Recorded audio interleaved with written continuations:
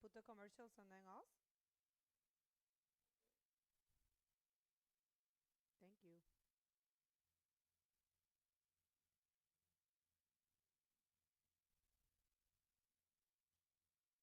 Because he's playing with a... This is the new RRC Concave, built for speed. The quad-channel setup offers enhanced control and ensures smoother, more fluid rail transitions. The RRC Concave, now available across our new range.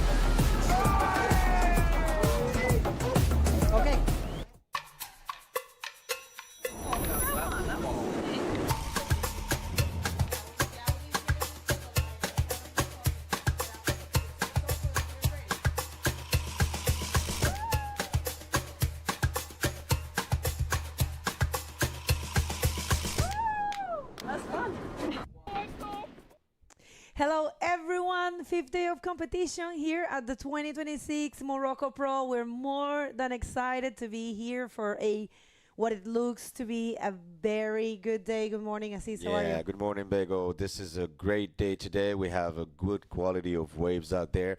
It's wonderful. We have a very tough round 6 to watch today. Stay tuned with us. You're going to be amazed about the quality of the waves and the quality of the riders that stills in the round 6. I agree with you, but you know what? We have the highlights from yesterday, which are very good, and we want to check it out before to start the event. So let's go for the highlights.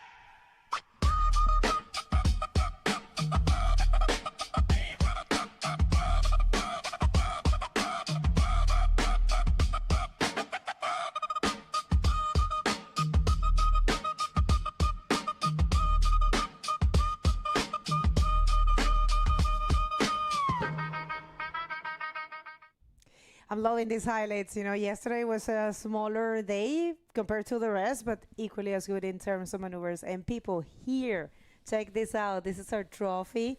And Assis, this is made by a local artist. Yeah, this is made by Agadir in Anza.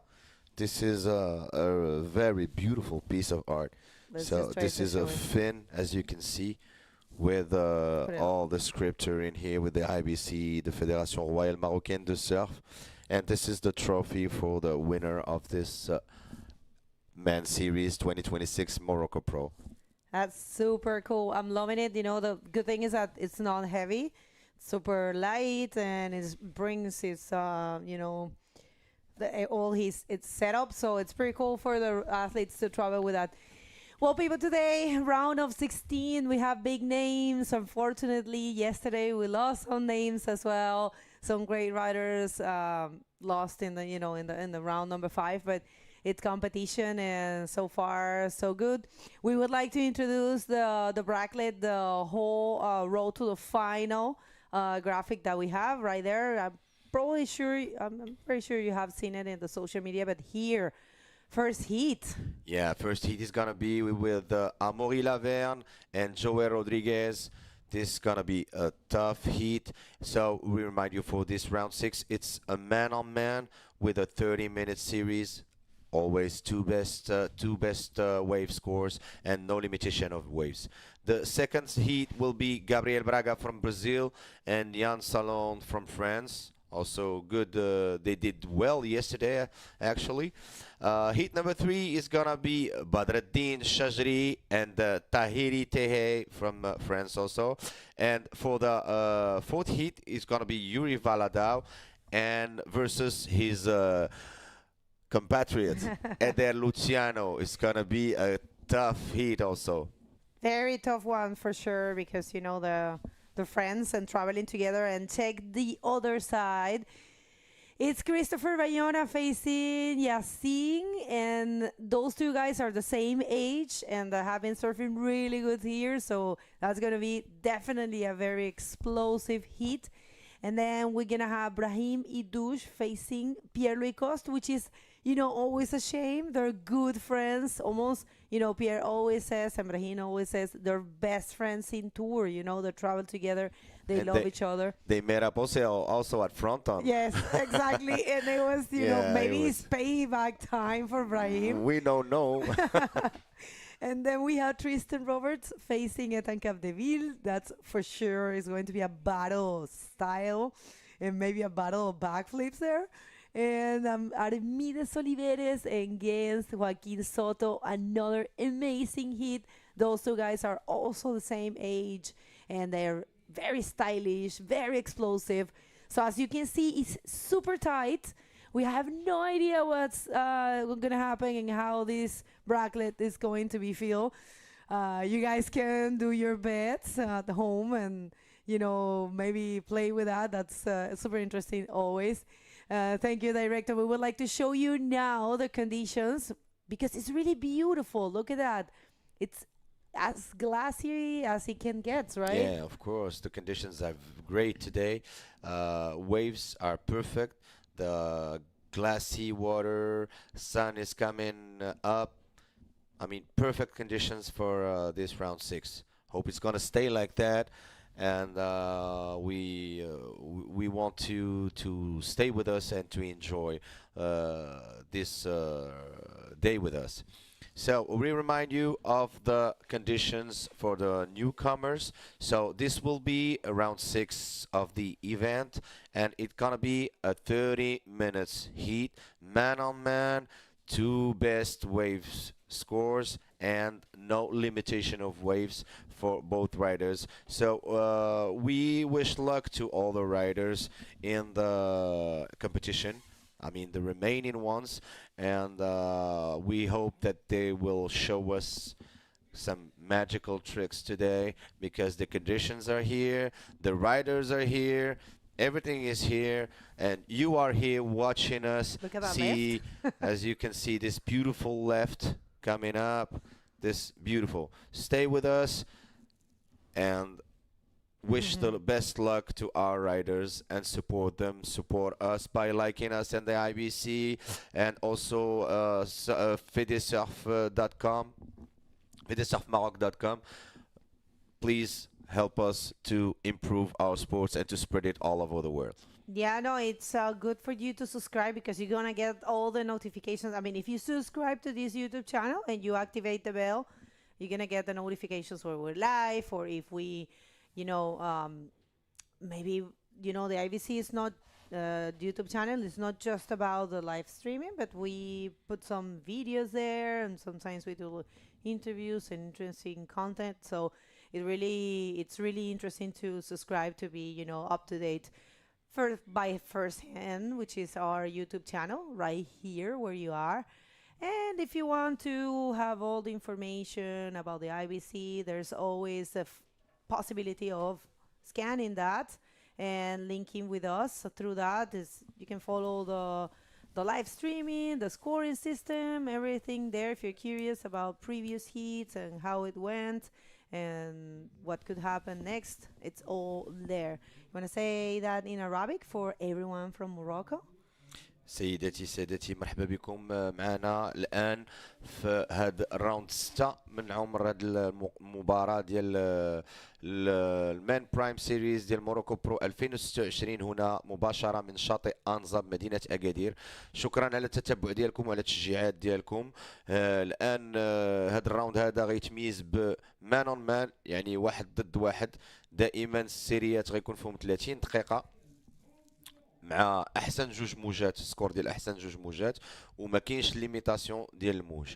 يعني يقدر المتسابقين يقدروا ياخذوا اكبر عدد ديال الموج، ما كاينش ليميتاسيون بحال لي سيري الاخرين كيكون فيهم 15 موجه ماكسيموم.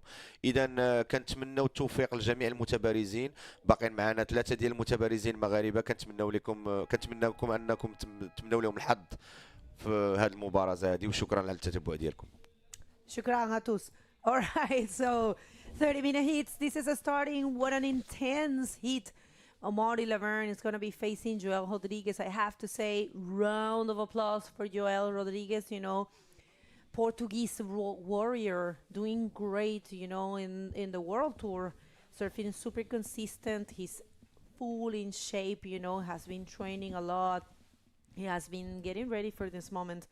And it is a very important moment, right here, the round of 16, it's 2 steps from the podium, 2 rounds from the podium, which is, for some, one of the main objectives, the main goals are to try to be in the podium. Of course, in a professional athlete, there's always the thinking of winning the event.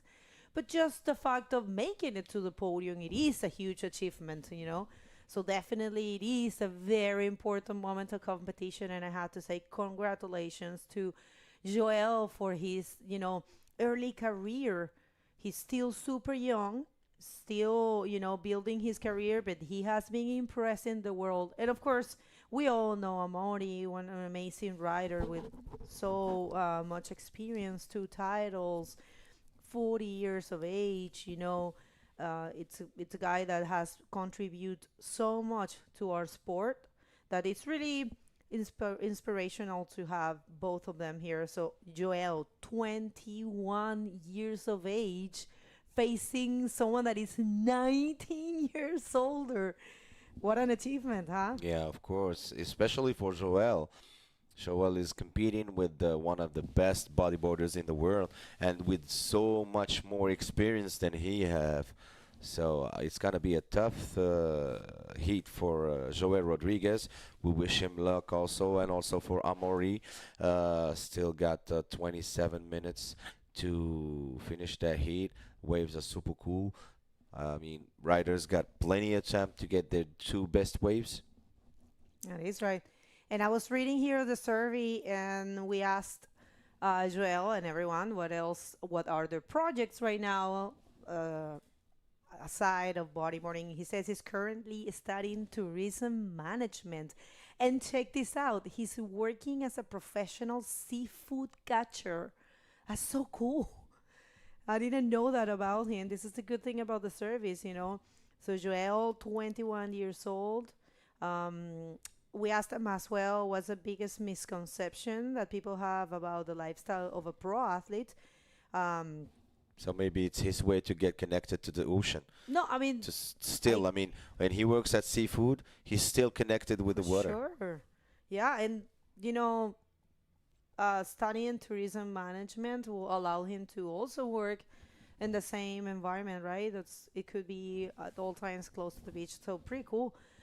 You know, it's always good for the athletes to do something else aside of bodyboarding because you know they could complement their careers, and we know how it is. You know, they have to. You know, we all have to work a little bit to do what we love. And also, when we asking about the misconceptions, he actually saying that people think that it's easy, you know, and it's actually a very tough lifestyle, you know, to be a professional athlete. There is a lot of sacrifices. Of course. So yeah, we that's why we always say to always be respectful with the riders and everything that it's together, the competition and everything, because there's a lot of effort and there are a lot of sacrifices in all sides, you know, from the rider sides, from the organization, and if you the best way to experience is to try it. If you are a bodyboarder, try to compete the world tour and you'll see how it works because it's, you know, it's way different than what we thought. When we do it, we figure out a lot of things. So right, It's 5 minutes has gone and we have no waves taken as of yet. No, not yet.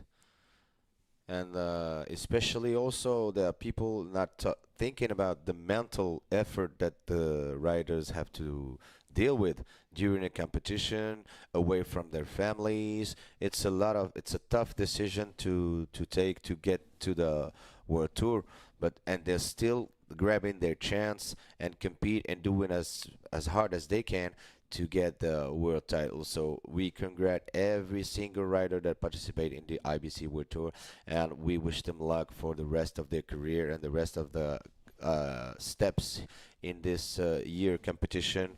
And maybe if you can give us a show of a program of the last of this year of the The calendar, 2026. yes, Yes, of the course. calendar. It's gonna be great Pretty until cool. they catch a wave. I mean, they Yeah. still got time, still got 25 minutes.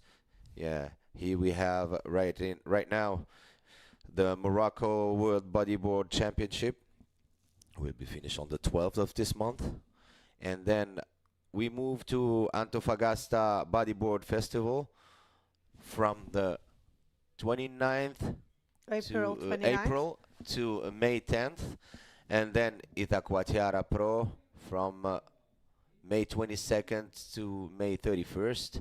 And then the new step, as you told us, Pago, about Pascuales Bodyboard, is a new step in the IBC. Can you tell us about this region and this?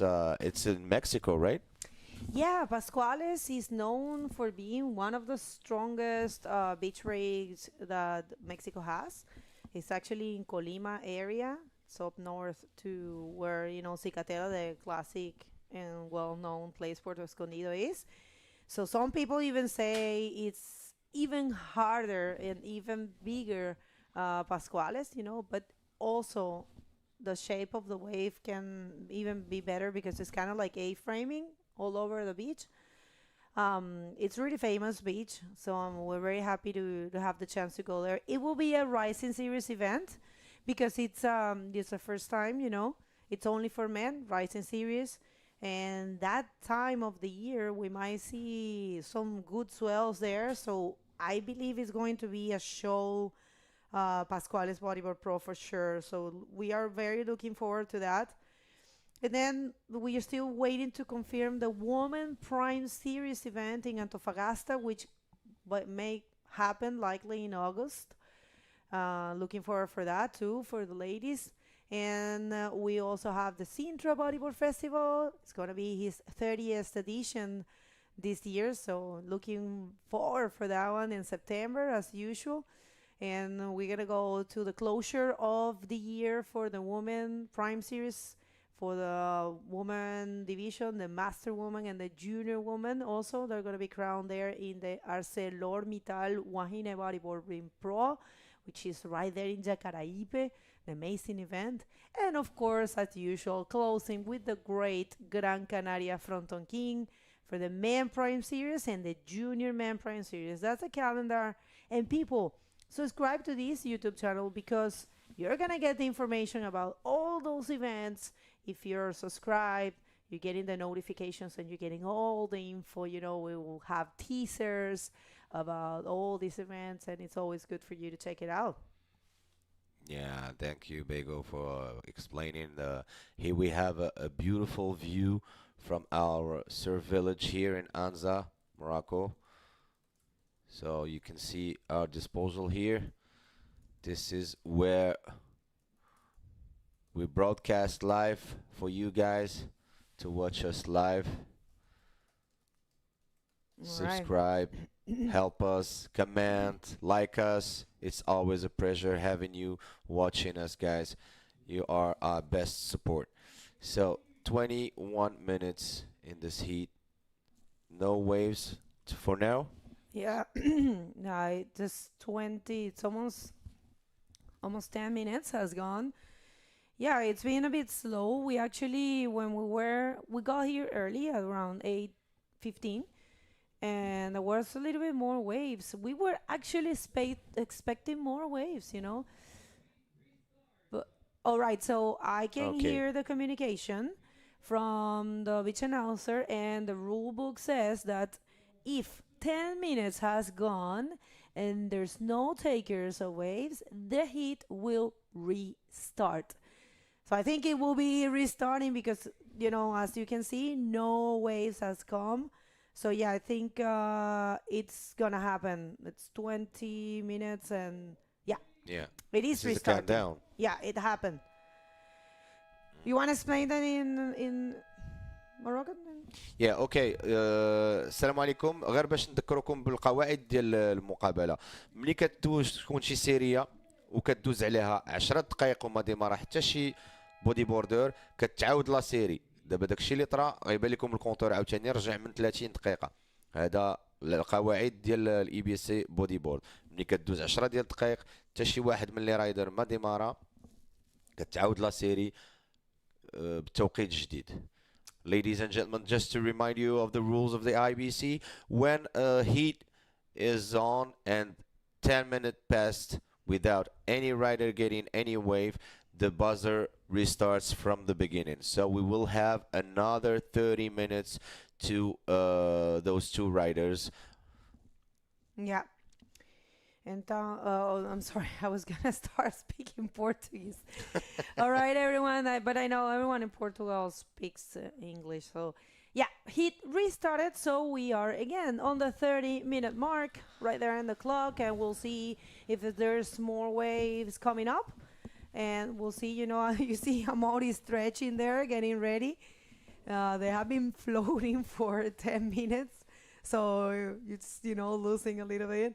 People, if you're just getting here, this is the start of the round number 6, a full elimination round where we have the top 6, the best 16 riders of this event. It's man-on-man heats, the best format, you know, because the riders, they can, you know, play fair play and they can just show the world what they can do. They can use the priority really well. So we love this format. Yeah, it's the best. I think man on man is the best way to get two riders know each other's, right?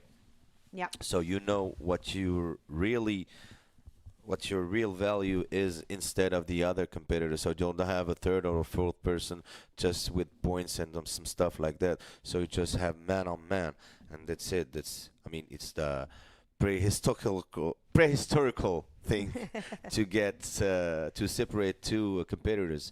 So I hope we're gonna have a start before another 10-minute time. We'll see how that goes. I don't know what happened in that case. I have never been in that situation. I have been in restart situations many times, but I have never seen what happened if, you know, another 10 minutes gone, they don't take any way. If I'm gonna get that advice from the technical commission.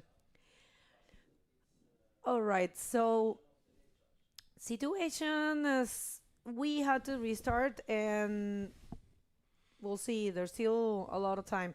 I was just checking out the survey and check this out. We asked them what legacy they would like to leave in the sport.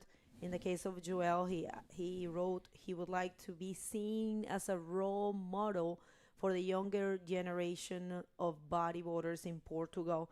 And in the case of Amari, he said he would like to show the world that bodyboarding is a real sport that should be recognized. And it is an amazing lifestyle that will bring only positive things into your life. Beautiful message from Yeah. both of them, huh? Yeah, of course. And this is, I mean, for all us bodyboarders, it's our goal to show that bodyboard is a real sport. I mean, because always people thought when they think about waves, they always think about surf. There's also bodyboard. There's also kneeboard. There's a lot of other disciplines that goes into the water. So yes, it's a sport. I mean, and it's a beautiful sport. That's why we are here commenting, traveling, doing some competitions all over the world to try to spread the movement and keep it alive. So thank all the staff of the IBC. Thank you, Fédération Royale Marocaine de Surf. Thank everybody that makes this event great and greater. Mhm. Yeah, thank you so much, all of our sponsors. You know, we have a long list and we are super happy to count with you guys. Actually, it's very, very great to count with many of them that are they were sponsors last year. You know, it's great to have that. We have a long list of association, the Imouran Surf Association. You know them very well, Yeah, huh? of course. And also we have new generation Anza, Anza Blue Waves, Taghazout Boardriders Club. We also got the hotels as Tikida Group, Nobi Boutique Hotel, Boutique Surf Hotel in Tamraght. We also thank Pride Bodyboards, Rip Curl, Red Bull. We also thank La MAP, La RDTR, Visit Rural Morocco, the Ministry of Education and Sports, the City of Agadir, Souss Massa Regional, the Wilaya of Souss Massa, and also the Wali of Agadir. Thank you for your help and your support. We also thank the authorities that make that event happen and make it great and safe. Thank you guys for your support. It is important, you know, they have been here every day. Thank you so much. Local police, of course, all the authorities, everyone, and especially the Moroccan riders, you know, for borrowing their spot, all the Anza locals to allow us to, you know, take their spot for these days. And everywhere, all the locals, you know, Agadir is full of waves. We were counting at the beginning of the event. We counted with Wadia, and there's 18 spots from here, from Anza till I think the last one. I have the list here, but it is amazing. Here in Anza is actually 3 spots Yeah. right here. You have Anza Plaka, Jeffries, and Jamaica. So from here till Tamraght, there's Oh, there's a lot of 18, spots. 18 spots. We count them. Even more. I mean, Even more if you yeah, probably, yeah. if you take right. the hidden spots that only works in some swells. You have plenty of ways That's and amazing. different ways because you have the beach breaks, you have the reef breaks, you have the long waves, you have waves slabs, you have some waves to surf in longboards, shortboards, you have some bodyboards waves. I mean, you have all kind of ways that you can imagine here along this coast. So yeah, it's I mean, it's surfers paradise. All right. Right, so it's been slow, definitely. You know, it's 19 minutes has gone and they haven't taken any wave. Yeah, still 7. 3 minutes to go. If the second 10 minutes went away with no rider riding waves, normally they're gonna restart, but it depends on it's on the head judge appreciation. All right, we're gonna So wait for that. we will.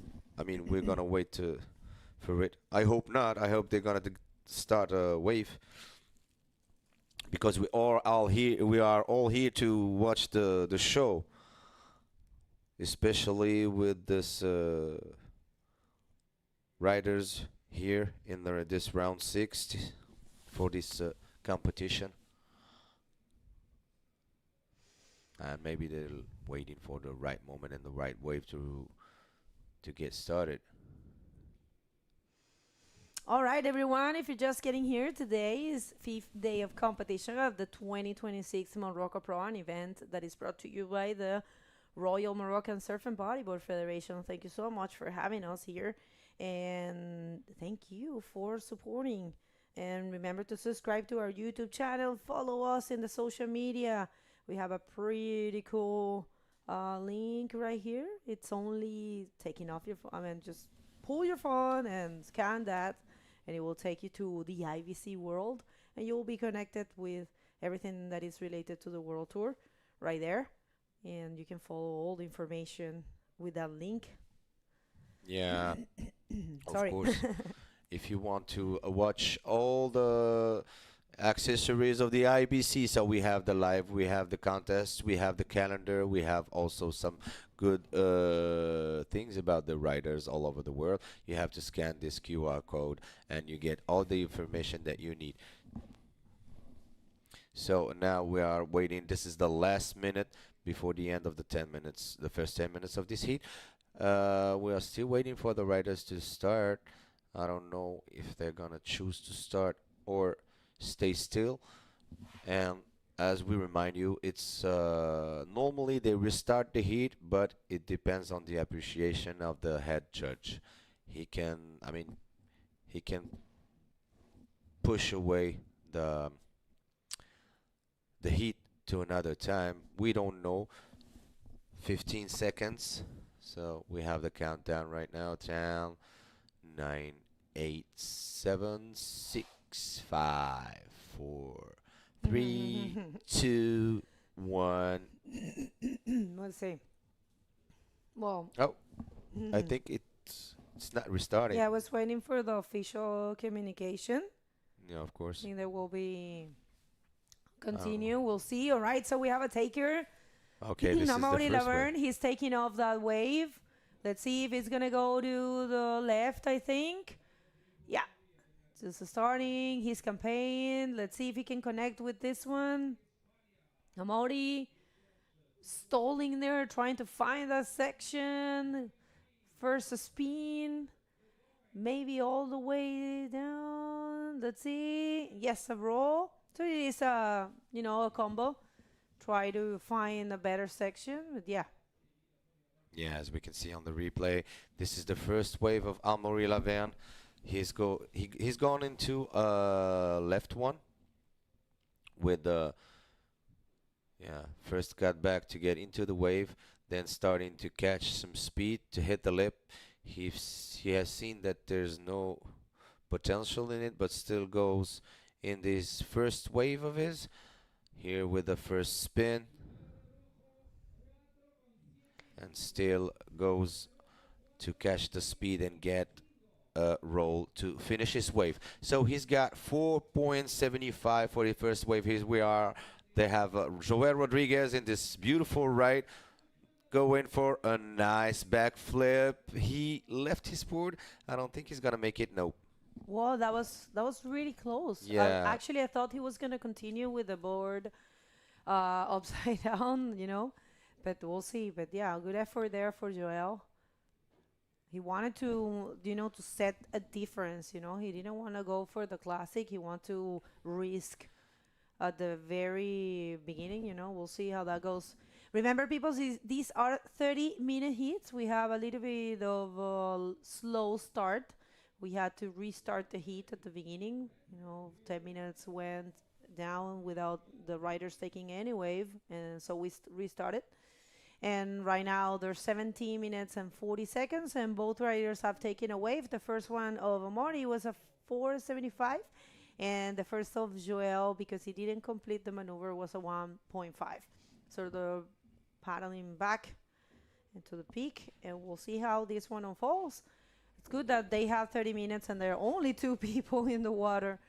Thing, people, is that the huge swell that might make Anza unsurfable It's arriving on tomorrow. I think tomorrow midday is going to be here, and Thursday is going to be massive. We have a massive day on Friday. Last Friday, we had to stop the competition because it was really huge and really not makeable.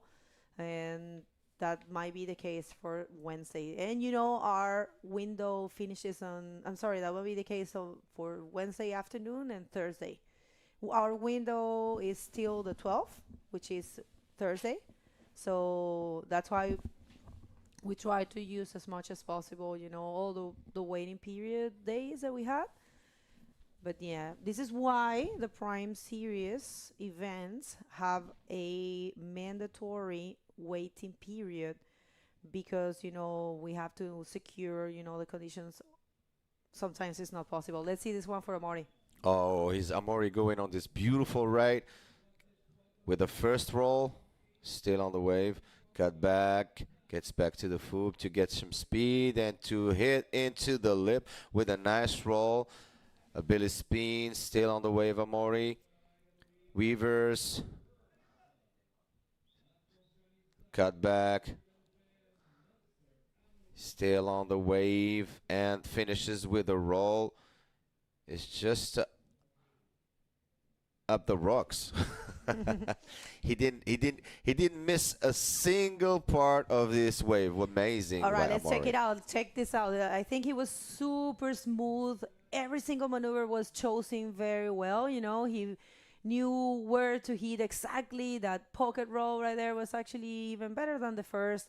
Combined with a functional spin there and a reverse. All of those are intended to have him pass in those areas, those sections, and connect with this one to close the wave with a not so smooth roll, but either way, you know, functional one to try to put some moves. And that was a 6 for Amaury right now. He's first with a total of 1075. We'll see Joel by now. It's by himself at the peak, so he's gonna get a good chance to pick the best wave. He's holding the priority, and this is the beauty of the man-on-man hit. So there's still 15 minutes to go. I mean, 14 and a half. That's a lot of time for two men in the water. So we'll see how this one unfolds.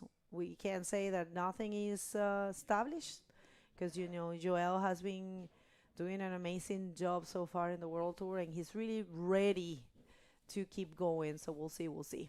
It's a possible thing for him. Yeah, of course. And it's still, we remind you that Joel only hit one wave for now.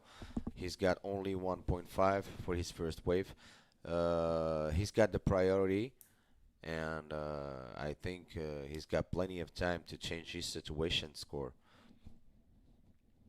And as you said, Bego, for the last wave of Amorizo, it was amazing.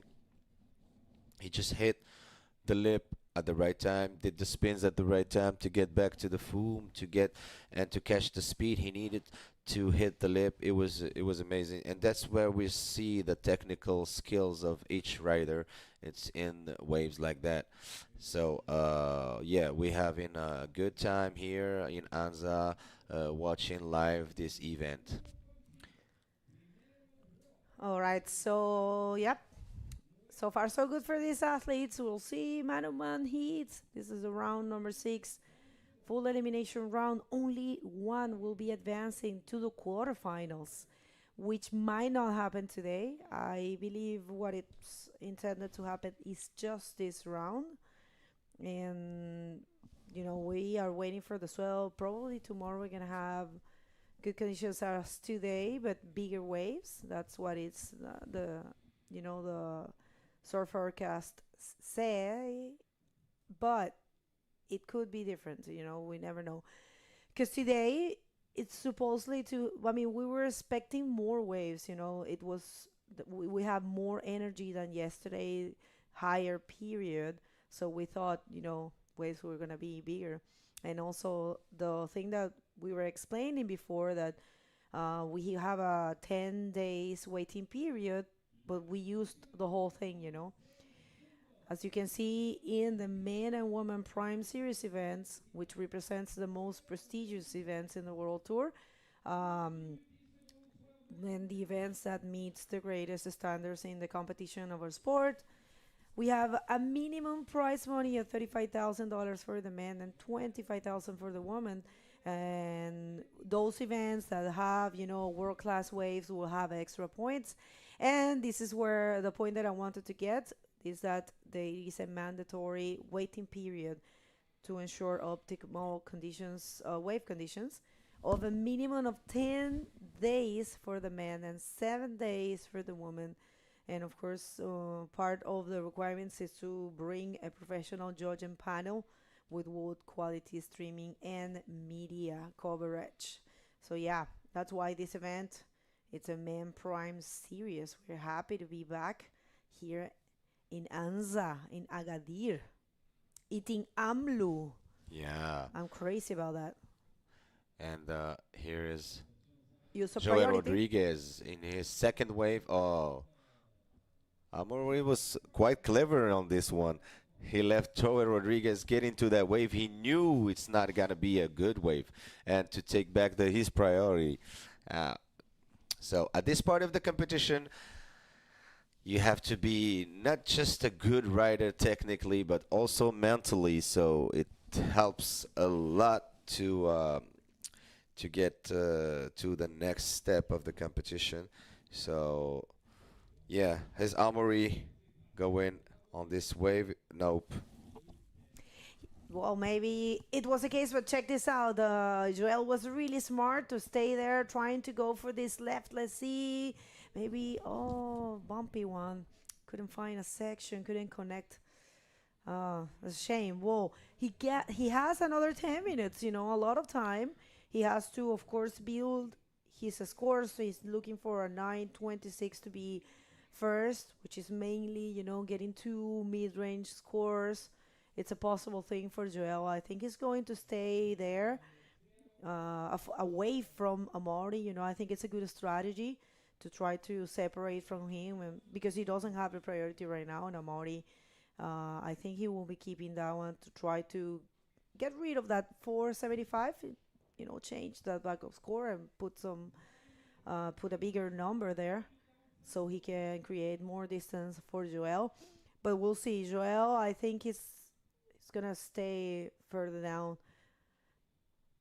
All right, so that's a set. We'll see how this one unfolds, but regardless of the results, I have to say huge congratulations to everyone, because this has been a challenging event due to big conditions. The first days were massive, and we had a lot of current. And Amori. Yeah, here's Amori on this beautiful left, trying to catch some speed and goes with a roll. Nice. He's still on the wave. Did a cut back here. Means that he's still on his wave.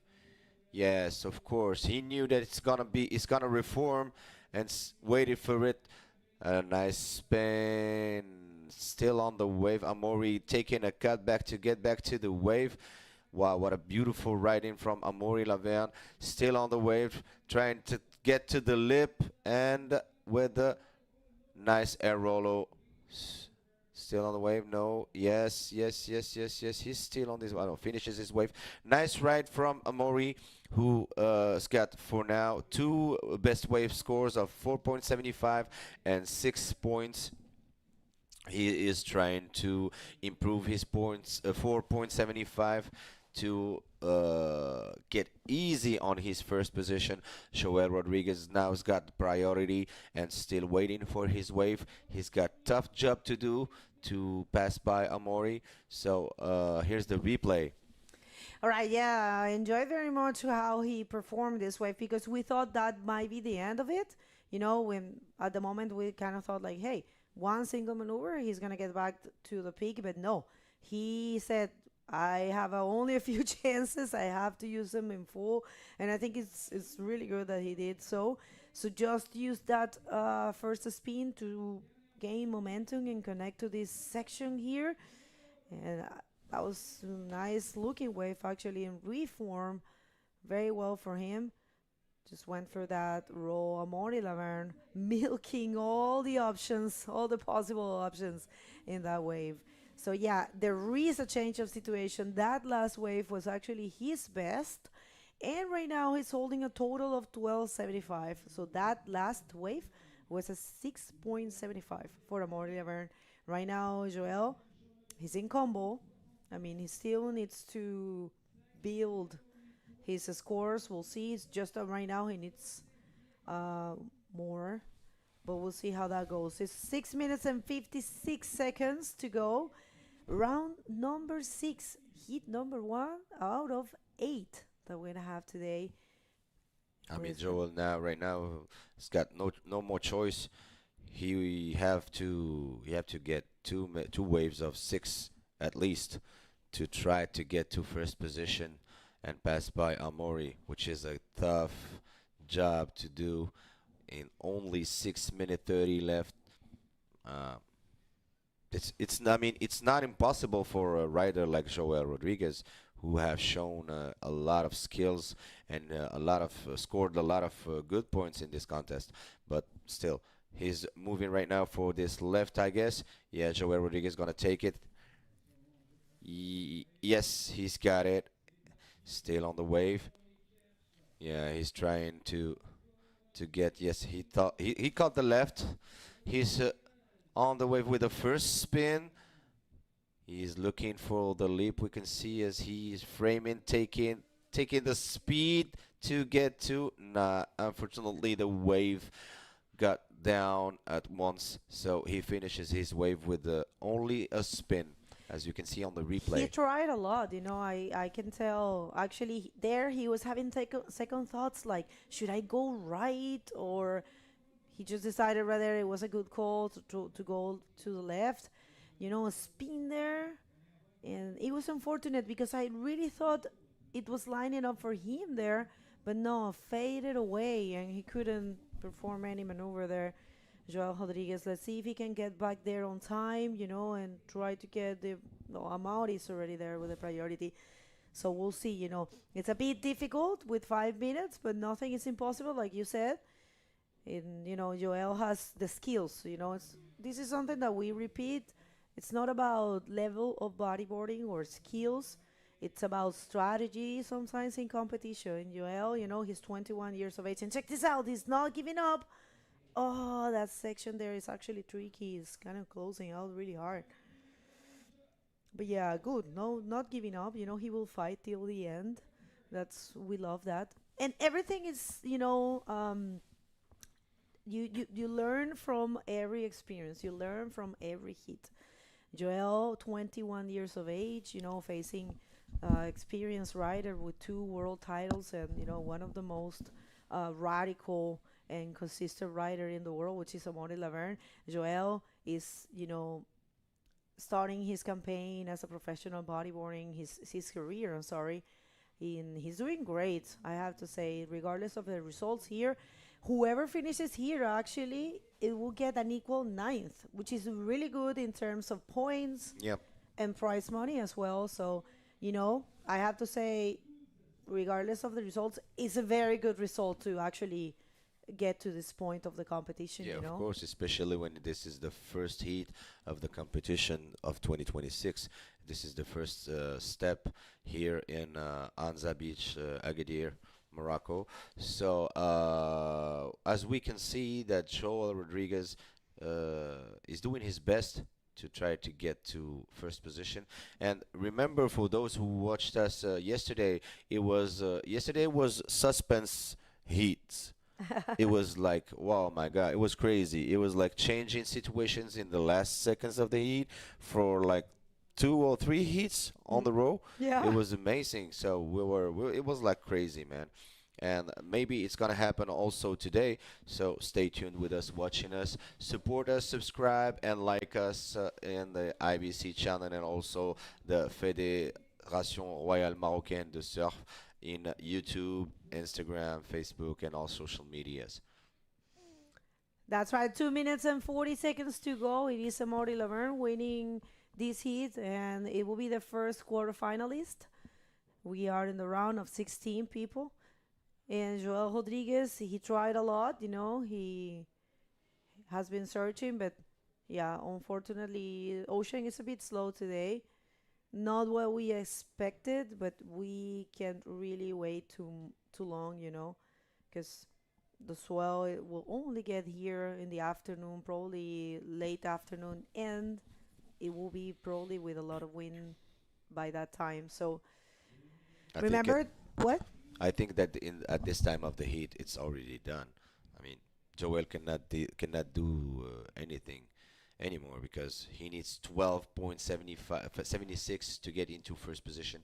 I don't think he can make it. I mean, technically, it's not possible to make the change that situation in 2 minutes. So we have, I guess, our first quarterfinals qualified one, which So, is Amaury Lavagn. oh yeah, he will be the Yeah, first yeah, quarterfinalist. the Yeah. first one for this competition. So yeah, we're just waiting for the heat to finish because I think it's already done. What do you think Yeah, about it? yeah, kind of. Yeah, it's hard to call it, but being in combo with 1 minute and 16 seconds, and given the fact that he doesn't have the priority and we don't have too many ways, yeah, it's kind of difficult. We might say it's a sealed deal for Amori. We might see this a lot today, because that happens a lot in man-on-man hits with small and not too frequent conditions. It is a tendency that one rider gets the chances or gets connected and finds the better ways, and the other sometimes is left Losing it. without. No, I mean losing, of course, but left without chances, because Yeah, there's because I mean, it's not the too expression of frequent. losing it. Yeah, He's losing it, so yeah, he's not connecting well with the waves of today because there's because not too much yeah, ways, okay, so. yeah, that's for sure.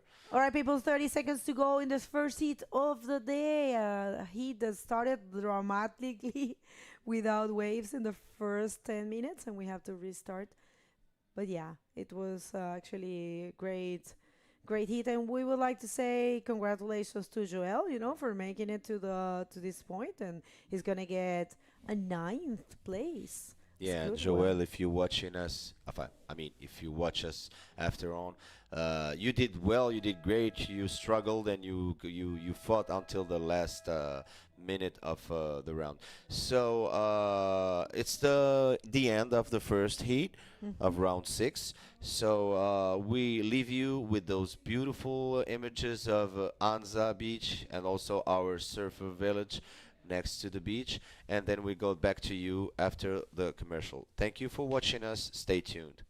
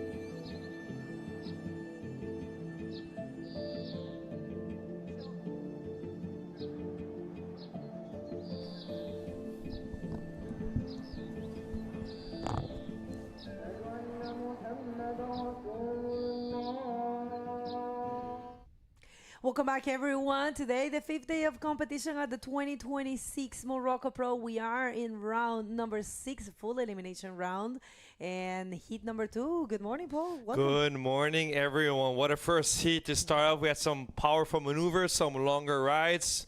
Unfortunately, Joel wasn't able to continue on, but Mari, former world champion, moving on up.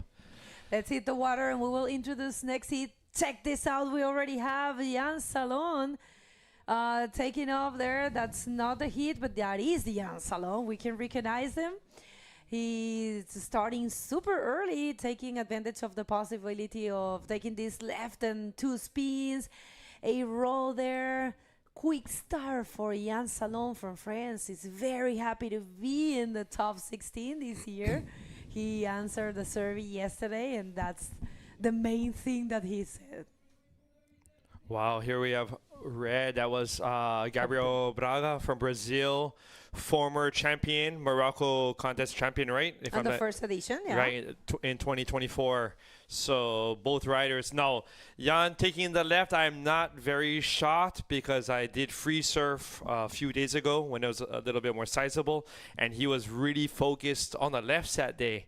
So him probably seeing the heat before and seeing the high scores that some of the riders were able to get. So he's going to be focusing on the left, I believe, and as you can see, he's reading them already quite well. Yeah, although Anza is known by being, better right spot, the left is really good. It's only that if it's too big, or mid-size. Oh, let's just see this one again. All right, so here we have Jan looking down the line, seeing it's going to throw, coming right up without any hesitation, which is key. Just coming up, going for a cut back, right into a spin. So he already has a roll, spin, cut back on that one. Another forward spin to not lose any speed. Coming down and hitting it at a great time. So coming out, so should be some decent points on that first wave of his. Yeah, that was. We're waiting for those scores to set. The scoring system is getting ready. But yeah, interesting exchange. We also saw Gabriel taking off on that one, And yeah, a little bit of a. Yeah, actually, I would say very glassy morning is the glacier that we had, right? And this is replay of the first of Gabriel Braga that happened while we were watching the replay for Jan. So yeah, it looks like a good one. I think he actually found a very good pocket for a great backflip. That's Gabriel Braga. And one more maneuver there, a good roll. So yeah, good exchange. I have no idea how that's going to go for these two riders. We're waiting for that those scores to drop.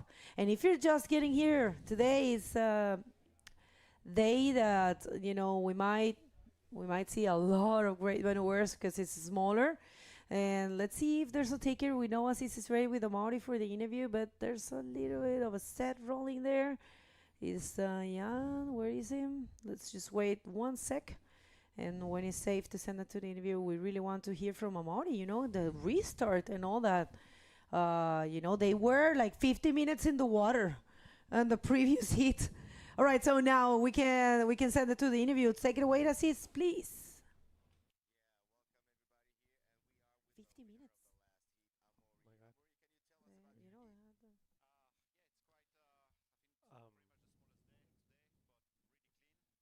He's working on all this. No, Simon, we don't have a scoring Scores. system, right? Okay.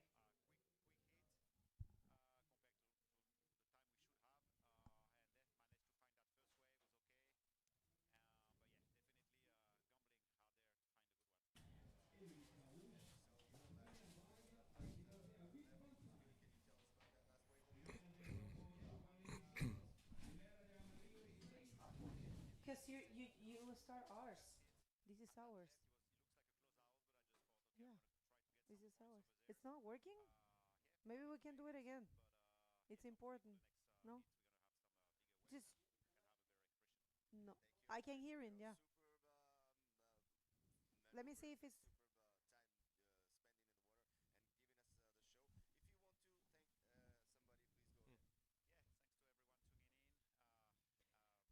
if not, we can redo it.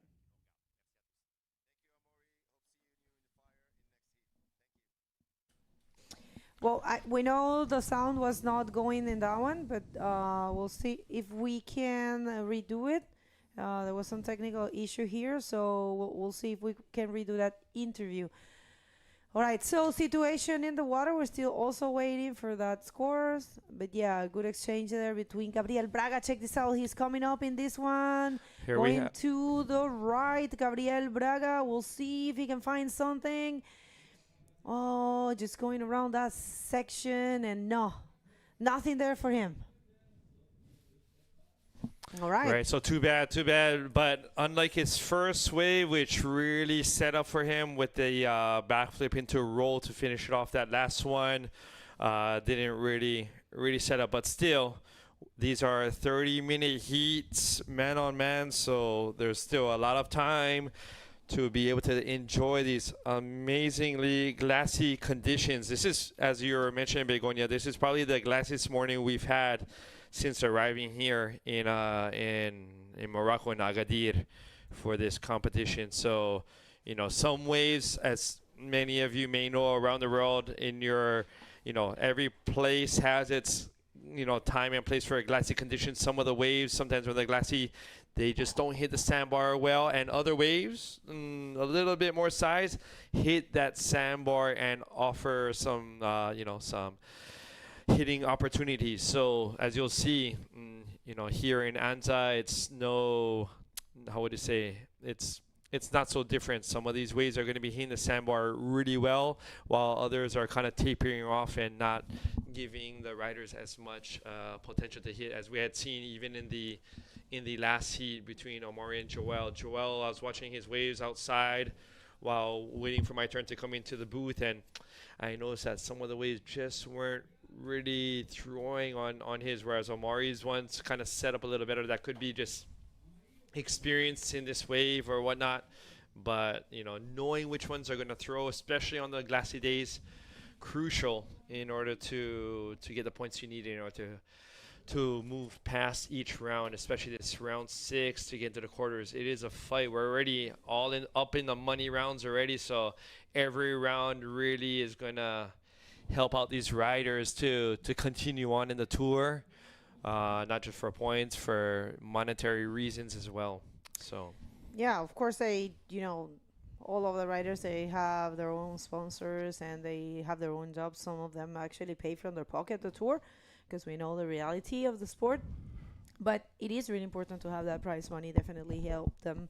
And I know for a fact they don't come here actually thinking about the money they were making, they will be making, but, you know, it's definitely an extra motivation when you reach this point, you know, because there's a lot of difference between, you know, the round of 16 and the quarterfinals, and the quarterfinals and semifinals, you know, and of course, being the finalist, you know, winning or being the runner-up. Big difference in prize money and good money, you know.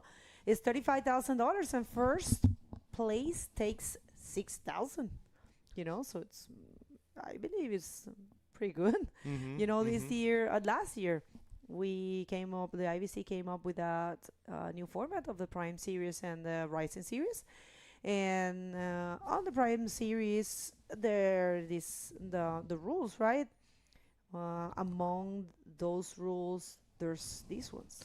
right. So one thing that stands out for me is, you know, with the whole Rising Series, Prime Series, it's really giving these new locations the possibility of creating infrastructure support system in order to get to become a Prime Series event. So this is a great way for, you know, new locations, smaller locations to you know, have the how would you say, the means to be part of the tour and to end up being one of these big events like here in Morocco for the Prime Series, along with a few other events during the year. So that prize money does influence what type of event you have on the tour. So, you know, I'm digging that. We have you know, I believe this year, upcoming, we have our new event in Pascuales in Mexico.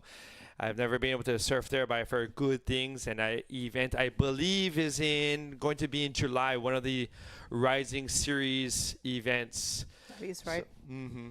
So that is a excellent, how would I say, jumping board for other events, smaller events, to become a Prime Series event like this one. And 6,000 can get you pretty far in many countries. Here we have Jan. The right, Jan Salaun taking off on a nice looking right. I believe he's going to find a good section. He is, and has a good flip and keeps going. A fast one. Jan Salaun really wants to continue, really wants to open the year with a great result. Already, you know, by being in this round, it is a good result for anyone. So we'll see Jan Salaun with that one. We're waiting for those scores to pop. We know Gabriel has a wave. Jan has a wave. scoring system is being set up right now. But we're going to see, of course, after this wave. Here we have a replay of Jan's last right. He had got a left before, so this is going to be a second, I believe, scoring wave. Nice section there, read it well and turned it really quick and had a whole bunch of speed there. And I was really, you know, hoping he could find more sections on the inside of that wave, but it just didn't gather up its power again to give him another face. So still solid ride there. Legis is looking for, you know, how would I say, explosive maneuvers like that. So I think it'll be quite well rewarded, although it's just one maneuver wave. That's nice. Jan Salaun, I'm seeing a different Jan Salaun, you know. I think last year was key for him, you know. After he got his first 10 of his career, Jan Salaun, I think something changed in him, you know. And also the fact that he is among the top 16 for the very first time in his life. You know, there's got to be very inspirational, very motivational when you achieve things step by step. You know, there's riders that, for example, the case of Boardriders, you know, he started the tour and he just became the rookie of the year straight away, first year. But there's also riders that, you know, have been in the tour for a number of years and they work their way. And I believe, you know, to reach this point, it probably feels sweeter, you know, because there has been a lot of work in place in the case of Jan Salaun. He has been there from the beginning of the IBC, and he has been building, you know, step by step, every year getting better and better, as well as, you know, Gabriel. Well, Gabriel, last year he was a world title contender, you know, and the previous year as well. So he's got 2 very good years on the row. You know, in 23 and 24, he was a world title contender. And he took the win here, like you said, and the first edition of the Morocco Pro back in 23. So, yeah, I'm digging the riders that we have right now in the top 16. Right, and you were mentioning about Jan scoring that perfect 10. If I'm not mistaken, it was in Brazil. Yeah, for right. So it's interesting how sometimes for some riders, some people in different sports, one single moment can definitely give you an extra big push in your career in whichever sport you decide to do to practice. And so, you know, mentioning about Jan's 10, maybe that was the fire that was lit under him to really push himself even further. Although he's been riding for many years, he's, if I'm not mistaken, 4-time French champion national tour, maybe more by now, but I remember, if I was just reading up on his profile a little bit, 4 times.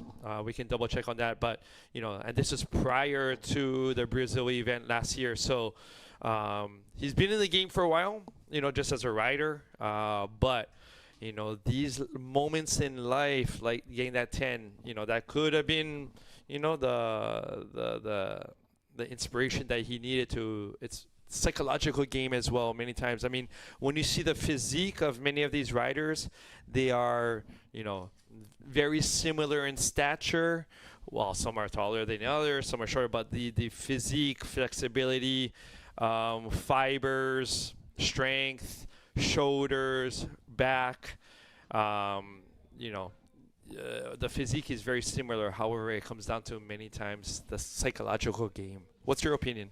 I agree with you, and this is something really, really, you know, delicate, I will say. The mental game, it's these days, I believe, in general, but here in competition is probably one of the most important things, you know, to be very connected. I mean, to train your mind on what to do and how to change your strategy and how to cope with, you know, the frustrations as you sometimes face when you don't know, when you don't get the result you want, or you don't get the score you thought you should get, you know, or, you know, the conditions are not what you were expecting. There's so many factors, you know, so many things that definitely, you know, it is important to train your mind. And this is something that we have been saying a lot. And I believe it's more and more, you know, the athletes are incorporating that mental training in their, you know, habits. and I believe it's really good. You know, all of them, a lot of them are going to sports psychologists. You know, which it is important. Not all psychologists are actually capable to teach you how to cope with the pressure that comes from competing in the world tour. So definitely it requires a specialist in sports. You know, that it's really interesting in kind of cross-referencing sports and the psychology of it all. You know, in other sports, like football, for example, these professional teams are having games every few days, whereas in competitions, you're not competing every single week. And so, these riders having these national events, Rising Series, Prime Series, but in the time when there are no events, in order to work the mind to feel this pressure, it's rather difficult, I imagine, as a pro to have that same experience as maybe Gabriel and Jan are having in this moment out in the water, to repeat it in your daily life. Since it's not so consistent, maybe these types of contests, these world tour contests, even national contests. So finding ways to work this is, wow, that's key. So the more opportunities these riders have, whether it's hiring these psychologists or practicing other sports that also may put them in situations where they feel pressure, like maybe these two riders in the water, I think that's very helpful to that's more reason for cross training and competing in maybe different sports as well, to put yourself in more situations like this. All right, people, some things are getting set up there, and we're going to get those scores for you, and they're starting to pop right now. Right there, as you can see, yeah, there are the scores. Thank you so much. Live action, these kind of things can happen. Right, so situation in the water, we have Jan Salaun in first with a 6 and a 5.65. And we have Gabriel Braga with a wave of 8.25 and a second wave of 1 point. So that's why he's second, but now he can take, he doesn't need much of, it's only a 3.41 to get that first position and the possibility of being in the quarterfinals. Whoever advances here is going to be facing a Mauri Lavagn. Right. Cookie. Right. So you're going to be rewarded with surfing against a two-time world champion. So get ready. And I wonder what, Gabriel, he received a 8.25 on the first wave. So he must be thinking, as long as I can repeat what I did on my first wave, that'll get me through. I think so. He'll be waiting for something along those lines. Here we have Jan up, looking at this right-hander.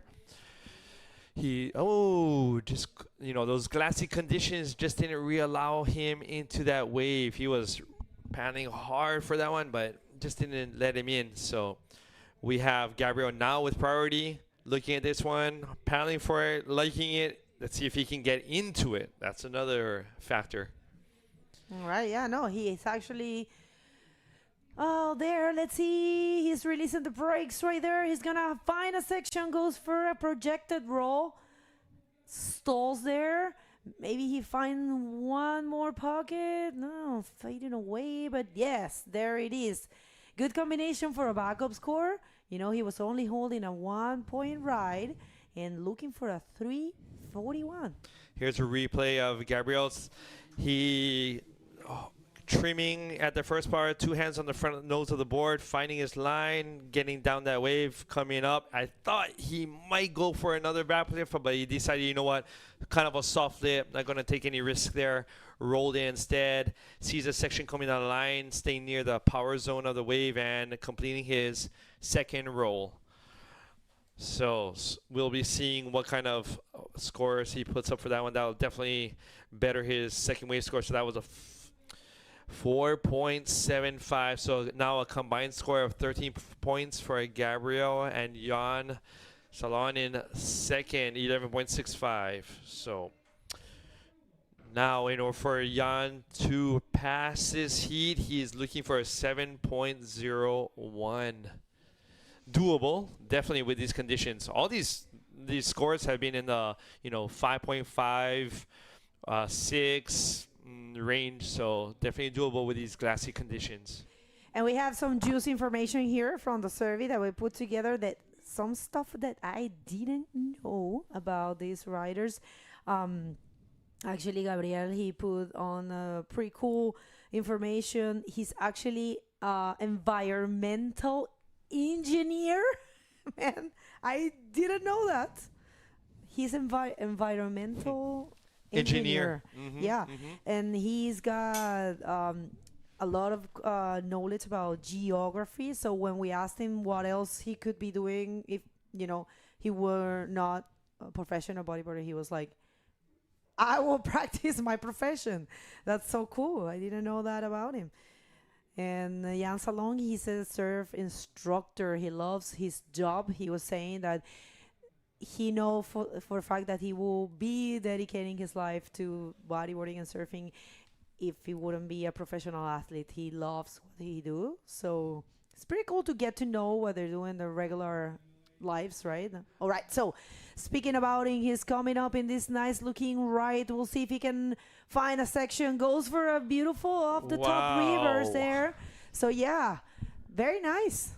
Nice off the top reverse. Right, looking for some variation, not the same old roll. So that was a great choice of maneuver by Jan, and he was able to keep up the speed. Here we have a replay of his last wave, trimming at the top, looking for his line coming down midway, and staying kind of near the lip in order to be able to hit that lip correctly with enough speed to come onto the flat. So, well done, Jan. Whether that's a 7.01, we'll see, but that should at least, that could improve his upon his second wave. We'll have to see. We'll have to see what the judges decide on that. But I was loving it. Me too. Yeah, I love the variety and style. In the survey, he says what he would like to leave as a legacy is stylish bodyboarding. And I was checking on the rest of the French guys that answered that specific question, and almost all of them said the same thing. They're very focused on style. I think it's pretty cool. There's no right answer for that. All the answers are okay, are right, because it's what they like. And like we always say, there's no better style than other. It's just different. But they focus, the French, they have a specific style, and they're super focused on that one. Let's just see it one more time here. I really enjoy the execution here. He was not even having second thoughts. He knew exactly what to do right there. And very, very nicely. Actually, I dare to say he got a little bit of an air time. It wasn't a air reverse, but it was a proper off the lip or off the top reverse. Really nice. We're waiting for that score. I believe a bank reverse. Bank reverse, yeah, with a little little push there. Little tail out there. Throwing some tail a little bit. Exactly. With just riders are still waiting for the next head. I believe this would be a great time to say thank you to our official sponsor this event. We have the Imouran Surf Association along with New Generation Anza Blue Waves along with the Taghazout Boardriders Club. Thank you to the hotels Tikida Group along with the fantastic Nobi Boutique Surf Hotel in Tamraght. And our sponsors, Pride Bodyboards, Rip Curl, and Red Bull. Along with our press and TV channel, La Map, and tourism agency, RDTR. Please visit www.visitruralmorocco.com. Just as it sounds, visitruralmorocco.com. And the authorities of the Ministry of Education and Sports, the city of Agadir. Wow, what a city. We cannot say thank you enough to the citizens that make up the city, because that is the life of the city, Agadir. And finally, the Souss Massa Regional, Wilaya of Souss Massa. Thank you very much. And of course to the federation, the Surf Federation here in Morocco. Kind of say thank you enough for our third edition here for the Morocco Pro. What an event, and what conditions, what action we have going down in the water. And we'll play it by ear, but looking like round 6 today, and continuing to tomorrow with hopefully a picking up swell for our quarter, semis, and finals day. We'll keep you all notified at home. Speaking of being notified, if you haven't done it yet, please use that finger of yours. I think the majority have fingers to do it, and subscribe to the YouTube IBC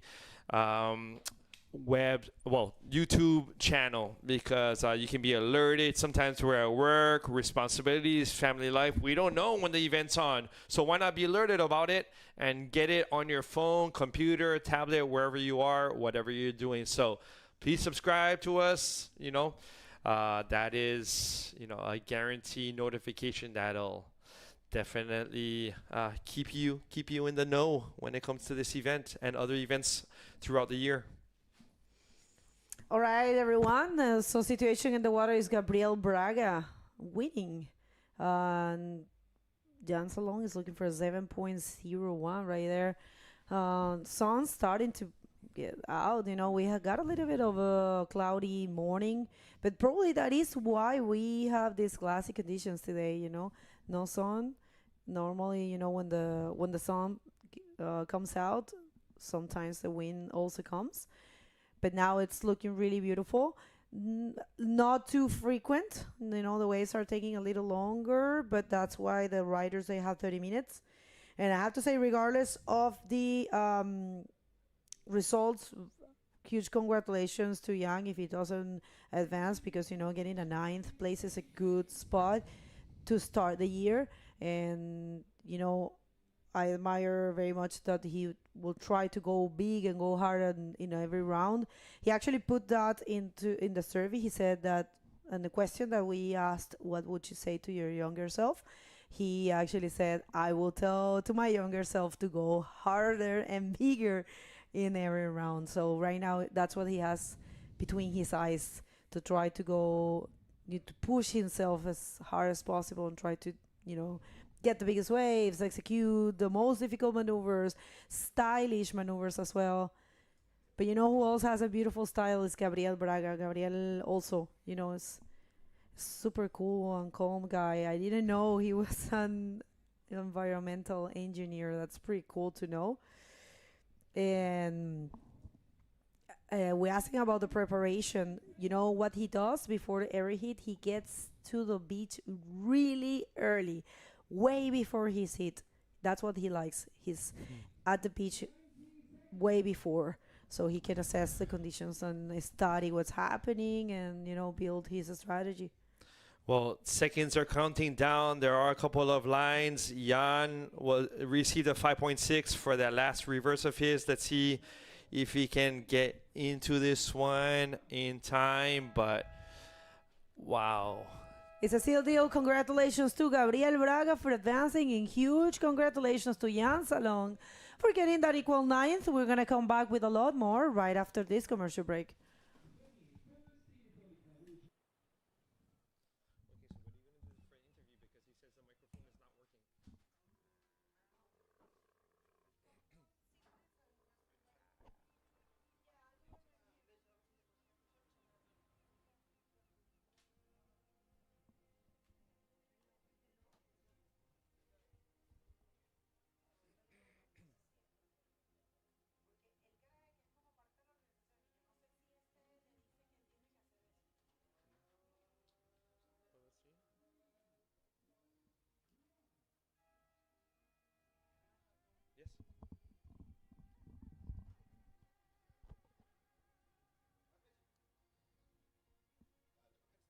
كتسمع؟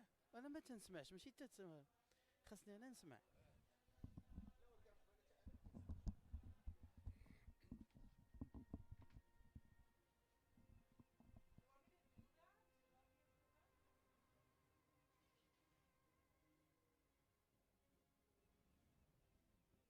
I hear it.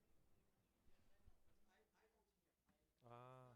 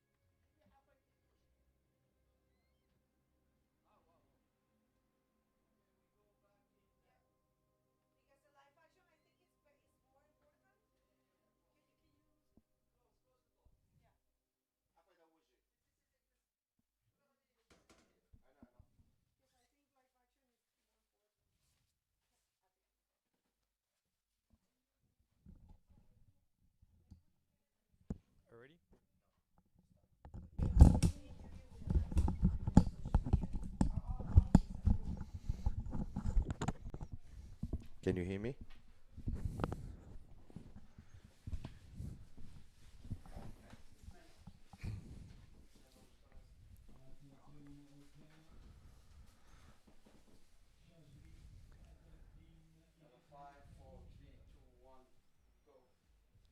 Hello, everyone. Welcome back to the 2026 Morocco Pro Prime Series Men's. We're right now already in round 6. Let's head out into the water. Let's see who's out there. Yeah, he's the first wave of Shaji Badreddine in red. With the first spin here, still on the wave. Trying to catch some speed to get to the lip with a reverse. Getting back to the foam. I think he's gonna take the speed to hit on the lip. No, he prefers to get out of the wave for his second wave, actually. And we already have a first wave of Tehei in yellow, who's got 3 points for it. Right, so we have a couple of waves already, point scores up. I believe that second wave of Bodyboard will be improving upon his first one. We'll have to see what types of points come up. So, any opinions about this heat?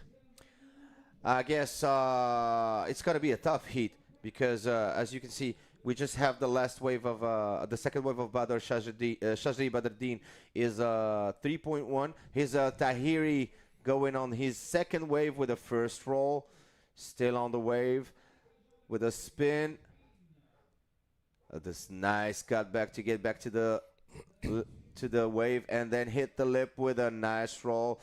I think he's still on the wave. Yes, of course, with a reverse. Still on the wave, trying to catch some speed to get to the lip with another spin and hits it with a nice roll to finish the waves. Wow, what a nice moves from Tehei from France. What do you think about this last wave of Tehei? Yeah, he definitely elongated that wave to its max on the outside, working that. I remember Tehei was mentioned about his being stronger on lefts and being a little bit nervous about these rights. Here's a little replay. Firstly, Badr's last right. Quick 360s to slow him down, keep him near the pocket, stalling there. And I'm not sure if he's able to reverse, but I'm not sure if he's able to find a roll section finally on this one. We'll have to see. Right, this one is the one he opted out. Whereas on this one, Tehei on the outside, finding a little cover up to roll. Coming out, stalling, 360 there. Nice cutty right there. Some spray. Holding back. Coming down, another solid roll, and I believe he did a quick spin right after here. Boom, that was very nice, very well executed back to the peak. Another quick one, knowing that the inside's going to set up, and third roll in there. I believe third or very so he's stoked. Yeah, he's very technical Tehei, and I think he's gonna get a nice score of his second wave. As we saw on the replay, he did the right maneuvers at the right time. It was superbly executed. Tehei from France. He's from Tahiti, I guess. Tahiti, right? And yes. I don't know if you've checked out his Instagram as well, but bombs in Chopo. Okay. Bombs in trouble, and he does. He also has pictures and videos from other spots as well. But yeah, I can see why. Just knowing Tahiti a little bit, lefts are definitely their. Yeah, of course. How would you say their forte? However, look what he's doing. He's doing what he has to do to try to pass this round. Yeah, well, he's got 6.25 for his last wave, Tehei. Well deserved. He's got super maneuvers. I mean, classical ones, but right in time. And he's got a 6.25 with his last wave, Tehei, that gets him into first position with 9.25. Badreddine Shaji needs right now 6.16 to get into first position. He's got the priority. We remind you for the newcomers that this is an elimination round 6, heat number 3, and with heats of 30 minutes. 2 best wave scores and no maximum waves at all. So hit it, riders. Show us, hit the maximum waves that you can. I know it's not easy, but still, the bunch of riders that remains in this stage of the competition is gonna show us a lot of magical tricks. That is magical tricks. I love that. Exactly, pulling the rabbit out of the hat, like as a magician, right? Many of these riders are having to do that. This is round 6. this is when you have to really, do what you have to do. You cannot. I mean, if it's a long wave and you get 3 rolls and it comes spins, that's great. But when it comes to a one single wave, one maneuver wave, you're going to have to really put it more so on the line in order to pass, especially since it's just one-on-one. So I don't. Let's see. Now the thing is, Bader. Still, we have quite a bit of time left. He probably knows that Tehei got a pretty long wave on the last one, knowing that maybe feeling a little bit of pressure. But I feel Bader is going to really push it hard. Maybe on the next wave, he's not going to let sections go that connect like the last one. I know he opted out on that first wave of his. The second wave, he got 3.1. I wonder if he would maybe on the next one try to just connect it and hit it. Yeah, I think that Badreddine right now should get a super wave to ensure his backup, because he's still got 22 minutes left. And as we can see, the best 2 scores of Tehei are 3 and 6.25. So Badreddine already got 3.1 and needs 6.16 to get in first position, which is not impossible for that kind of rider. So he had shown a lot of explosive scores since the beginning of this competition. Here's a set coming. I think maybe it's going to profit for someone. Maybe Badreddine's going to hit it. He's got the first priority. Nope. He preferred to leave this wave. Didn't see much potential, I guess, in this one. No, let's see if the one behind kind of maybe breaks a little bit further out to give him some traction to get into this next one. He's looking at it, probably looking to see if there's any wall, but maybe not really seeing too much wall on this one. One thing to point out, as you had mentioned, Badr needing a 6.16 to move up into first. The other idea is that these heats are so long with only a couple riders out that sometimes it's a ladder type of game. It's like improving slightly with each wave. So you may not need a 6.16, but a couple of 5s, 5.5s, that'll definitely increase your point Beautiful score. Set coming up. I don't think it's gonna profit for somebody over here. No, we still got 20 minutes. Everything's possible, since, as we said earlier, this bunch of riders got amazing potential in the water. So it's for sure we're going to have beautiful man-on-man heats. So here's the third wave of Badreddine Shaji. Super bright. He's going on it, trying to frame and get some speed right now to hit the lip. He's trying to catch as much speed as he can to get through the section, and then still goes down and goes to the lip to hit a superb invert. Perfect landing for Badreddine Shaji in red jersey. Wow, what a wave. It's worth the waiting, I guess, for this wave.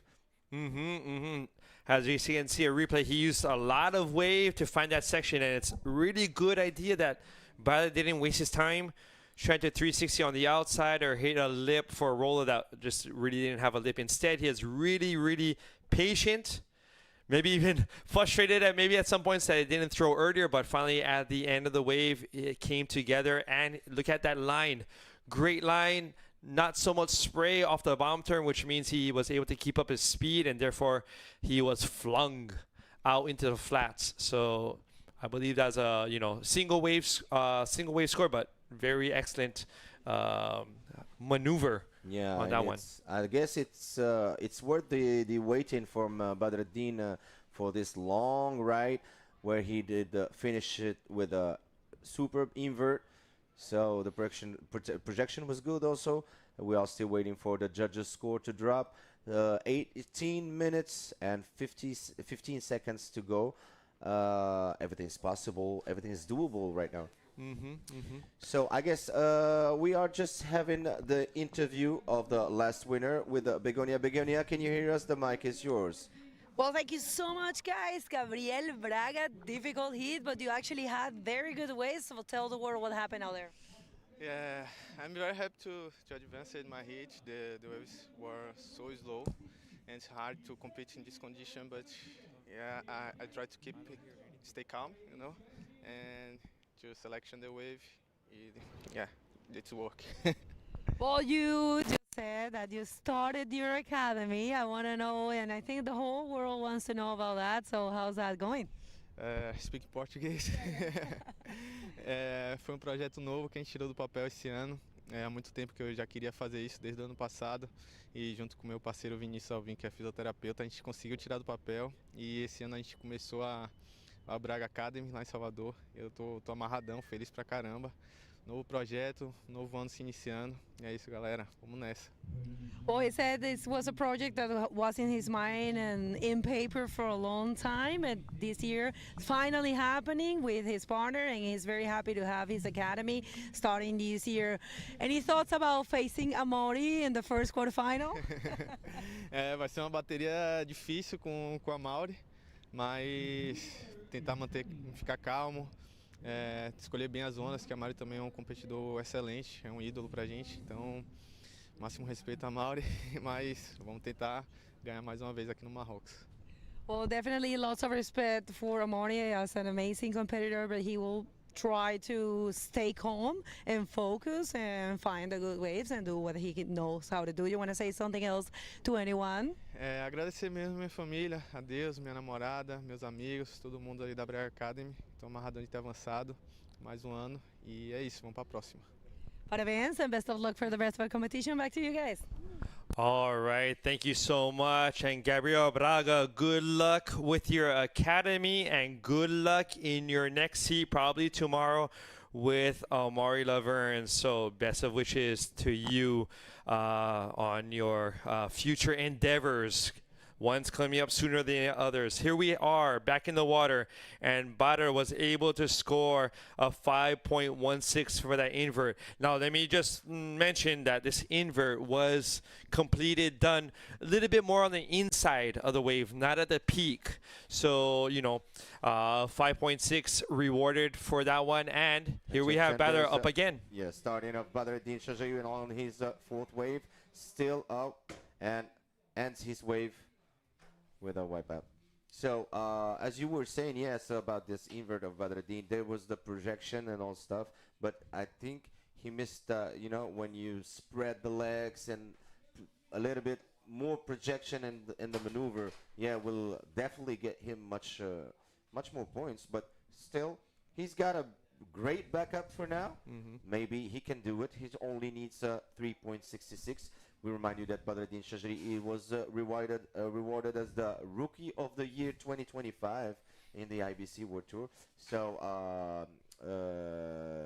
he's got super potential, as well as Tehei, also from France. So we wish luck for both riders. They still got 14 minutes and 30 seconds before the end of the heat. Everything's possible. Everything's doable right now. So here's Tahiri. All right, Tahiri. Oh, let's see. Because he actually paddled for that wave with intention, he did lose priority. And so it goes back to Badr. And as you just mentioned, 3.666. Not very, I don't think, complicated for Badr. So that could be a dangerous situation for Tahiri. Because it seems like in the sets, there are only one, there's usually the best wave of each set. So that's going to cost maybe Tahiri some time in order to wait for his turn to find the next best wave after Badr catches his best one to his choosing. So some strategy here, especially when there are not so many waves to choose from. Strategy, timing does take precedence, and we may see some new situations here. Here we have Badr up. Yeah, here's Bodyboarding also in another wave, another right. Still with a first spin, still on the wave, trying to catch some speed. And yeah, he's gonna hit to the lip, not right now. Still on the wave, and finishes his wave with a nice roll. Incomplete. Unfortunately, he could not complete his last maneuver. This rollo from Bodyboarding Shaji. I don't think this wave's gonna improve his score. Maybe we remind you that he's got two best wave scores of 3.1 and 5.6, and Tehei's got 3 and 6.25 for his two best wave scores. everything's possible. We still got time. What do you think? Right, that wave was glass. Did you see those conditions on that wave? It's so glassy. I wonder if it's even throwing batter off guard. Like, wow, it's so glassy.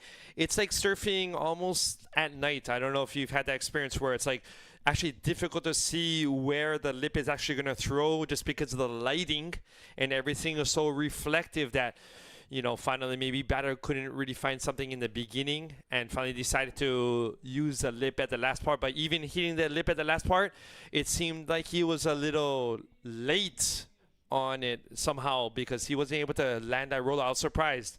I thought he would definitely complete that roll to finish that wave, but wasn't the case. Yeah, and also I think it's he's got to improve his choices of waves, because this one, the last one, was a little bit clumsy. So now we have Tehei in priority, waiting for a solid wave to come in. His, you know, to improve at least his second top wave of a 3-point score. So he's probably looking for a wave that will give him some opportunity, like his second one, whereby he got a 6.25. Pretty much took him all the way to the beach on the inside with the 3 rolls. So it is a winning game. We're just at 11 minutes, you know, almost 11 minutes left. Still quite a bit of time with these kind of conditions for things to change up. Yeah, maybe those 11 minutes remaining is going to pass very fast for the 2 competitors in the water. Especially for Boardriders, who is in second position, and the opposite for Tehei. So we use this moment of breaking waves to really thank our sponsors. Sorry. Imouran Surf Association, New Generation Anza, Anza Blue Waves, Taghazout Boardriders Club, also the Tikida Group for the hotels, Nobi Boutique Surf Hotel in Tamraght.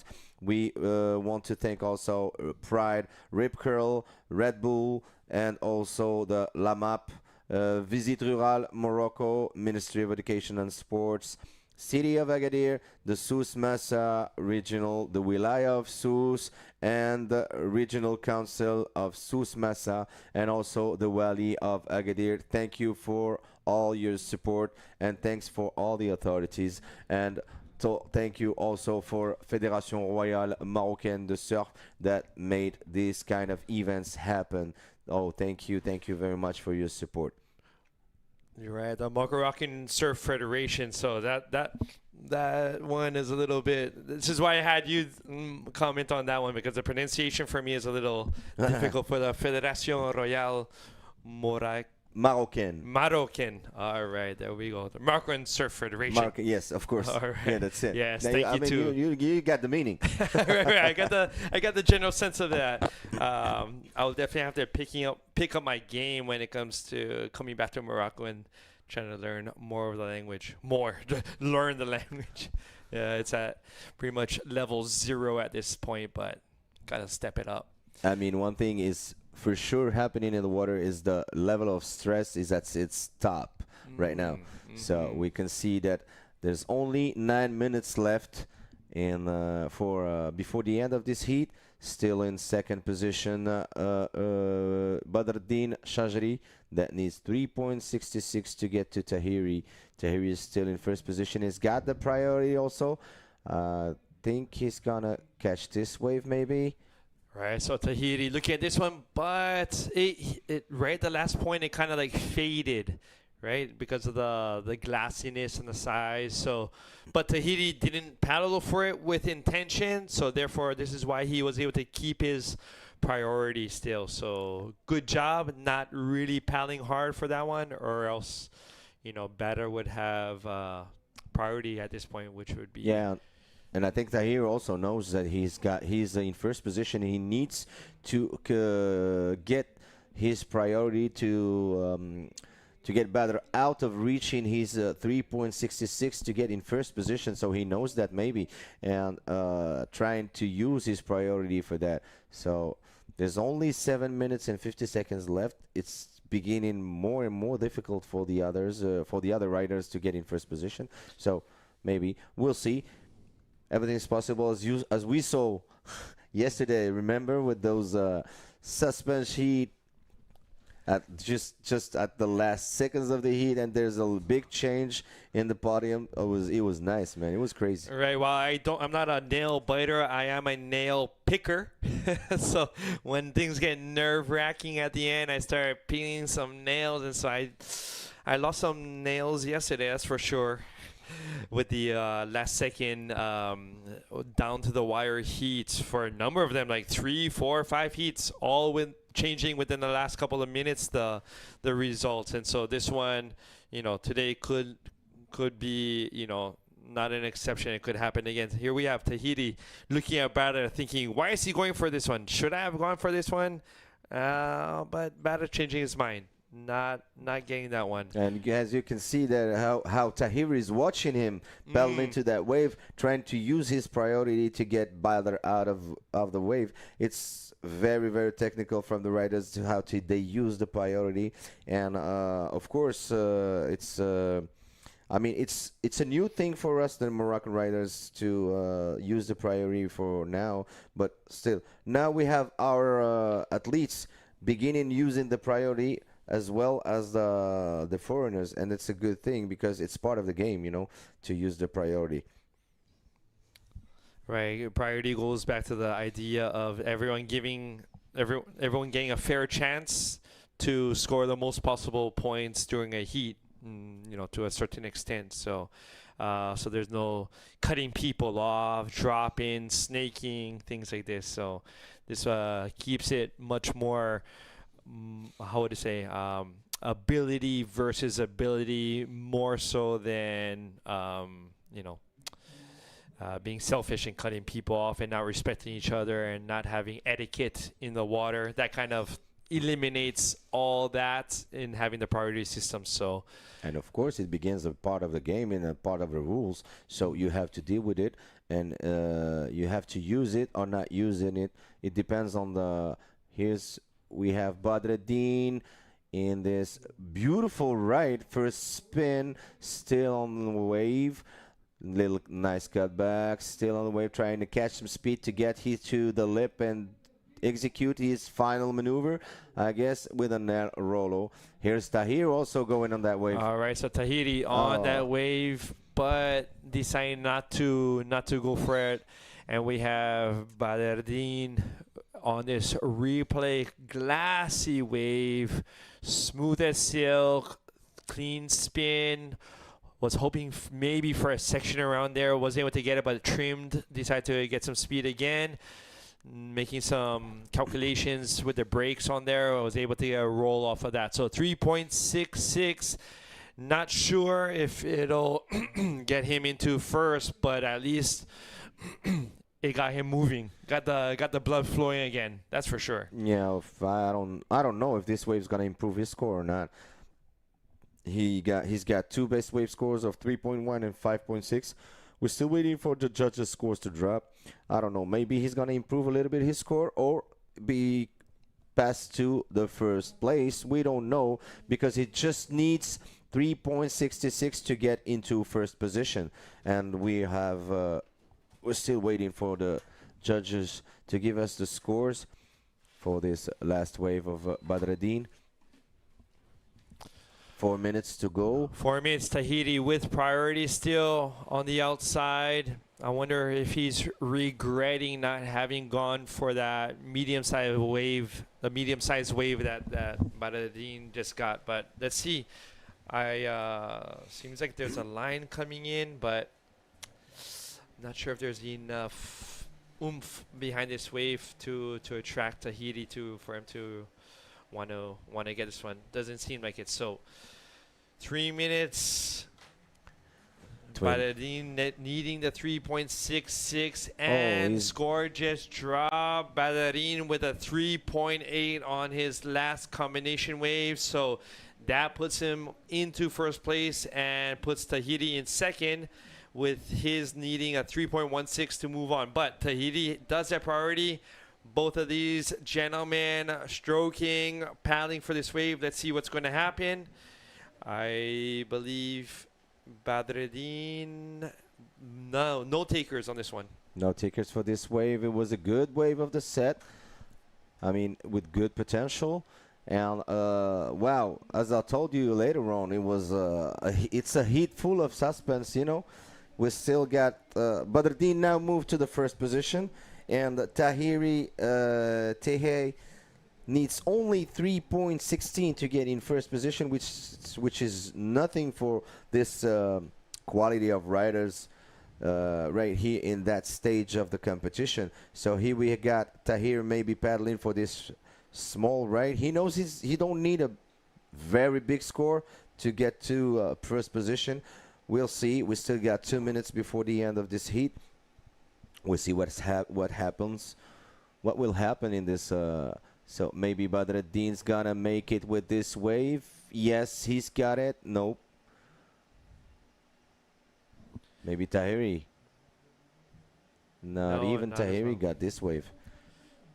So Tahiri, now I know in the set wave before Boardriders changed his mind, and it seemed to have almost caught Tahiri off guard that Boardriders didn't go for that one. So here we have Tahiri looking for this insider. Let's see if he can. No. And we are at the 1 minute 20 mark. Change of positions in the last couple minutes. Here's Boardriders on this last wave of his. Wow, super bright, chosen by Boardriders, trying to catch some speed and gets for a nice air rollo. This wave, I guess, is still on the wave, still trying to catch to the section. Yes, he's gonna make it. Yes, no, finishes his wave. And I think I don't know if he's gonna improve this his score with this last wave, as we can see on the replay, Paul. Right, so this was setting up very nicely. He had some speed. I almost thought he was gonna do another invert, but decided against it to do a roll. But maybe in order to continue his speed to try and get around this section, but just wasn't able to. Wow, if he made it around that section and got some more maneuvers, whoa, that would make things a lot more difficult for Tahiti. But still, things are looking very difficult for him. He's looking for a 3.16 in order to move up, but the Ocean has decided to close up shop, it looks like. There doesn't seem to be many lines coming in, and with the seconds fading. And surely improves his score with that last wave of, we got 5 points on his last wave. And sure, first position, and finishes in first position, Boardriders Shaji, and gets to the quarterfinals. So he is the third rider to get to the quarterfinals in front of versus Tahiri Tehei, which is a very good rider, and he's got a lot of maneuvers in this heat. Great job from both riders. We leave you with a commercial and get back to you as soon as possible. Thank you for watching us. This is the new RRC Concave, built for speed. The quad-channel setup offers enhanced control and ensures smoother, more fluid rail transitions. The RRC Concave, now available across our new range.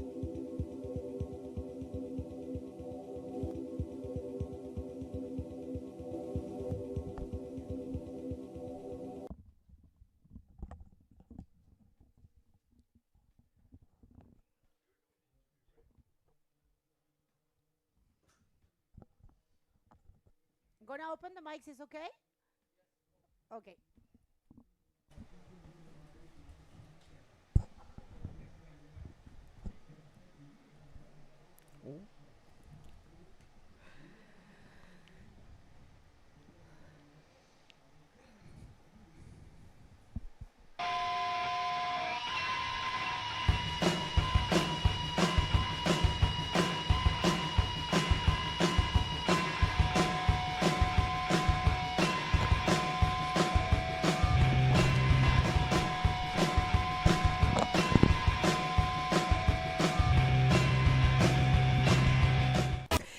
Welcome back, everyone. We're here with no one else than Gabriel Braga. Of course, we wanted to bring him to come and take the next seat, which is a full Brazilian affair. Gabriel, thank you for being here with us.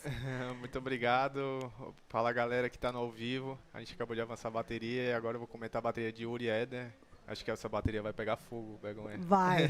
He says this heat is going to be on fire, so let's hit the water because we have two Brazilians in this one. It's either Luciano taking off in this one with the yellow singlet and Uri Valadão, he's going to be wearing the red. So quick roll there for either Luciano.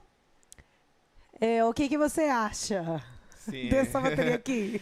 Essa bateria aí tá tensa, eu acho que é meio que uma revanche, né, da bateria de Fronton, que pegou fogo também, disputa de título, o Éder suou muito lá em Fronton, então acho que é uma revanche aí que tá por vir, tá acontecendo. Well, I love what Gabriel just said. He was saying that this is a little bit of a payback for maybe for Uri, because Eder eliminated Uri in El Fronton, Gran Canaria Fronton King, and we'll see how that goes in this heat. It's gonna be interesting to see who's gonna take the win. Gabriel, you had an amazing heat. This is a very important event for you. Esse aqui é um evento bem importante para você, né? Esse evento é um evento especial para mim. Marrocos foi o primeiro evento que eu ganhei na minha carreira no circuito mundial, então eu me sinto muito bem aqui, as pessoas me acolhem legal, eu gosto do ambiente e eu tô amarradão de estar aqui novamente. Espero ganhar também. Vamos ver o que é que vai acontecer. As ondas hoje tá um pouco lento, mas quando vem a série ela alinha certinho na bancada, então vamos ver o que vai acontecer. All right, everyone. Yeah, he was saying this is a very special event for him. He won. All right, so Uri, you want to take this one? Uri Valadão na onda, segura um pouquinho ali, puxa o invertido, vamos ver o que é que a onda vai armando. O Uri é perigoso nesse tipo de condição, olha lá. Caraca, bom rolo pesado, completo e sai da onda. That's right. It's going to be interesting to see. So yeah, very well reading this one. He knew exactly where to pose that reverse spin.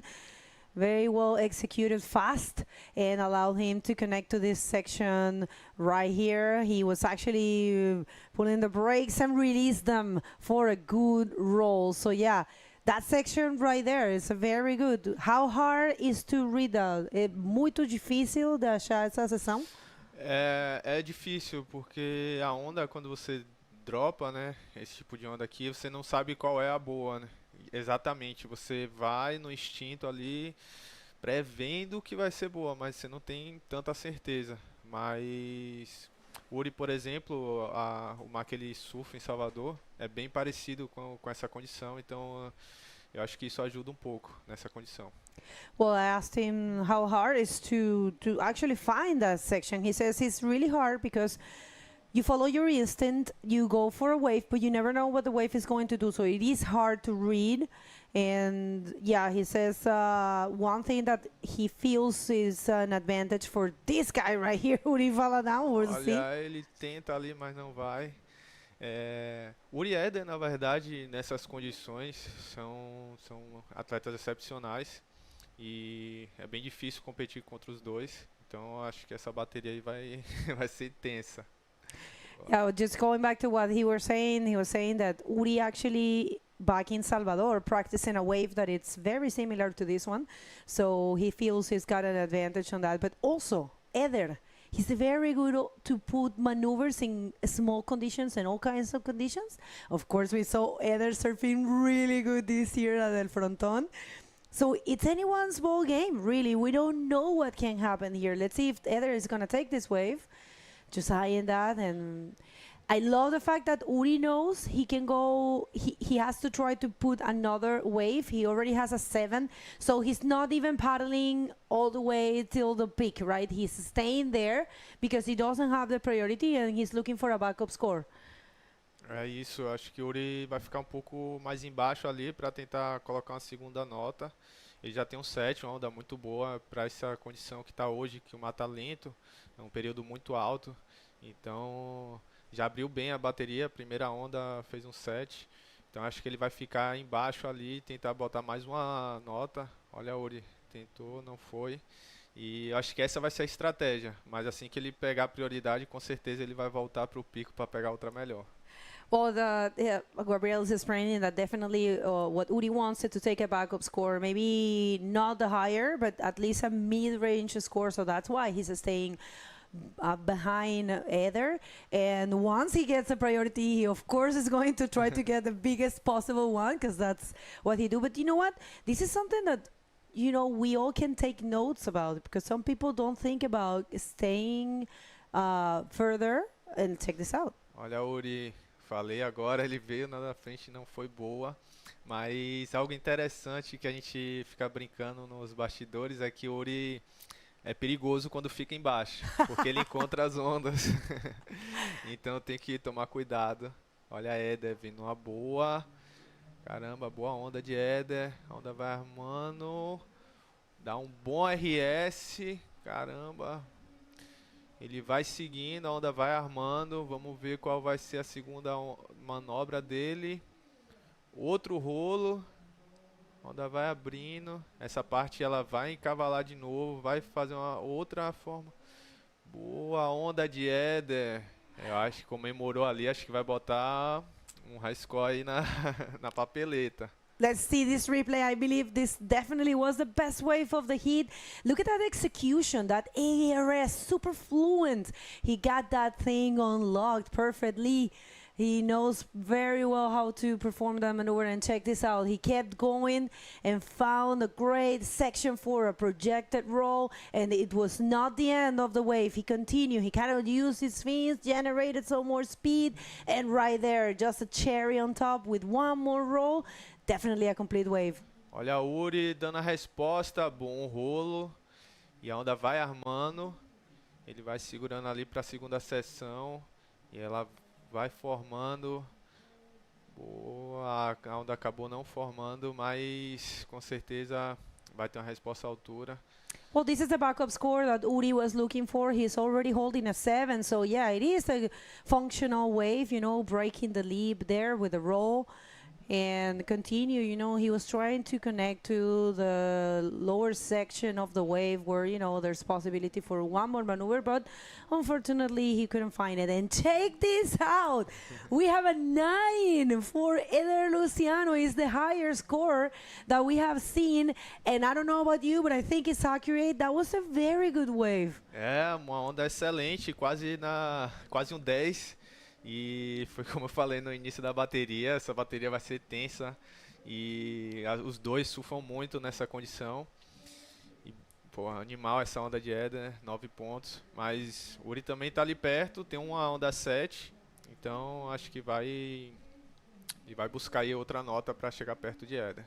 Oh, that was such a good exchange. And as Gabriel was saying, Uri completely capable of getting the score, 6.76. But hey, what a performance of Eder Luciano. Let's see if someone's going to take this wave. I believe it's safe to... Wait a minute, because there's something approaching. And I see Uri paddling. Is he going to take that? I don't know, maybe not. We have the interview ready. We know that. Sorry, guys. We're going to send it there. Right after this wave. It is safe. Okay, so take it away. All right, thank you so much. And yes, we're back here listening to all the action, big score dropping, but I'm here with last heat's winner, Badradin. Congratulations on your round 6 win. Most of the heat, you were actually in second place against Tehei. Were you feeling a little nervous with the countdown, maybe 5 minutes left? How were you feeling at that point? Yeah, like the beginning, my first wave wasn't a good one, because I always want to get a wave in early in the heat, but the first wasn't good, and the Tehei one was good, he get a 6. And yeah, from that point I was know that I need 2 more waves, to be having at least a 20 points in the total. But yeah, the condition today was a bit small, and the set take time to come. In Anza, this is we know this in Anza. But yeah, in the last 7-8 minutes, I got some 2 waves, and yeah, with the invert in the beginning, I knew that I need just another small score to be in the first, and yeah, it was successful. Right, very successful local knowledge coming through here with the Moroccan glass in these conditions this morning. Now, 2025 Rookie of the Year out of nowhere, owning it last year on the IBC Tour. This is going to be the second year on your IBC Tour. How are you feeling in comparison to the beginning of last year? Yeah, like last year, was like the best year in my career. Like to be, like finish third here, which means like third in the ranking in the world.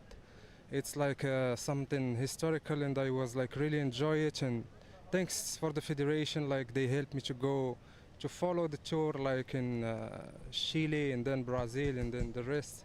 So this year is like, like I have some experience from last year and the hits I lost, and I knew like this kind of professionalism, that how to deal with it. But yeah, like the nervousness sometimes is always like in the competition, as you have like 25 minutes, 30 minutes, and like you are in the ocean. So it's like you're always nervous, but you control it. So I control my nervousness, and I am confident in myself, and I knew like once the wave was gonna give me something, I'm gonna do something with it.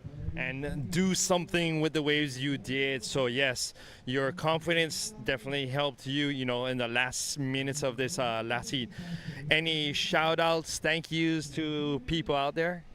يا كنبغي نشكر الوالده ديالي خويا انور الصغير اللي كيتفرجوا والعائله كامله واصدقاء ديالي سواء هنايا سواء في المنصوريه بومبلوندا، وكنبغي نشكر لي سبونسور ديالي على السيبور ديالهم في هاد لا كومبيتيسيون، ولا فيدراسيون حتى هي اللي خلصت علينا لي زانسكريبسيون، عاونتنا باش نلعبوا بلا ما نكون عندنا ضغوطات. وشكرا للجميع، ونشوفكم في كوارتر فاينل ان شاء الله. شكرا. All right, great job. Quarterfinals coming up probably tomorrow. So rest up, Badreddine. Excellent job. And let's take it back to you guys in there, Gabriel and Begonia. Thank you. Thank you so much. Great interview there. Congratulations to local warrior Badreddine. And some action in the water, a couple waves. Take us through this replay. Olha, o Uri, ele acaba dando invertido, mas tentou segurar ali para ver se a onda ia reformar, mas acabou que ela não reformou. Éder também tentou pegar uma outra, mas viu que não tinha potencial, acabou voltando para pegar prioridade. E é isso, o mar tá um pouco lento, então tem que saber escolher muito, usar bem a prioridade, estratégia. E acho que é isso que Éder vai fazer agora. O Uri não precisa de muito, né? Dado ao nível dele, é um 6,76. Então, vamos ver, ainda tem muito tempo pela frente. Right, yeah, I agree with what Gabriel was saying, that he feels, a 6.76 is not too much for Uri, because he's got, come on, he's the defending world champion and defending event champion. Don't forget he won here last year. And yeah, of course he can do that type of score, but I have to say, regardless of the results, my God, Eder Luciano, you are impressing us all every year. Eder Luciano has a lot of experience. He has many titles in Brazil. Also, I think he's ISA also champion. I remember back in Venezuela, he took a win. He is a very good competitor.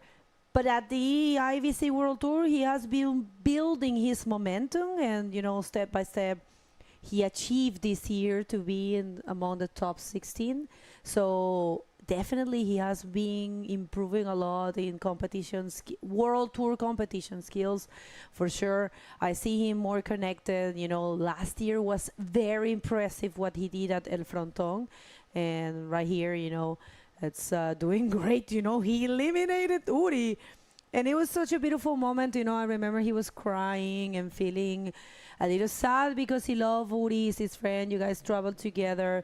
And for him, it was such a difficult thing to think about himself, And he was actually afraid of thinking he could have spoiled Uri's moment. Você entendeu o que eu estava a falar?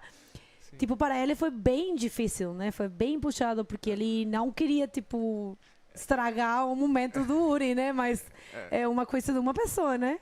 É isso, essa bateria de fronton do ano passado foi uma bateria tensa porque ao mesmo tempo que Éder queria avançar para chegar no pódio, que há muito tempo ele não estava indo, era um título mundial que estava em jogo, era todo um ano ali de trabalho, de processo de Uri. Então ele ficou nesse conflito, porque a gente viaja junto, então a gente não. É um sentimento diferente, digamos assim, porque é a gente como atleta querer avançar, mas ao mesmo tempo é um amigo da gente que está disputando um título mundial, então fica meio perdido ali. Foi bem Mas, intenso para ela. mas deu tudo certo no final, o Uri conseguiu o título mundial, Éder conseguiu avançar a bateria, chegar no pódio, né, que há muito tempo ele não tinha ido. Então, tudo se encaixou como deveria. That's right. Well, he was explaining, it's so hard for a professional athlete to have their friends on tour, you know, and when they face each other, to think about yourself is it is an individual sport, you know, so the mindset is really hard when you go to water with a friend, and especially Uri was actually in contention for the world title. So Eder on the other side, he didn't have a podium for a long time, so for him it was such a huge achievement to get a podium there. So mixed feelings there, but like Gabriel just said, everything fell perfectly. You know, everything worked out perfectly for both of them. You know, Uri got his title by points, and Eder got his podium. So it was perfect development. I think you guys were super happy. You were like celebrating. That was a beautiful moment, one that you will never forget for sure. Com certeza, vai ser um momento que a gente nunca vai esquecer, né? Eu e Ravi, que a gente estava na bateria dentro d'água, ali como caddy dos dois. Então, o Uri dropava uma onda, a gente gritava, fazia a maior festa. A Éder também dropava, a gente também fazia a maior festa, porque são dois amigos da gente que estão na água. Então, até pra gente que estava ali do lado de fora assistindo, foi emocionante ver cada onda ali que eles dropavam. Eu, caraca, meu irmão, pega mais um aí pra gente comemorar. E deu tudo certo. E é isso, felizão de ter acontecido, ter vivido esse momento com o Uri e Éder. Foi inesquecível. Well, he said they were very happy at every single wave, both of them taking. And check this out, right there, use of priority, Eder Luciano, not leaving a single opportunity to Uri, executing a roll there.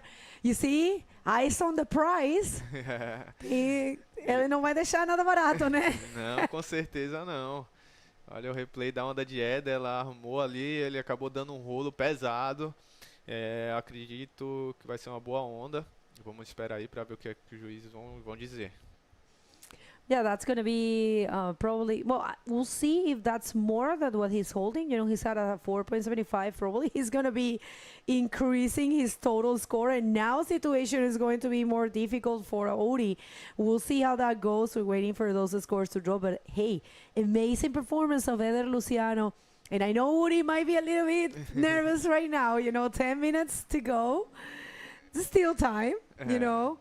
5.75. Olha lá, o Éder acabou trocando nota, a Uri vai precisar de um pouco mais agora, porém ele tem a prioridade e mais 10 minutos a favor dele.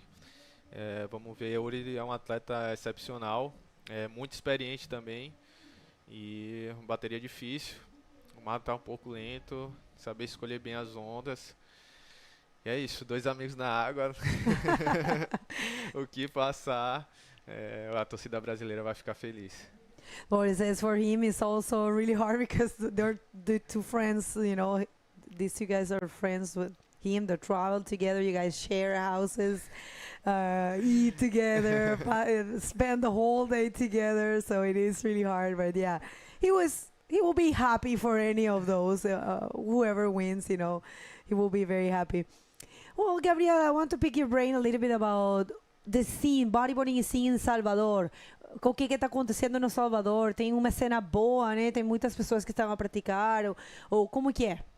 Então, desde o ano passado, a nossa federação do estado, ela começou a se movimentar novamente. Então, a gente voltou a ter um circuito estadual. Agora a gente tem, olha a Éder na onda. Ele vem nessa onda, acabou não indo. Então, como eu estava falando, A gente agora está revivendo, né, movimentando novamente o esporte no nosso estado. E agora são 3 escolas de bodyboard. Tem a de Uri, a minha que eu abri agora, também tem a de Alexandre. Na verdade tem outras, né? Tem do Barravento. Um abraço pra galera aí, todo mundo. E é isso, a gente está tentando reviver o esporte novamente, com a nova geração. E eu acredito aí que os próximos meses, próximos anos, com certeza vai gerar frutos. E como que foi essa comemoração do título do Uri lá? Foi bom, né? Foi muito bom porque reacendeu a chama de muita gente que estava ali parado, não estava competindo, então deu uma motivação a mais para todo mundo, né, no Brasil. E ver o Uri depois de muitos anos, né, do primeiro título dele, conquistar outro título mundial, foi emocionante. Então reacendeu a chama ali de todo mundo. E eu que já estava mais nativa, me deu mais motivação ainda, viu que pra mim eu vi que é capaz de eu conseguir também. Então foi muito importante o título pro Brasil, não só pro estado da gente, mas para toda a Brasil comunidade. inteiro, né? Well, I asked him how's the situation, the scene, bodyboarding scene there in Salvador. You know, Gabriel and Uri are from the same state, Salvador, Bahia. And he said there's 3 schools at the moment. He just started his own school, his Uri school and Alexander school. And he said they're working really hard to bring back the sport to, put more, kind of like start the fire again, because Bahia is a state that has had good bodyboarders and a history of bodyboarding there. Even events, I remember they used to do events there, a couple events. And he says that after Uri took the title, his second title, after so long, that motivates so many people, even himself, a lot of people believed again that it's a possible thing. It doesn't matter how long or how many years passes. If you believe in yourself, if you trust that you can do it, as Uri did, you can do it. And he's saying that actually that pushed a lot the community, and people super motivated right now. More and more people practicing bodyboarding, and congratulations for that job. Parabéns pelo trabalho, porque também é difícil, né? São muitas horas na praia, né? É difícil e é um trabalho árduo que a gente faz, né? Acreditar no esporte sem muitos apoios. E nos últimos anos também a gente tem tido muito apoio do governo do estado lá da Bahia. Com passagens. Agora mesmo eu consegui um apoio de uma empresa privada junto com o governo do estado, que é a Bahia Gás, e me dá todo o suporte. Então é isso, é um trabalho de formiguinha ali, você vai conseguindo os pódios, vai tentando recursos do estado, a federação reacendeu novamente. Então tudo ali a gente vai plantando para colher no futuro, e acho que é isso que está acontecendo agora, né? All right, so yeah, the working step by step, baby steps there, but advancing. He's very happy to have the chance, and of course a pleasure to have a 2 times world champion. Where you're from definitely is something that helps a lot. All right, so we saw a set there, no takers. I think they were not in position. Probably Eder could have taken off, but he decided not to go, and Uri, it was too late for him. And right, situation at the moment, amazing performance by Eder Luciano, winning with the higher score of the competition, first 9 that we see, with a backup score of a 575. And our defending world champion and event champion has a 7 and a 425, looking for a 7.76, which is completely possible for him. But time, is ticking. Right now, 4 minutes and a half. He does have the priority right now.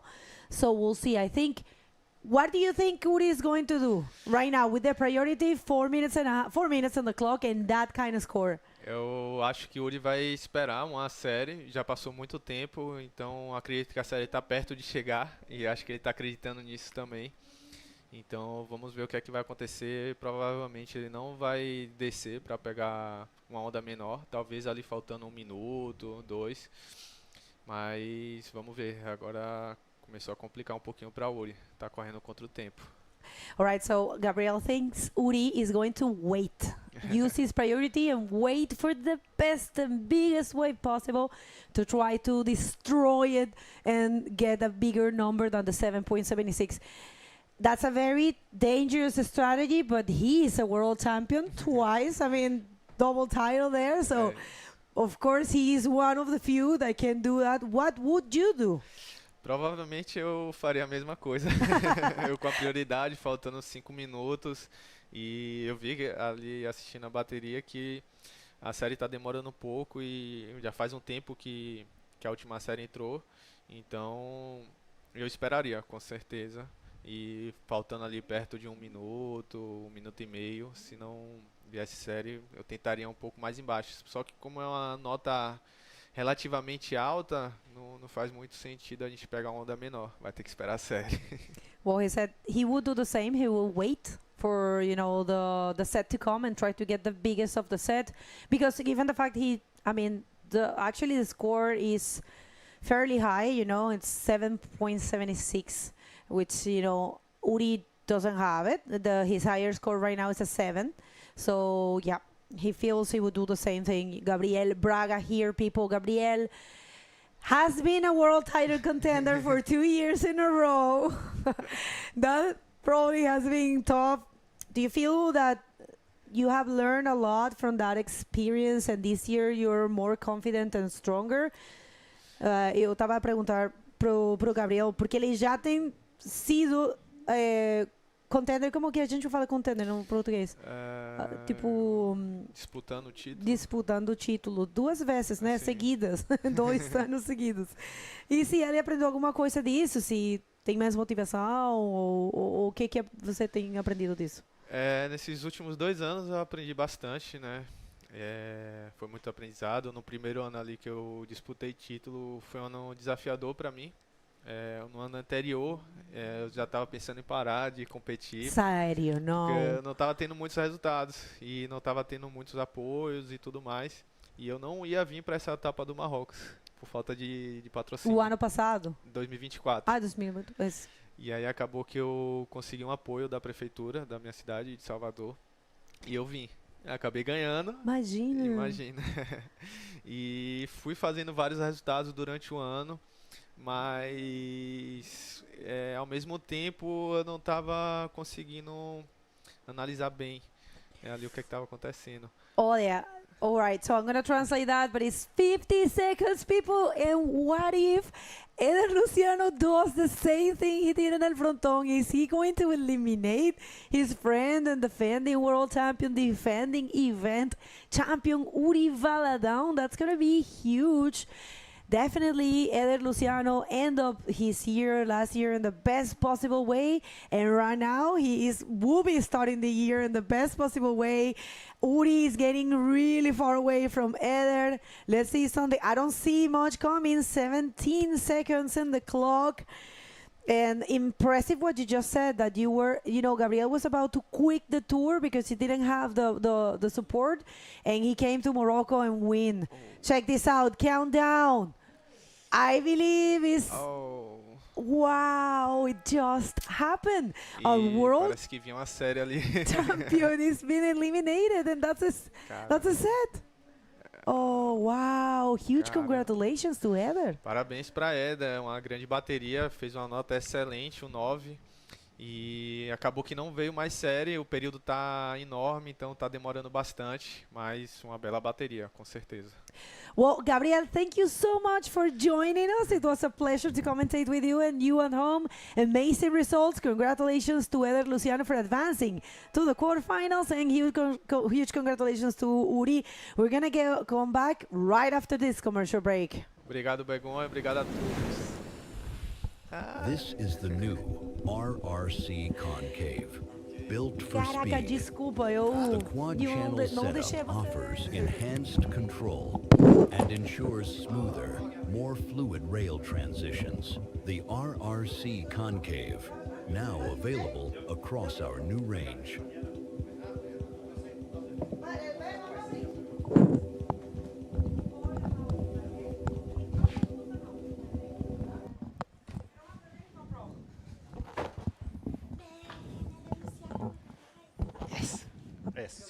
of course. Cheers.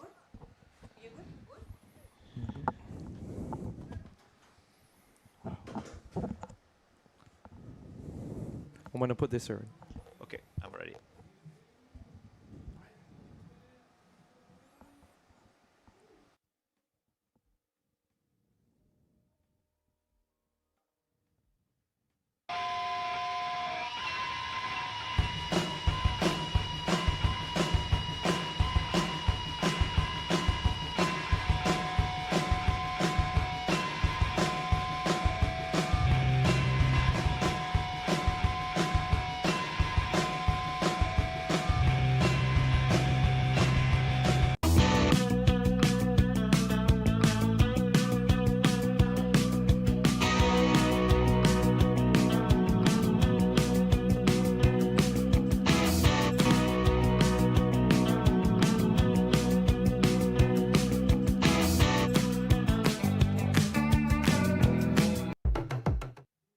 All right, welcome back everyone to the 2026 Morocco Pro.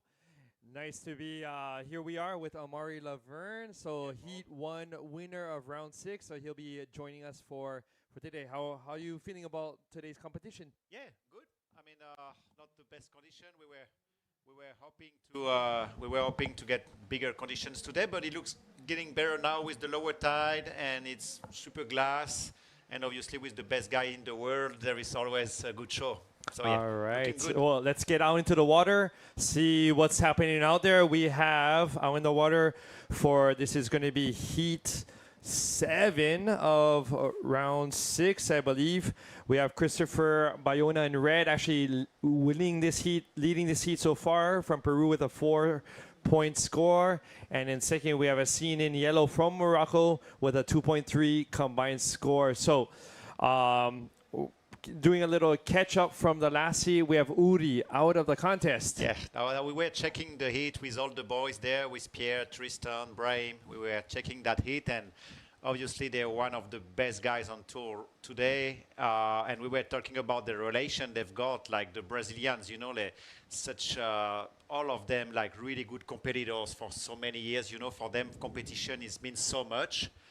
And yeah, and it seems that Eder against Yuri always, I mean, if you watch back in Fronton and now today, you know, it looks like being against Yuri, making Eder really showing his best surfing, and it's always like a pleasure watching these guys competing to each other. Right. So with these, you know, the waves, it seems like, as you had mentioned, the winds are still nice. Here we have a replay of red with a barrel coming out with a roll for Christopher Bayona. So nice 4-point score wave to start things off. We are in round 6, which means man-on-man heats, 30-minute heats, top. Only one person moving on, of course, and saying sayonara to the person in second place. So are you feeling more comfortable now that, you know, last year's champion is out of the possibility of winning this contest? Oh, yeah, actually. So me, I was there on the first year they did the event. I didn't came last year. Because for me it was more like symbolic not coming on the first event, since I'm not going to be on the World Tour. I mean, I love it, and I knew that if I was going to the first step, I would do everything, you know. So I just tried to avoid to go to that first event, to really stick on my plan for last year, which was like free surfing, going with my family, and I did a couple events. So yeah, this year seems I'm back on track. I've got the support of my family, I've got the support of my sponsors, and it's a pleasure to start here in Morocco. I mean, they've got such a big community here for us. It's really nice to be here. There is so many Moroccan riders. People love bodyboarding year around. And feeling good. I think it's good to start the tour here in Anza. Right. Speaking of starting the tour, we have Yassine, who are just passing round after round after round, and now looking around, he's in round 6 already against Christopher Bayona. And so let's see if Yassine, you know, I believe he'll be doing the tour this year as well. So really showing the evolution of bodyboarding here in Morocco with these guys. Of course, you see same thing for Peru. I mean, since a couple of years, we see more riders coming from Peru. Since the world title of Pirpo, and then we've got Christopher Bayona, which is surfing amazing. And same for Morocco. I mean, having a world tour in the country, and I remember back in the days when I started bodyboarding in Reunion Island, we had a stop of a world tour. And for me and for all the community, it was like a massive push of motivation, and seeing the pro and thinking, I want to do that. I want to be part of it, even if I'm not going to make a living from bodyboarding. I want to try. I want to. So it's what we are seeing in Morocco. This is the third year with the World Tour event, and I can feel that the motivation for the Morocco to be on the World Tour is even higher with guys like Bard and now Yassine, and obviously Brahim Idouche that opened the way for so many Moroccan riders. So I think it's really positive, yes. Yeah, right. It's nice to have all this international coalition here of riders from around the world, right? Let's see if there's a rider looking for this one. Oh. We have rider in red, Christopher, but be careful used with up that his one. used up his priority. And yeah, he had priority. I think Christopher had, and Yassine, I think, thought that maybe Christopher's not going to go on that left, but be careful. Yassine did a bit of form paddling. I don't know what the judge gonna think, and they're gonna check it out. But when we are modern man, you really have to take care when you paddle on the wave. Like if you don't have the priority, and not get too much on that wave, that could break a section, and it could be an opportunity for interference. So yeah. Right here. So we have Yassine now with priority going for this one. Left-handers, let's see if he is a dangerous rider on the left. Let's see, gain some speed, trimming, keep a higher line. Nice roll, saw the slick of his board, which was always nice to know if someone had got some air time. Coming to the last section, nice other roll. So a couple of solid rolls on that one and digging out. So yeah, such definitely a good wave potential. It's really hard to find the left there. Like this morning when I surf in my heat, high tide, the local guys was telling me, Amaury, check the left, because with high tide, this is where there are lefts. But it was really hard to find them. I really feel that the potential is on the right, obviously. But as you see, Yassine find like a good left with 2 decent roll. Let's see, I'm pretty sure it's going to be the best score of the heat, and pushed him on the first place. And as we see there, you see he's slowing down on the first part, waiting for that section to break, taking some speed. Nice extended roll, and he knows that the extended section is coming ahead, so keep racing, and a nice roll. So it's going to be like decent score, definitely the best score of the heat so far. that first section is a little hard to know if you're going to be able to get a roll off of it or just a cut back. Exactly. Because sometimes it doesn't throw and sometimes it throws. Yeah, exactly, especially with the tide going low now. We were checking the waves from outside with the boys, and yeah, the left, it's not really consistent. I mean, the potential is on the right, and you never know. Even on the right, like what you said, that you never know if the section is going to come like properly. It's happening. Like, I mean, I saw the best right-under riders surfing that wave, and sometimes I see they are struggling. I'm like, this is difficult. Right, especially, well, maybe not at this moment, but, you know, there are some glassy moments, and I was mentioning with Assis before, sometimes with these really glassy conditions, even glassier than this, sometimes it's hard to even more so differentiate when it's going to hit the sandbar correctly and when not. Exactly. This morning in the heat with Joao, it was so glassy, it was even hard to see the set coming. We might have a takeoff there. I know, like Christopher was paddling for that one. No, I don't think it's going to make it. It's too inside. This is what is hard sometimes, because you got some inside was that good, you're looking for it, but then there is a big set coming, and if you are not outside, there is no way you're going to catch it. And as we saw, like, and it before ADR, the 9 point, right? Like, really nice wave, like a big IRS outside, 2 big roll inside, pretty much the best wave, I think, in the event, like today, and I think compared to yesterday. So yeah, wave selection is the key today. I wonder if, you know, I mean, today, maybe I'm wrong, but maybe the outside ones to duck dive, those are, it's not very critical. Exactly. Right. Nah. not really. Here we have that replay of, I believe that's Christopher's first one with a 4-point score. So that's what pretty much is his, well, I believe he has 2 waves so far on the board. We just saw another one now. This is a new one. Pretty sure he had like a decent roll right now. And we're still waiting for the scores of Yassin, that 2 roll on the left. So we're going to have some interesting scores coming. All right, here's a replay of that last one by Red Christopher. So a solid roll through that section. Came out to the flats. Very important to show judges that you completed the maneuver and then dug out. So we're actually going to be jumping over to last heat's winner, Eder Luciano, with Begonia. Take it away, guys. All right, people, your 9-point ride right here, Eder Luciano. My God, what a heat, what a wave. It was beautiful. You execute all the maneuvers perfectly. You read it perfectly. And I think the whole world wants to hear from you right now.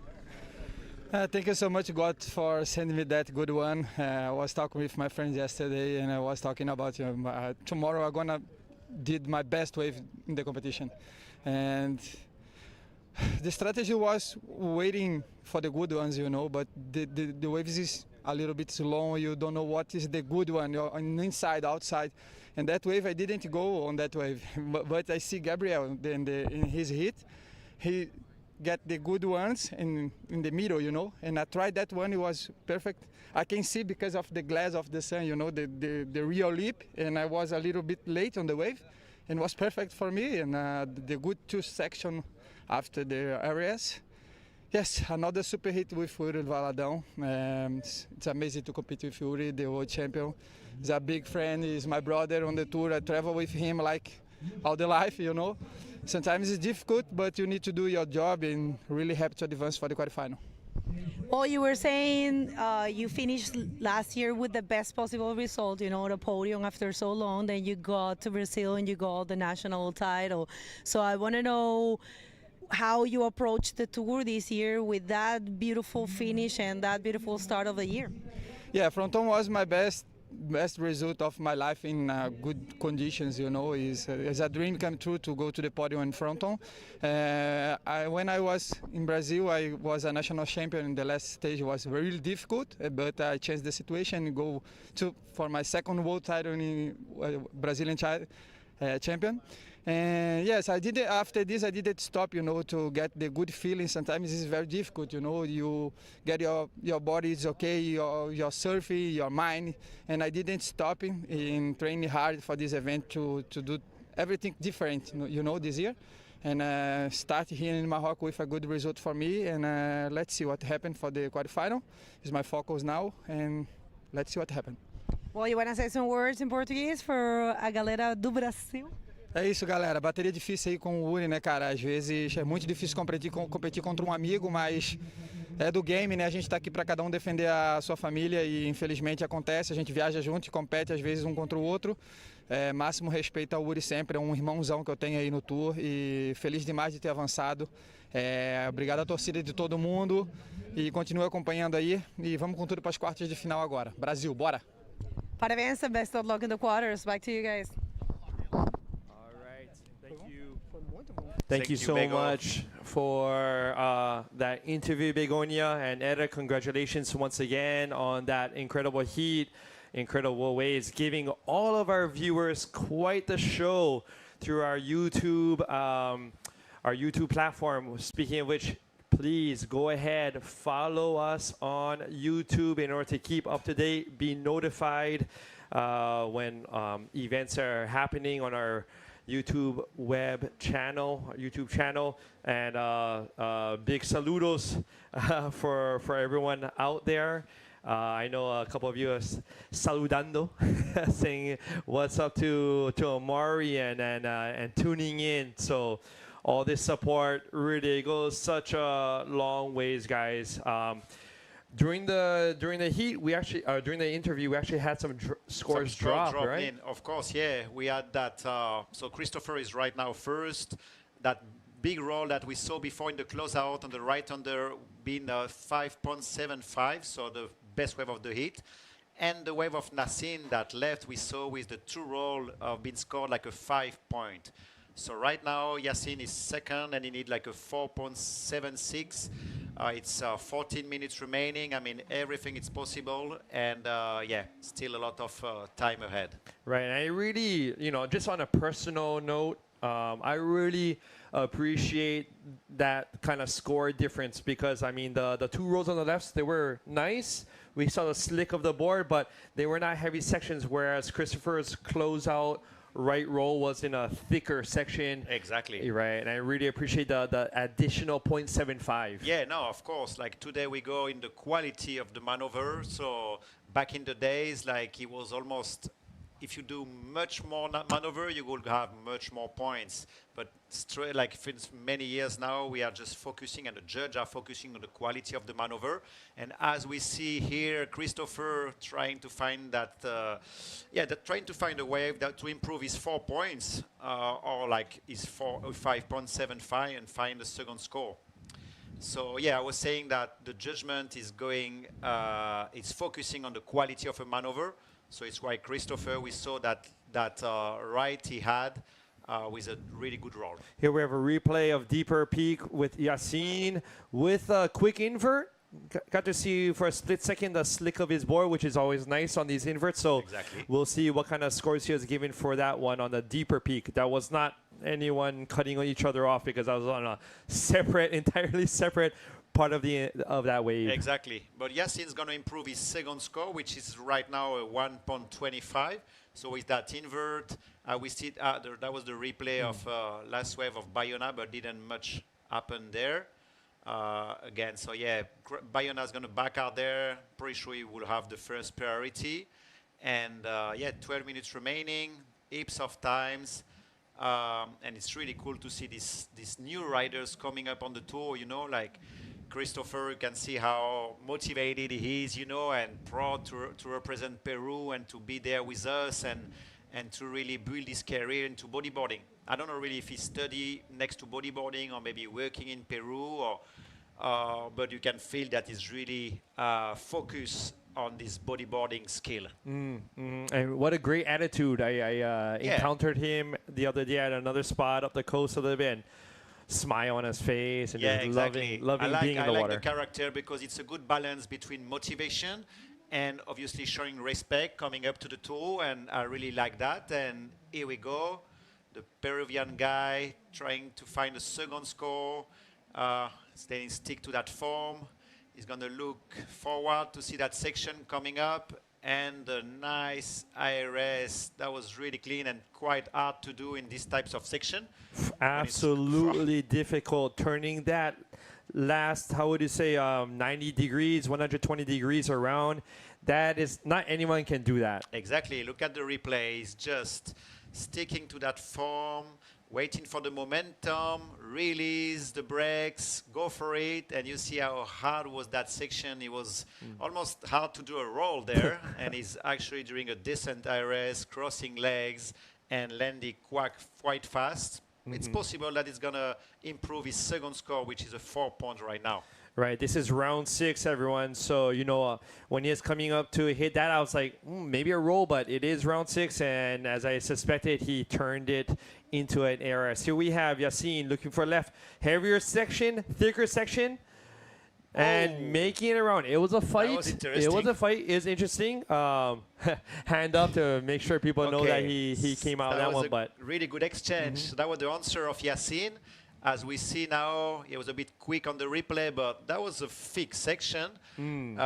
So Bayona had a 5.15 on his IRS. I'm pretty sure that's going to be a higher score, the one from Yassine, since, as you guys can see, the section was a bit more heavier and it was a bit more amplitude on his maneuver.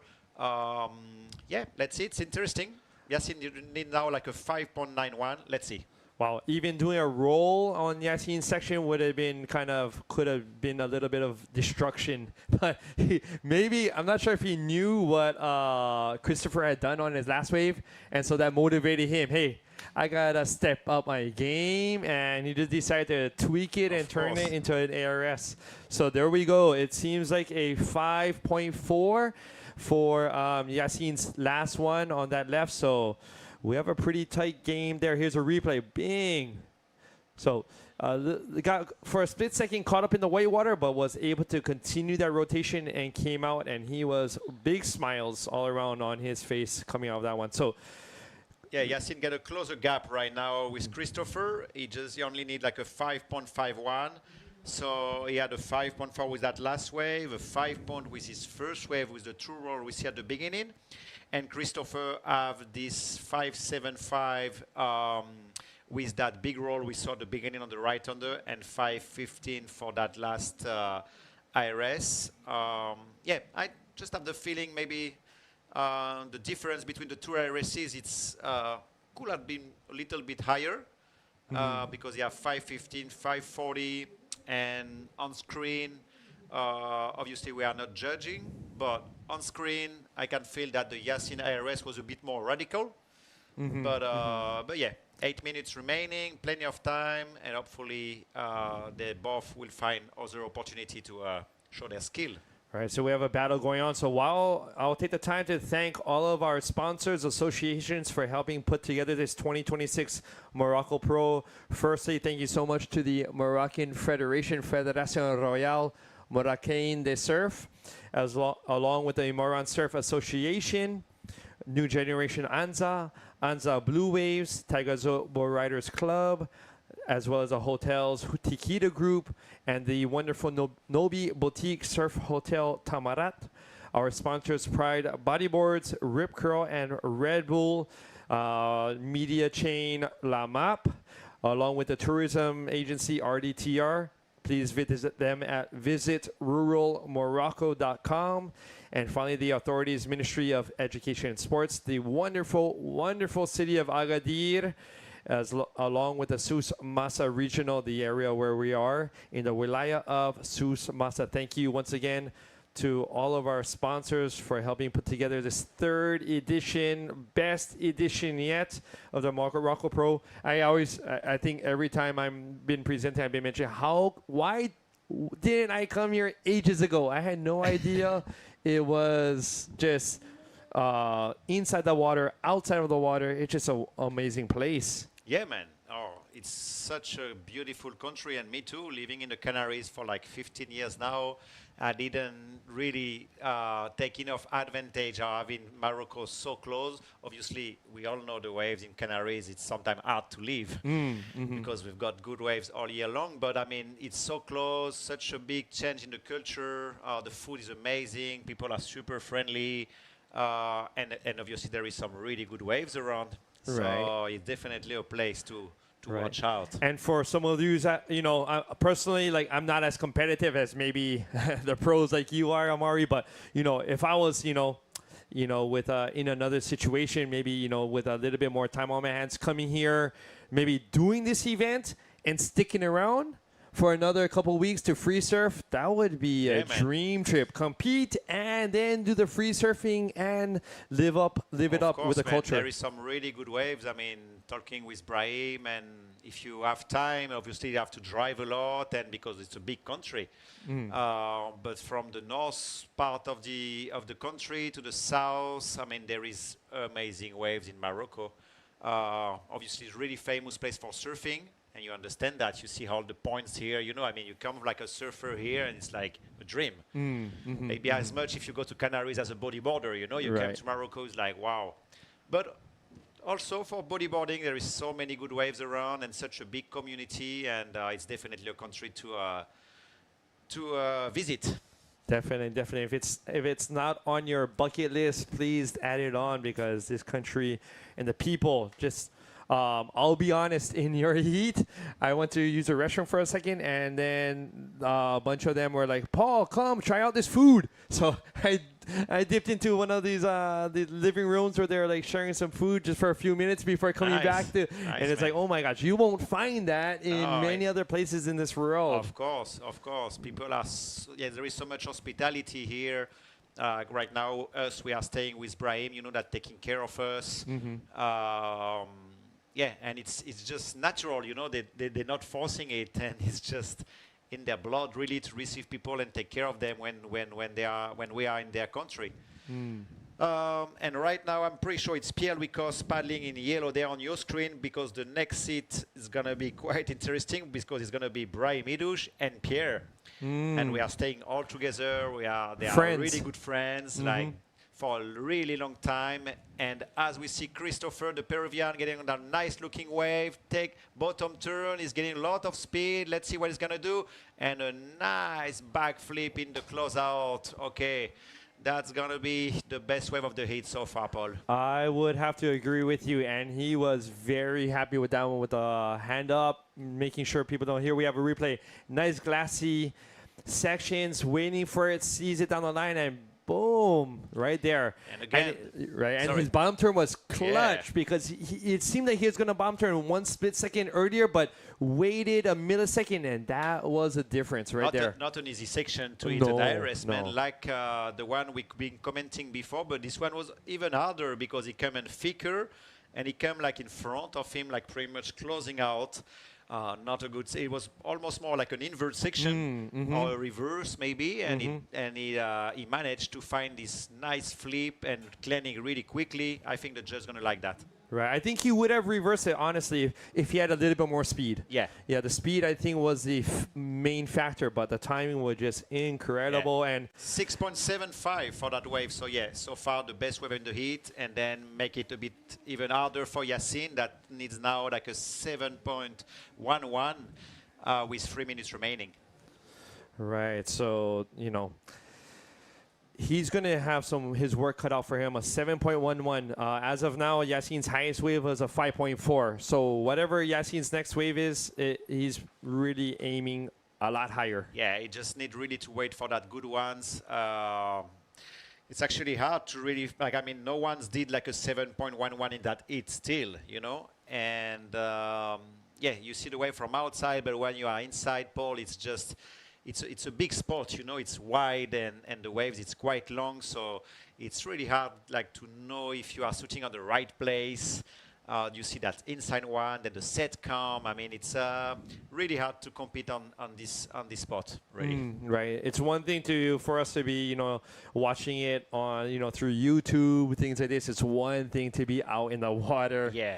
Right. Where some of the waves are breaking in the middle, and then I'm not sure how many meters outside another wave breaking. Yeah, exactly. When I see the screen now, I think you guys don't realize how far they are from the shore, and so it's really hard to have a point of maybe a reference from the shore to, okay, I'm on the right spot. It never happens. And some waves don't look good on the outside, but have a good inside. Or it's tough. And but this is why we are here, right? And I mean, it's so tough to get Yacine from the area, and still losing to a Peruvian, and so who spends more time in Morocco is Yacine. But look at the situation. Yacine is behind and still very capable of doing these maneuvers, as well. Exactly. But it's it's tricky spot to compete in.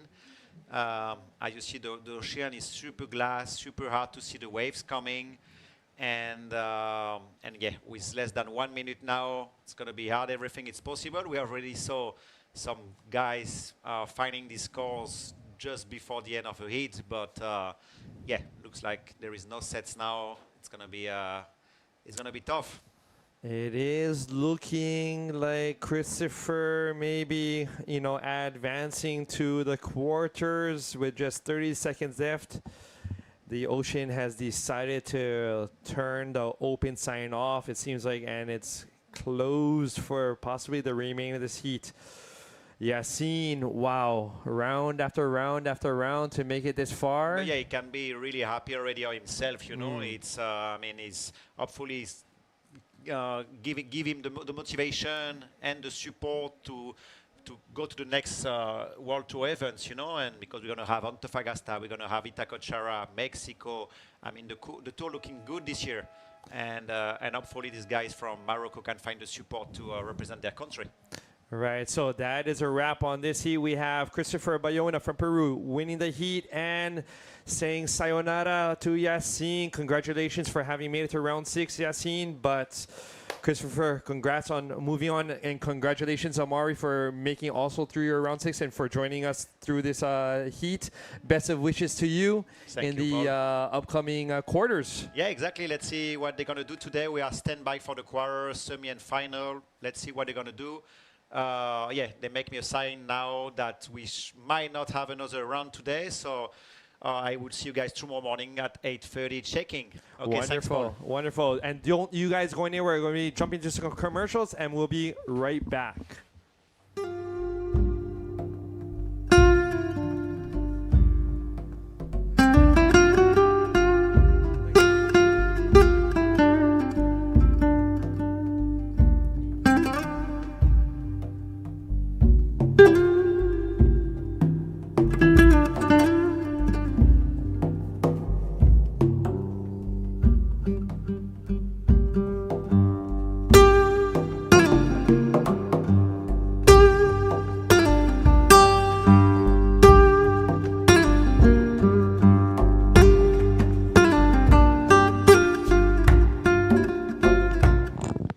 All right, everyone. Thank you so much for tuning in. And my friend Assis here, the local commentator. We're happy to be on the 5th day of competition at the 2026 Morocco Pro. Let's hit the water.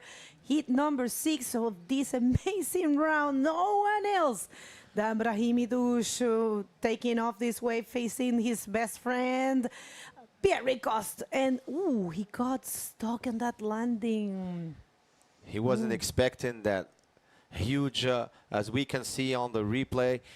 He caught a beautiful left, did the first spin, and then go through the section to get to the lip. He can't afford to get to the lip first, but still, he's still on the wave, and then gets back to the inside section to finish, as you can see here, with a good air rollo, but didn't expect the last section to get, so he missed his reception. We will see what he's got for his first wave. Brahimi Douche in red, facing Pierre-Louis Coste from France in yellow. The two best friends competing against each other. Let's see if Brahim can do what Baderdin already did, you know, put himself into the quarterfinals, but he has to go over one of the biggest names of the sports, his best friend in tour, Pierre Ricoste. We'll see how this one goes. And whoever advances here will get a chance to face Christopher Bayona. And loving Christopher Bayona is surfing really good. He has always been a great bodyboarder, but right now, you know, being so young, achieving such a good results and such a good guy. So yeah, it's going to be interesting to see who's going to be meeting 23-year-old Christopher Bayona, but right now it's all about Pierre-Louis Coste and Brahimi Douche in this heat. Pierre-Louis Coste, 36 years of age. Oh my Lord, I remember when he was a kid. And now he's 36 with a son and a beautiful wife and an amazing career. And Brahim, I know Brahim has been in the tour since I can remember, you know. More than 20 years, I think Brahim has been competing. And yeah, and I think it's probably kind of like the same for Pierre, right? Because he started super young. Let's see if he can get his title. He has been working really hard for that title for so long, you know. We'll see, we'll see. All right, people, it has been communicated. We're not going to continue. We're only doing round number 6. So after heat number 8, which is in 2 more heats, we're going to finish the day, and we're going to come back tomorrow for a possible final day, all right? Because in Thursday, looking really, really big. So we'll see tomorrow how it looks. But today, we are not going to do more than this round. You want to say that in? Yeah, of course. سيداتي سادتي الآن تم الإخبار ديالنا من طرف الطاقم التقني ديال المقابلة أنه الكومبيتيسيون غادي تحبس اليوم الراوند رقم 6. ما غنبقاوش ما غنزيدوش لي الربع النهائي والنصف النهائي والنهائي حتى لغدا إن شاء الله. وغنشوفوا واش غنديروا غدا ربع النهائي والنصف النهائي والنهائي، ولا غنخليو النهائي حتى نهار الخميس على حساب لي كونديسيون ديال الموش. بقاو معنا وتبعونا في لاشين يوتيوب ديال IBC World Tour ولا شين يوتيوب ديال فيدراسيون رويال ماروكين دو سيرف. شجعونا ولايكيونا وشيريونا. شكرا للتتبع ديالكم وشكرا للتشجيعات ديالكم المتسابقين ديالنا اللي باقين. وإلا بغيتو تتبعوا جميع ما يجري في IBC ما عليكم الا تسكانيو هذا الكيو ار كود اللي في التلفازه وغيعطيكم جميع المعطيات ديال IBC. شكرا لكم على التتبع ديالكم والتشجيعات ديالكم. المشاركين المغاربه اللي باقين مالوغوزمون البودي بوردر الثالث المغربي اللي كان مشى في هذه السيريا الاخرى اللي كان هو ياسين الغزال. اذا الان اللي باقي في المقابلات هو ابراهيم يدوش اللي لاعب الان ضد بيير لوي كوست من فرنسا واللي تاهل في الهيت اللي فات هو بدر الدين الشجري. اذا باقي عندنا جوج ديال المتسابقين المغاربه كنتمناو نشجعوهم كاملين ونتمنى لهم التوفيق. Thank you everybody for watching us. Welcome back here to Anza Beach. Here's Brahim Idouche in this super left trying to catch the section. Is he gonna make it? I think so with the other. Oh, that makes you see that he knows. Wow, superb RS temptation. Yeah, he's made it. Wow, what a wonderful job done by Brahim.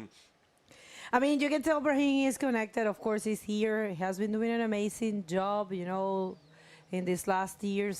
And of course, he wants a win. But check this out. This is Pierre actually bailing out. We don't know if he performs something at the beginning of the wave.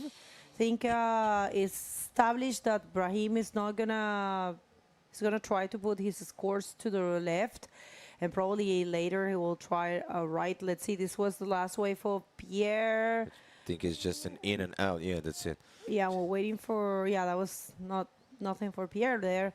But we're waiting for the last wave for Brahim because, you know, that was actually where the juice is. So check this out.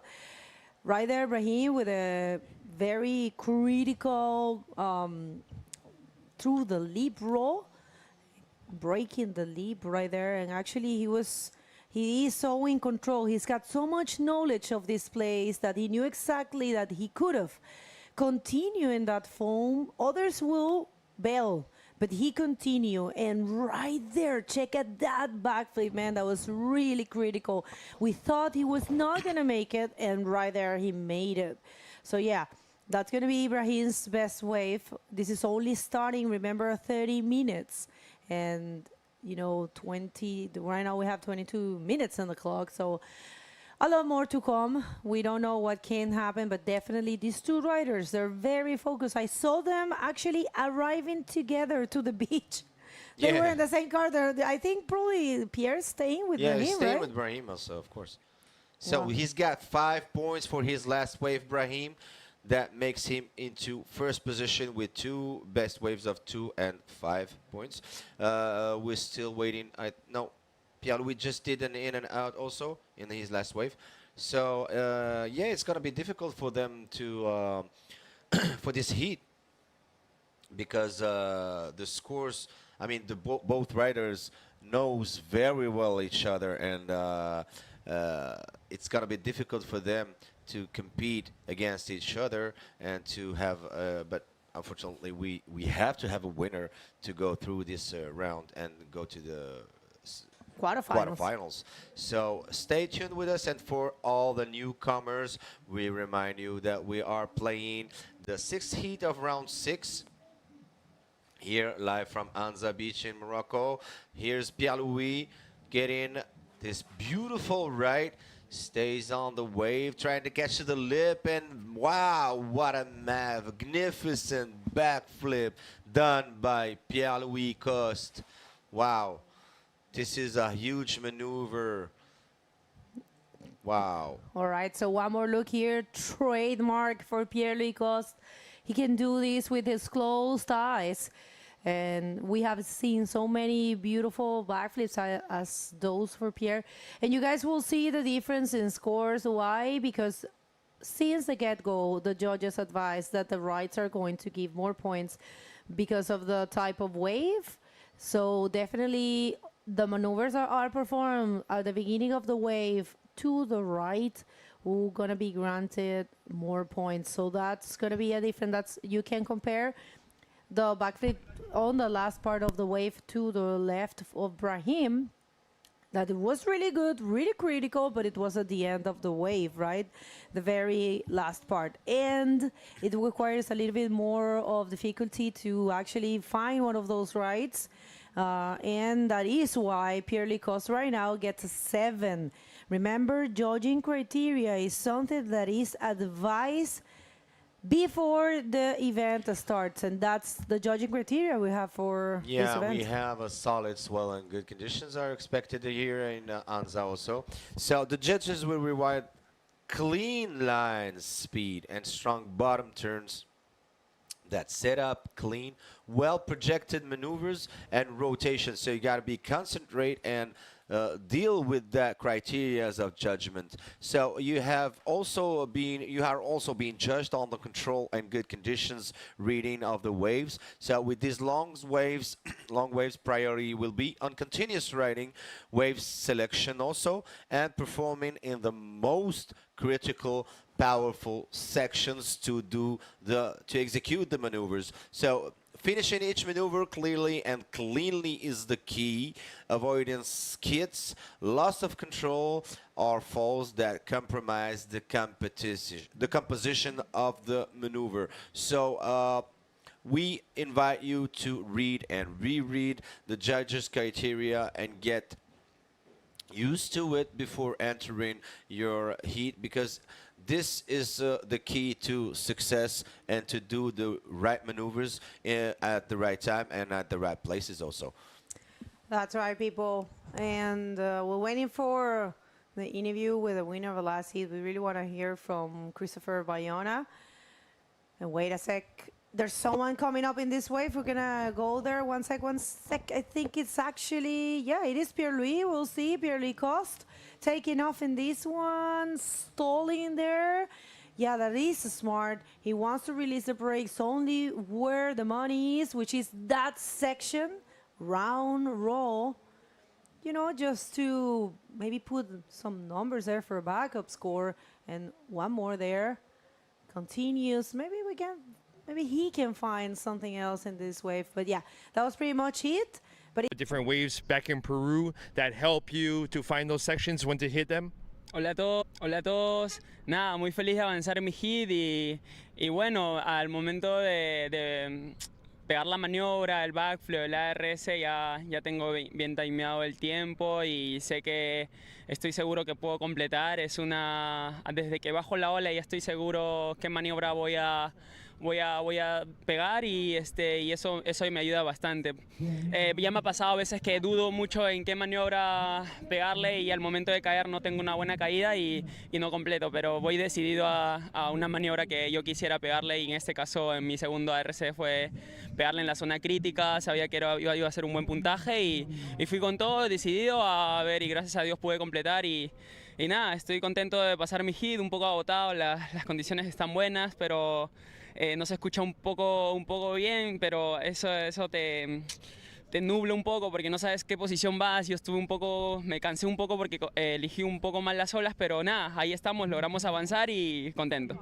All right, more or less, he mentioned how when he's taking off the wave, making that bomb turn, seeing the section, he's already decided what type of maneuver he wants to hit. And so, you know, that last, especially the second backflip ARS was a critical section, but he was able to pull it out. And he also mentioned, like, there's a lot of paddling. You know, sometimes the waves are going to be breaking well, sometimes they back off. So actually, I remember when he came in, he went straight to get a couple cups of water, just with the you know, being a little tired, fatigued from the paddling, but everything came through. So second question, Christopher, you mentioned family support. In what ways, you know, is your family helping you to be here for this Morocco Pro?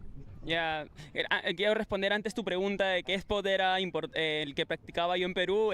Nada, me ayudaba mucho la ola de mi casa, el Chorri, en Punta Rocas, que está muy cerca de mi casa, en la frontera, en Lurín, la ola de Miguel Rodrigues ahí, y de todas las leyendas que van siempre para ahí, Kiko, los Rodrigues, todos, ¿no? Que siempre corren esa ola y la ola es buenaza, igual que en el Chorri, en Punta Rocas, que es constante venir para acá, estuve corriendo seguido ahí y gracias a Dios me ayudó bastante para yo poder pegar la maniobra. A la pregunta de ahora, que mi familia es muy importante, saludos a mi viejita, a mi mamá, a mis hermanos, a mi cuñada, a mis hermanitos, a todos los que están ahí atrás mío, que sin el apoyo de ellos yo no podría estar acá motivados, tranquilos, nada. Mandarle un abrazo y un beso fuerte a todos que me están mirando, en especial a mi mamita, que esto lo hago por ella. So he has lots of family back in Peru supporting him, cheering him on, and he definitely appreciates all that type of support. And Punta Roca in Peru being one of the waves that has helped him to be able to arrive to this caliber of riding, and as well as some of his friends and fellow riders back there. Well, Christopher, congratulations. Good luck to you in the quarters, probably tomorrow, okay? And, well, let's take it back inside with Begonia and Aziz. Well, thank you, Paul. Good luck for the competitors in the quarterfinals. So we are back here in the water to watch this amazing battle between Pierre-Louis and Idoush Brahim. Pierre-Louis stays for now in first position, still with 11 points. And Brahim is in second position, needs 2.76 actually, which is no big deal. Here's a beautiful ride from Pierre-Louis with the first roll, stays on the wave with the second roll, stays on the wave. He's trying to frame and get a third roll and a fourth roll. Who is gonna finish or not? I think he made it through this foam. Pierre-Louis Coste with his fourth wave and 4 maneuvers actually in this last wave. So we are having Brahim also in this left. Right, let's see this one for Brahim Idoush, looking sharp, a couple spins there. Maybe he will connect, not able to. Oh, unfortunate. I was thinking while I was watching Pierre surfing, that maybe I'm gonna see the replay, but I'm gonna get to that idea. Let's just wait for the replay. But yeah, I was thinking that now that Uri has been eliminated, the only one who prevent Pierre for winning here was Uri. So right now Uri is out of the way. So he might be thinking about that. He might be saying to himself, all right, so let's see. This is a replay of the last wave. Very well worked. He's going to for sure change some scores there. I believe he's going to get something better than his backup at the moment. Right there, nice, decent size, good roll there on a tricky section, not an obvious one. And he performed another one there, and it was actually a 4 rollos. We missed one, but it was 4 rollos in this wave for Pierre-Louis Coste. So yeah, definitely there will be an increase. And this one here, oh, we didn't see this one. That's a replay From Brahim, yes, on this left. This is where he does, where he performed the first spin and second spin, and then unfortunately didn't manage to get to the section down to finish his wave. But we will see. We are waiting for the scores of the judges to drop. Still the last wave for Brahim and Pierre-Louis Coste. All right, so situation in the water, people, we don't know, because we had a very good exchange between these two best friends in Tour, Brahim Idoush and Pierre-Louis Coste. They love each other so much, and we'll see, but it's like what Gabriel said, Uri and Eder, they're friends, they're traveling together, but when it comes to a heat, it's a one-man glory, only one person can win, and you have to look for yourself. It's an individual sport, so definitely it's what it is. No hard feelings, no personal situations here. When you go to the water, there's no names, there's only colors. You're not surfing with your friend, you're not surfing with your brother or whatever. You're surfing against another color, and you have to be the best and take the win. Right now, it's Pierre Lacoste. Yeah, we're still winning. waiting for the score for the last waves of Pierre-Louis and Brahimi Douche. So it was a 5-point wave for Pierre-Louis and a 5.65 for Brahimi Douche. So the score right now is 12 for Pierre-Louis, and Brahimi is in second. Needs 6:36 to get into first position. We have only 9 minutes and 20 seconds left. So everything's still possible with those two riders in the water, and conditions are still going good, I guess, especially when we talk to the previous riders that went to the previous heats, told us that there was no current at all. The conditions out there in the water were good.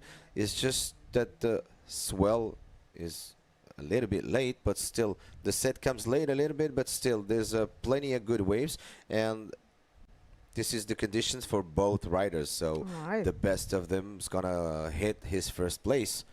Completely right. I mean, everybody is getting the same conditions, so it's a matter of choosing and using the tools, the strategy, knowing when to wait and when to go and when to release the brakes, when to stall. That's tricky. Everybody has been saying that the thing about Anza is that there are very good waves, but it's just hard to know which ones they are, right? You have to study this place. It's good that this is our third year. Some athletes are more and more getting adapted to this place, especially, Tristan, for example. He hasn't had the best results here in the 2 previous years, and this year he has been nailing the good maneuvers, the good ways. So yeah, it's the beauty of coming back to the places, getting the chance to study them. It's normal that at the beginning you don't feel too connected with the place because, it's not an obvious wave. It's got different peaks, different conditions depending on the swell, on the direction, on, the wind and all that. But, professional riders, they work for that. Yeah, of course. And they're trying,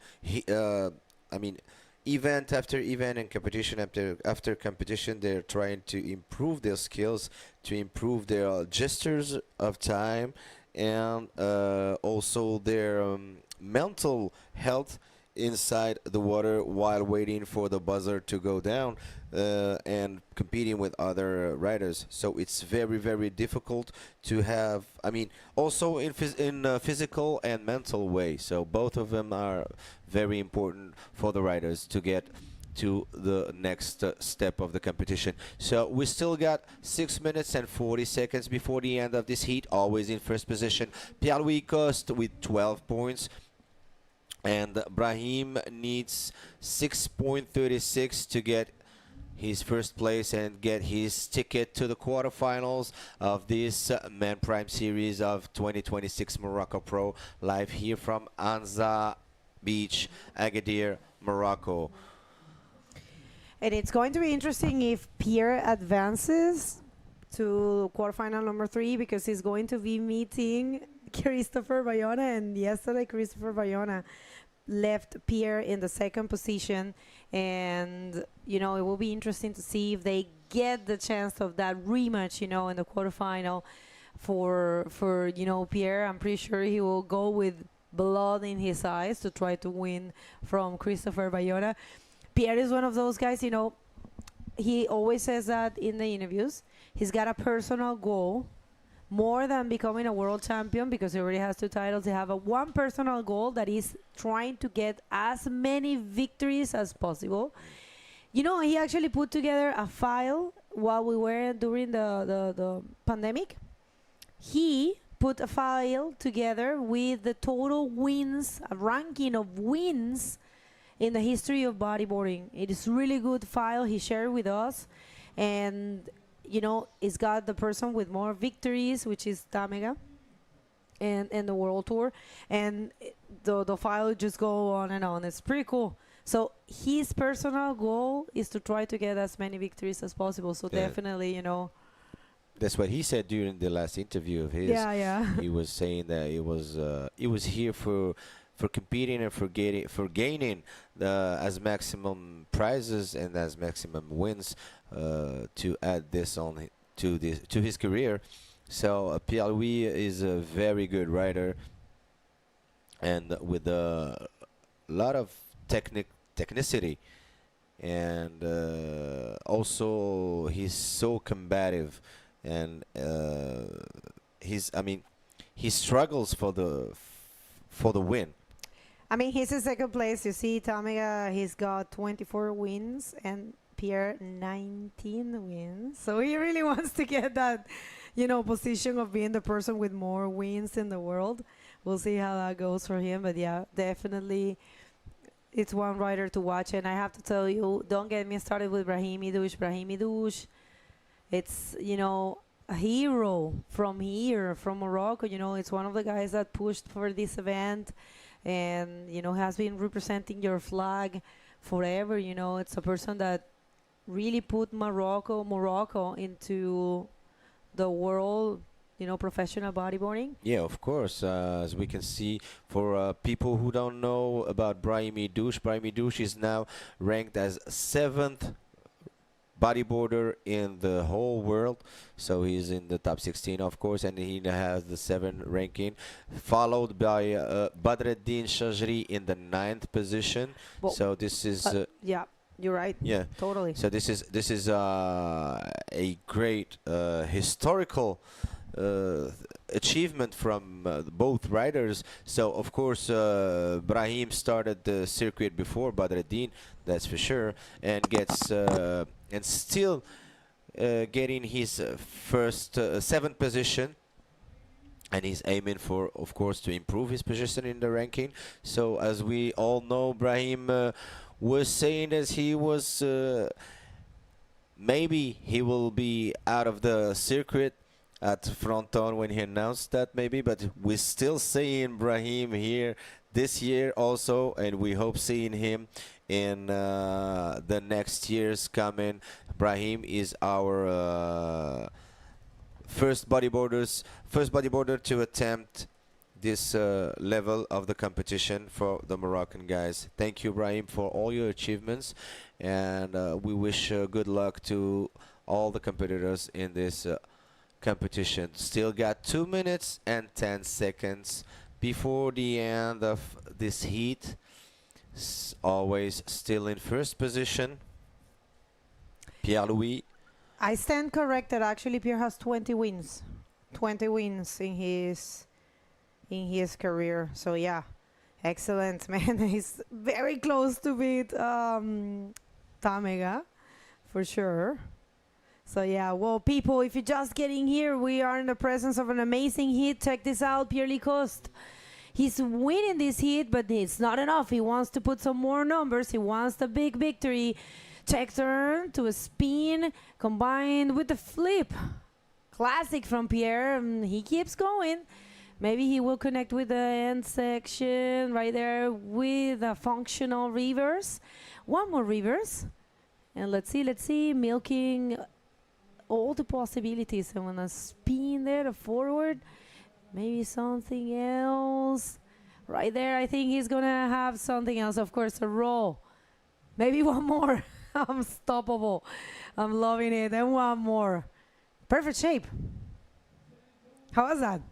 It was amazing. I was like stoned I watching saw you. him You were like executing quiet. all those maneuvers. Pierre-Louis Coste, frankly, well, super athlete, super rider. Nothing to say about Pierre-Louis. He's really good at rider. It's gonna be tough for Brahim at only 30 seconds left. We're still waiting for this last wave of Pierre-Louis to drop. I don't know if we can have the replay for this last wave of Pierre-Louis. Yes, as you can see, he started from the peak with this first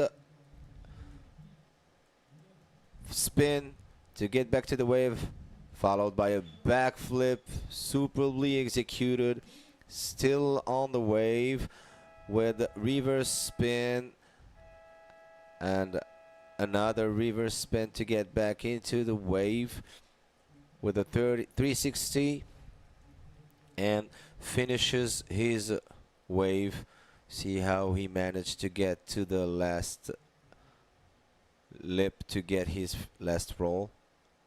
Yeah, before the last roll, and landed just on the rocks. So really good It's performance. over. Yeah, I from, mean, it's over. Congratulations to Pierre, and huge congratulations to Brahim for getting an equal 9th. Don't go anywhere. We still have 2 more hits right after this commercial break. This is the new RRC Concave, built for speed. The quad-channel setup offers enhanced control and ensures smoother, more fluid rail transitions. The RRC Concave, now available across our new range.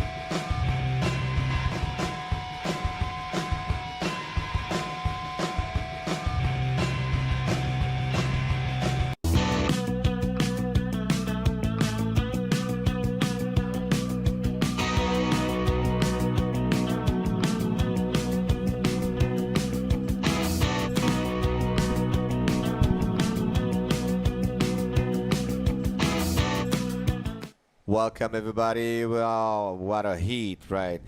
Let's go, Paul, to the water and see the heat going down right now. We have in red Tristan Roberts from South Africa, and we have Ethan Capdeville from France in yellow. Right, and we are here. We have yellow up already. Ethan taking first blood, but not looking what he sees. And we are here at the 2026 Morocco Pro Prime Series. This is the professional men out and about in this heat number 7. We have one more heat to go after this, and then we will be, I imagine, waiting till tomorrow to continue to the quarterfinals. Yeah, of course. That's what the committee direction of the competition decided, that we're gonna stop in this round 6 and finishes the competition. I mean, the quarter, semi, and maybe the finals also tomorrow. We don't know yet. So here's a good image of fair play and fraternity of brotherhood between the two riders, Brahimi Douche and Pierre-Louis Coste. So they are taking pictures and enjoying this moment together. Wow, what an emotional picture. Right, I was watching some of that heat from outside, and some definitely heavy heating going on between both, and Brahim on completely one side going for the left, trying to find some connections, and Pierre on the other side going for the right-handers and finding some gold on the right. So Pierre coming out with a heat win for that one. Yeah, for especially for his last wave, I guess he had like 7.7 or 7.5 for his last wave. Magnificent wave by Pierre-Louis Coste with those backflip spins, air rolo. He's almost landed on the rocks for his last rolo. Wow, it was an amazing wave. So there's for this heat, it's a little bit difficult also. I mean, at that stage of the competition, we could not have an easy heat as well. So we have Ethan Capdeville and Tristan Roberts fighting for the place to the quarterfinals. For the newcomers, we remind you that we are watching the 2026 Morocco Pro Man Prime Series. We are watching heat number 7 from round 6. This is an elimination round. It's the last round before the final round, who gives the opportunity to the winner to get to the quarterfinals. Wow. It was an amazing day, right? Right. There's been a lot of action, a lot of flips, like reverses, heavy rolls, some upsets. Uri Varadao, last year's winner, not in the contest anymore. We also have some new faces, some old faces still up in the game, still continuing on into the quarterfinals. So it'll be an interesting rest of today and interesting tomorrow. Hopefully we'll have some swell picking up over the night or early morning tomorrow to give us a little bit more action. Here we have Ethan on this left coming down the line. Let's see if he can find some gold on this left. He got a spin there. And I believe, let's see if he's timing it, keeping a high line, keeping his speed up, and hoping for a section to line up. Coming down the line, nice section there. Wow, that was smooth as butter. Nice flip there. So a couple of maneuvers on there. Yeah. Did you like that one? It was a beautiful backflip composed by Ethan Capdeville. On this left, as we can see on the replay, he waited for that lip. He managed to get as much speed with first spin, stays into the wave, framing and waiting for that section and for that lip to hit, and then goes boom with a beautiful backflip. Nice performance from Ethan Capdeville. Ethan Capdeville, who is the son of the champion Nicolas Capdeville, next bodyboard champion. Right, so that was a replay of Ethan on the left, and Tristan here, two-time world champion, coming down the line, looking for this right. Let's see if he had found something, but with a little check turn, forward spin, back into the pocket, but not really liking what he saw further down the line. So Tristan back out at the point with priority. So you were mentioning about Ethan's father? Yeah, Ethan's father was Nicolas Capdeville. He was an ex-bodyboard champion who did the circuit long time ago.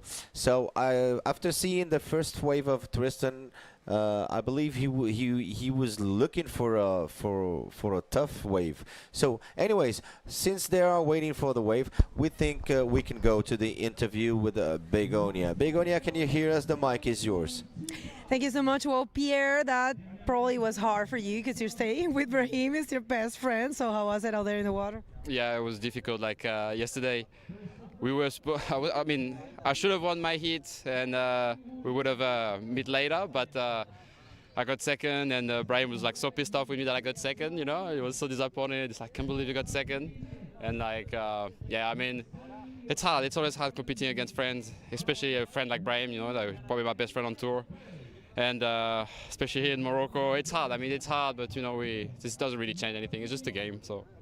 Yeah. I want to ask you, now that Uri is out of the competition, is that giving you a little bit more confidence? Because last year he was the only one that prevents you from winning here.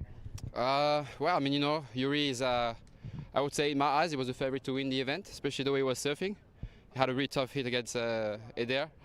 It's one guy out for sure, like one threat, but you know, I studied my part of the draw. There's Tristan, there's Ethan, there's Armide, there's Christopher.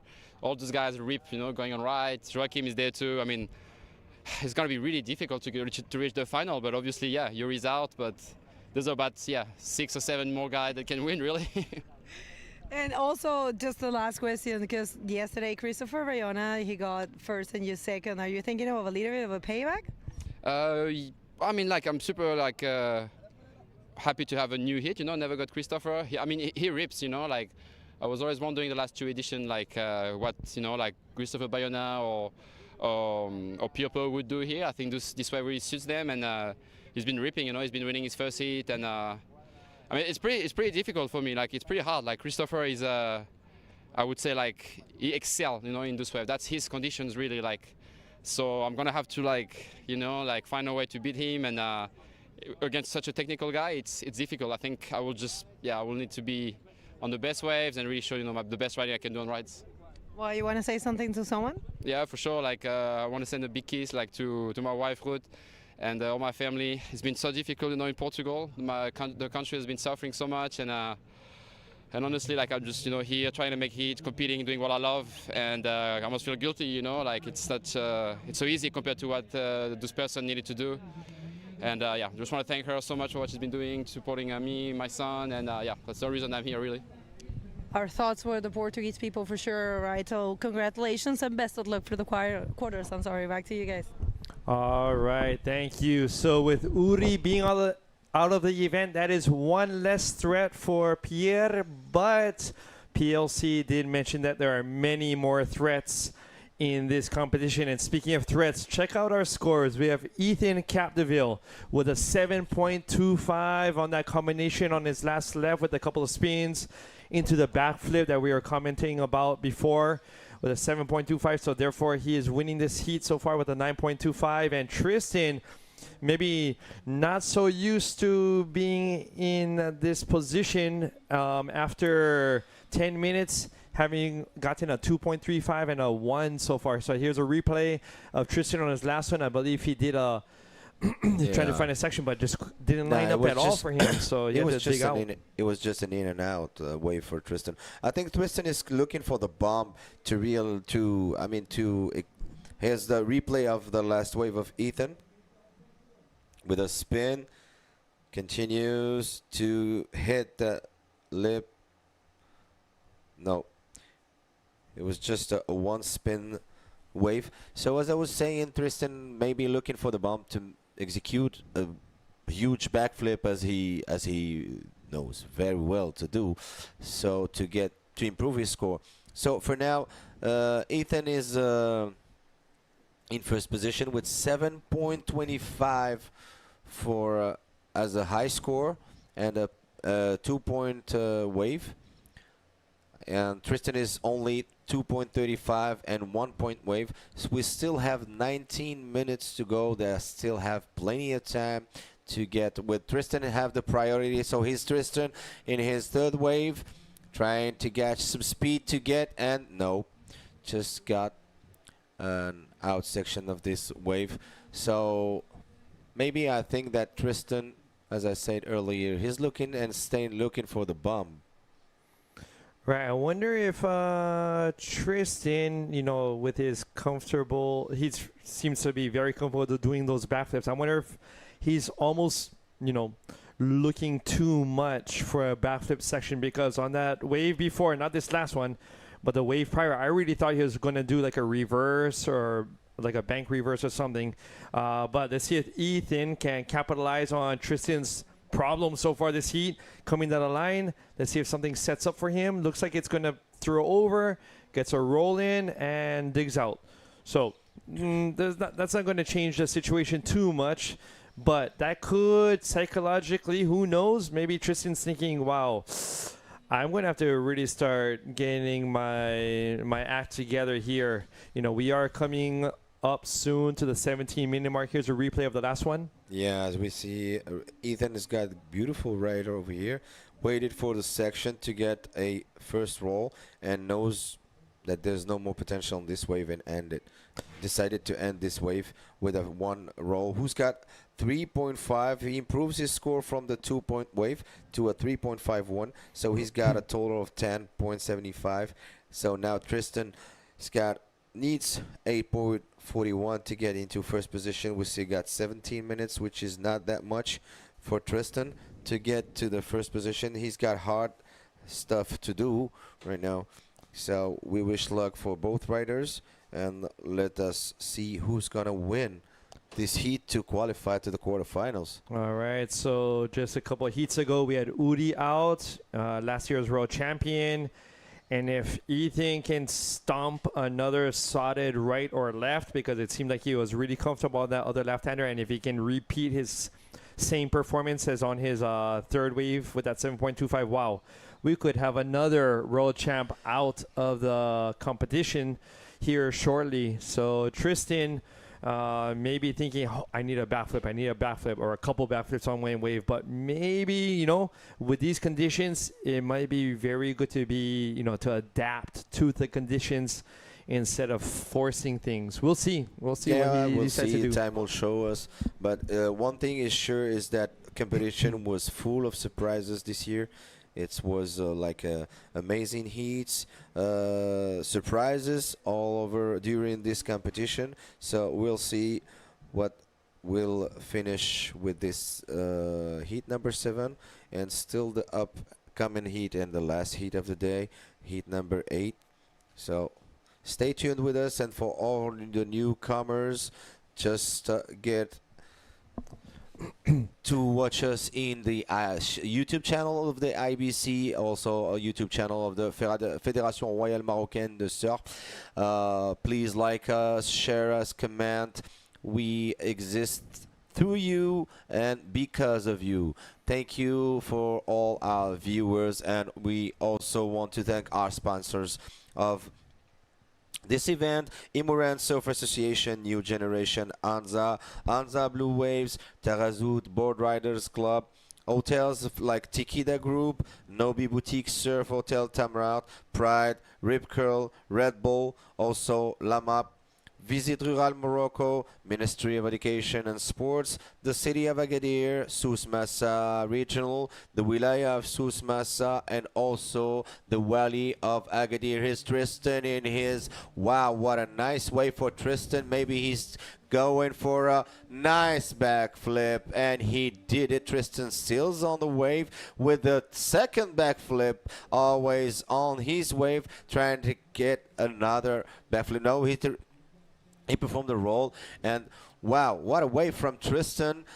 This could be considered as the first wave of Tristan, actually, because he executed 2 backflips on the row and a roll.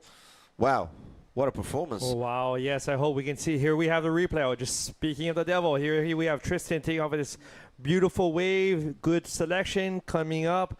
Nice backflip with the rotation straight back into a second one, just like a semi backflip, semi R's, and coming right back up into a roll. So solid wave there. We'll see what the judges think he should, you know, what he should deserve for that one. So that was a, you know, Ethan probably noticed something happening on the inside with that one. So, you know, he's got to feel a little bit more pressure now that 10.75 isn't looking as large as just a minute ago. Yeah, and also we remind you that Tristan was needing a 8.41, sorry, to get into first position. So I don't know, maybe he's gonna make it through this last wave with the 2 backflips on the row and the roll, and this beautiful. The wave choice was great from Tristan. It was a glassy wave, long wave, so he did a good choice, did good maneuvers. Maybe it's gonna give him 8.41 or more. We don't know. We still, oh my God, he's got the best score of the day with a 9.75 wave. Man, what a wave from Tristan. He exploded all the records for the day. Right. That, I believe that actually the first flip was great, well executed, but that second flip, I swear, Aziz, was clutch, because that section was not throwing like the first section. So that second flip he did was, even for me, more incredible, just more technical. Yeah, because as we can see on the replay, he's got too much speed for this one to execute the first backflip, but the second one was, man, it was too hard. He didn't have speed at all, man, and he managed to get the second backflip and then get through the section to hit the lip to get his Rolo to finish his wave. And I think this is the best score of the competition, actually, Right. 9.75. How he's got the highest score of the competition. My God, man. It was, what a wave. What a wave from Tristan. And here's the replay of the last wave of Tristan with a first backflip, with a spin, and finishes his wave with another backflip. Oh my God, Tristan is on fire right now. He is completely on fire trying to get his ticket to the quarterfinal. He is sure and coming here for a reason, Tristan, eh? Right. So he's actually, catching up to Armide's performance yesterday with the 5 flips in one heat. Already Tristan is at 4 flips in one heat, and he just dropped a 8.25 on that last one. That last wave of his was beautiful with the 2 flips as well as a nice solid spin. So Ethan, I thought, was sitting, probably feeling pretty good, pretty comfortable, and all of a sudden that 7.25 isn't enough at all. He's being comboed right as whereby pretty much he needs a couple of 9s, if you want to put it that way, a couple of 9s just to be able to compete in somewhere around Tristan's level at this point. Yeah, Tristan just made it like super hard for Ethan, almost impossible for him to get into first position because he needs 18 point. So, like you say, a two 9-point waves. So this is very, very difficult, especially in those conditions. Maybe if it was in other spots or something like that, like a reef breaks or something, maybe it's easier to get it. But here, man, get 2 waves of 9-point, it's almost impossible. But still, we still have 10 minutes to go, and Ethan is a good rider also. He knows it's not his first contest. He used to competition, so he knows how to deal with his stress and with his time. So let's see how this heat is gonna end. Wow, my God, this was too much emotions, right? Lots of emotions going on. So I wonder, Ethan,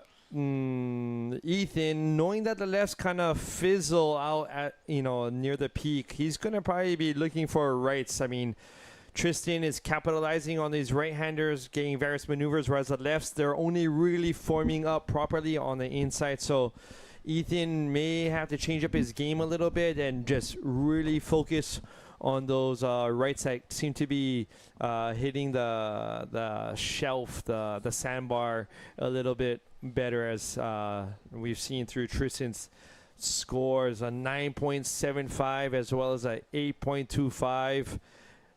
Couple flips on each of those, and so wow, big scores up there. 18-point total, by far the highest combined score of the day of the contest, actually. Exactly.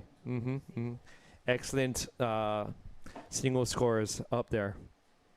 Yeah, we still got 8 minutes before the end of the heat, so everything's possible, man. Because it's difficult, but still, as we saw on yesterday, yesterday I think was the strongest day of the competition, with the hard and the best heats of suspense was yesterday. So we had like 3 or 4 wins on the last seconds of the heat. Right, with the 3 riders, I believe, instead of just having 2 with 3 riders, because there are not so many opportunities for each rider. Finally, that can occur, so I've been told, more often when you have 3 or 4 riders in a heat instead of just one-on-one. It can happen often with one-on-one, but maybe not as often as when you have 3 or 4 riders in a heat. Yeah, so it's interesting how many of these heats today are kind of determined not in the last couple minutes,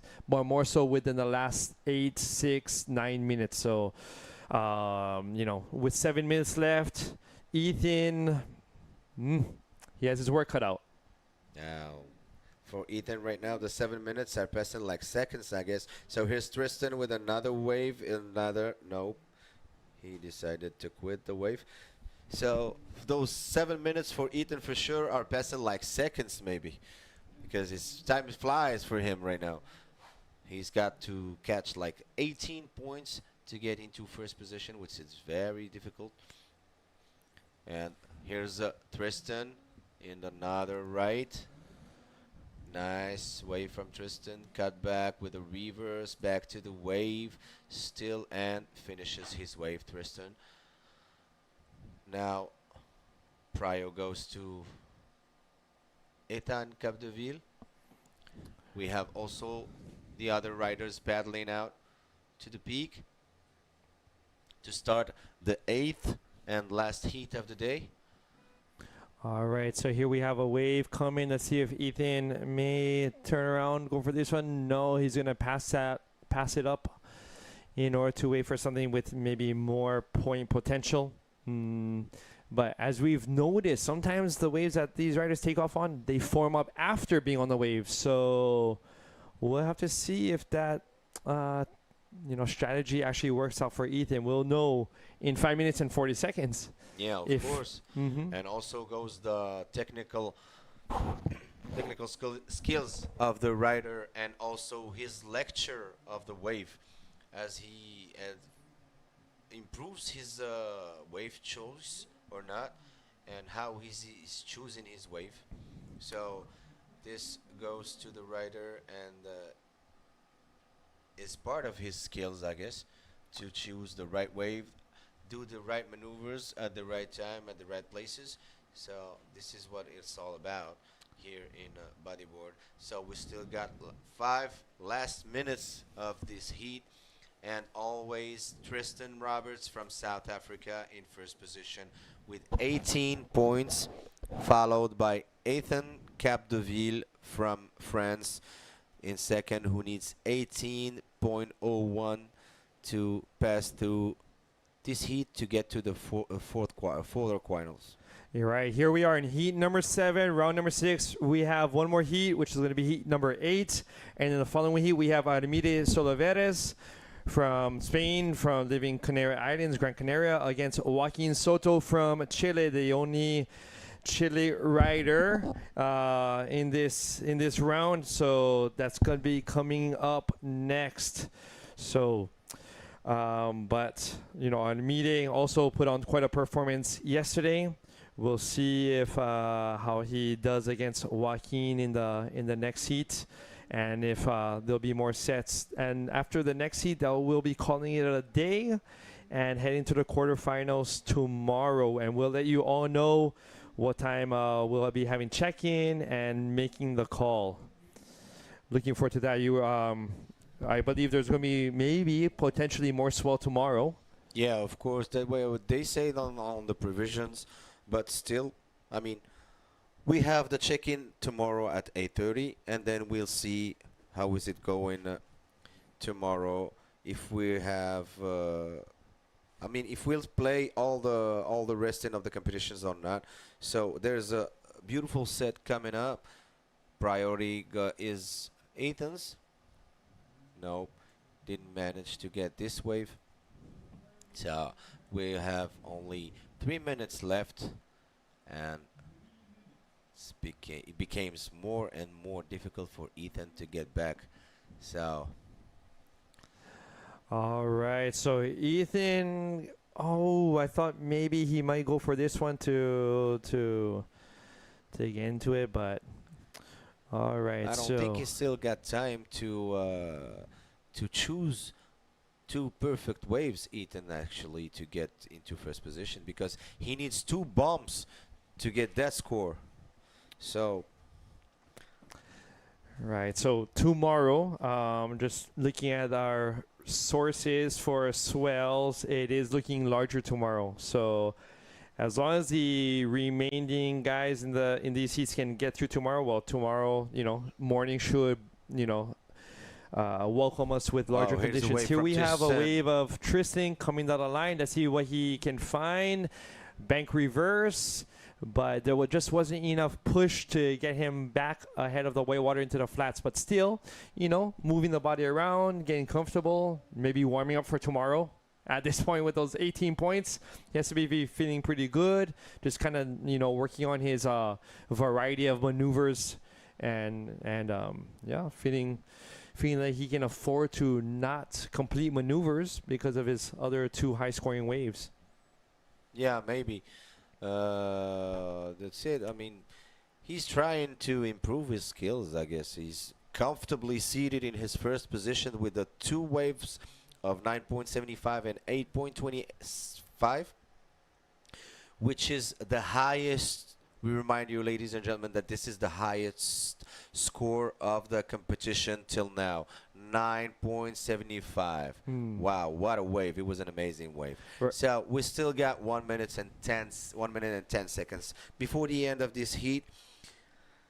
Wow, what a heat.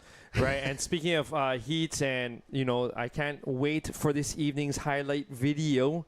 That's going to be put up on in the social media as well as our YouTube channel. Please, it only takes 1 click, 1 little finger there to subscribe, to be alerted when our events are on, to support us, and to also check out these live streaming episodes along with the highlight videos, which are incredible. Oh, drone here's a footage wave from Ethan's. Ethan's going on this, what he's going to do on this ride. So get to the lip and then in and out wave. I don't think it was a good wave for Ethan's as well, but still in his position, I mean, it's very difficult for him to handle all this stress for that Tristan actually imposed to him, because Tristan was, if you remind in the beginning of the heat, Tristan stays so calm. So this is the end of the heat with the first position going to Tristan Roberts from South Africa, and second Ethan Capdeville. Bravo, Ethan, for your performance also. Thank you. We leave you with a commercial and get back to you as soon as possible. Thank you.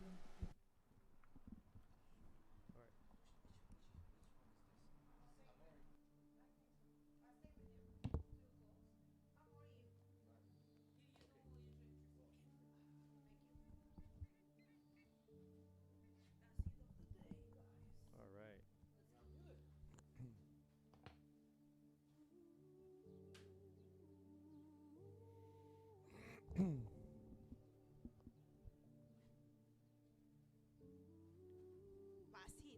Let's do this. Thank you.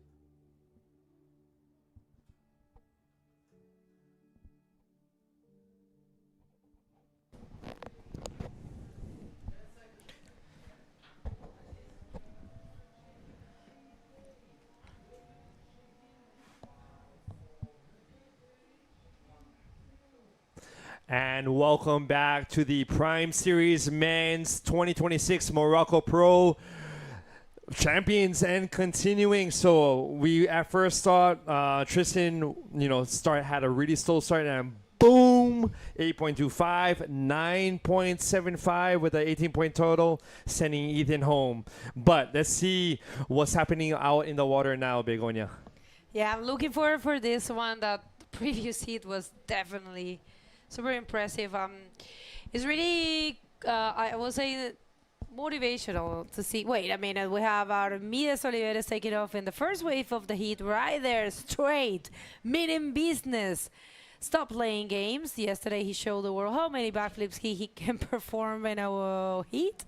I think he wants to do the same. So a backflip combined with the roll, what a way to start things. Wow, for me, being able to watch Tristan do all those flips in the heat before, I thought maybe Armide, I feel like he's taking it as a challenge. Like, wow, bring it on, Tristan. Let's do this. And first wave, trying to answer back already. Here we have a replay of Armide coming down the line. Boom, right there. Like a flip mode right there, coming around the whitewater. And I think he is probably hoping for one more section just to show up Tristan. But unfortunately, it kind of like petered over the lip, but still got a nice roll off of that. And solid score for sure coming up for Armide's first wave. He's got this technique to project those backflips, He's got something. He knows, I'm deciding if he's pushing the board or using his arm strength. or maybe his legs will have another look for sure, because he will definitely do more than one backflip in this heat right here. But he's got something going on there to project better the backflips. I think it's also the fact that he's super light, you know, even though he's tall, he's a light person, you know, he's super, I would say, fast and light. You can tell. So yeah, but you know, well, score just dropped as an 8 to start things for Armias Oliveres and Joaquin Soto. I think Joaquin he went back home yesterday and he analyzed his performance, and he haven't had the chance as of yet to, you know, pass in first position. So probably, you know, he's coming from with a different strategy, approach this heat with a different strategy. I see him waiting patiently there, regrouping, I guess. So we'll see what he can offer in this heat. 30-minute heats, last heat of the day, huh? Right. And what a day it's been. We're heat number 8 and last heat of round 6. But wow, when it, you know, we're maneuvers in every single heat. I cannot wait for this highlight video to come out later on. But probably in this heat, we're already going to be adding highlights already with Armita's first wave posting in 8. Another wave coming in. Let's see if Joaquin can find something. I see a set wave coming in. I'm not sure if Joaquin's too far inside or not, but you know, this could be a potential for a score. Let's see if there's enough, if he's liking the direction, but seems like he's going to be passing up on that one. Man, and for tomorrow, like you were mentioning in the previous heat, we have good conditions. Like we have 0 wind in the morning. Like seriously, 0 wind. Today was also a 0 wind day, and you know, some wind it's going to be showing, I believe, after we finish today. So good call that we ran only 1 round.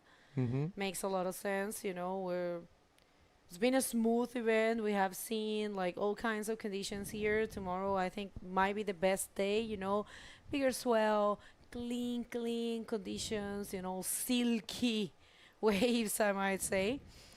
So yeah, tomorrow will be potentially, of course, this depends on the, you know, technical commission decision, but potentially will be finals day tomorrow. Thursday is looking huge again, and Thursday it's our last day of the period. Thank you so much, the Royal Moroccan Surf and Bodyboard Federation, for putting this event together for the 3rd consecutive year. It's been a pleasure to be here. Everybody has been enjoying Morocco, right? Oh my gosh, first time here, and I just mentioned to Amari, I wish I had known about Morocco as like a surf destination, and not just a surf destination, just for tourism in general. It is incredible. The people, the food, the culture, inside the water, outside of the water. If it's not on your bucket list, as I mentioned, please, it's worth it to put it on there. Make a trip down here, and especially here in Agadir. One of the support systems to making this Morocco Pro happen once again. So thank you so much to them for all this. That's right, and thank you at home. I'm pretty sure you guys have been enjoying a great day of action. Let's see this one. Joaquín Soto, el chileno, acá en la ronda de los octavos de finales.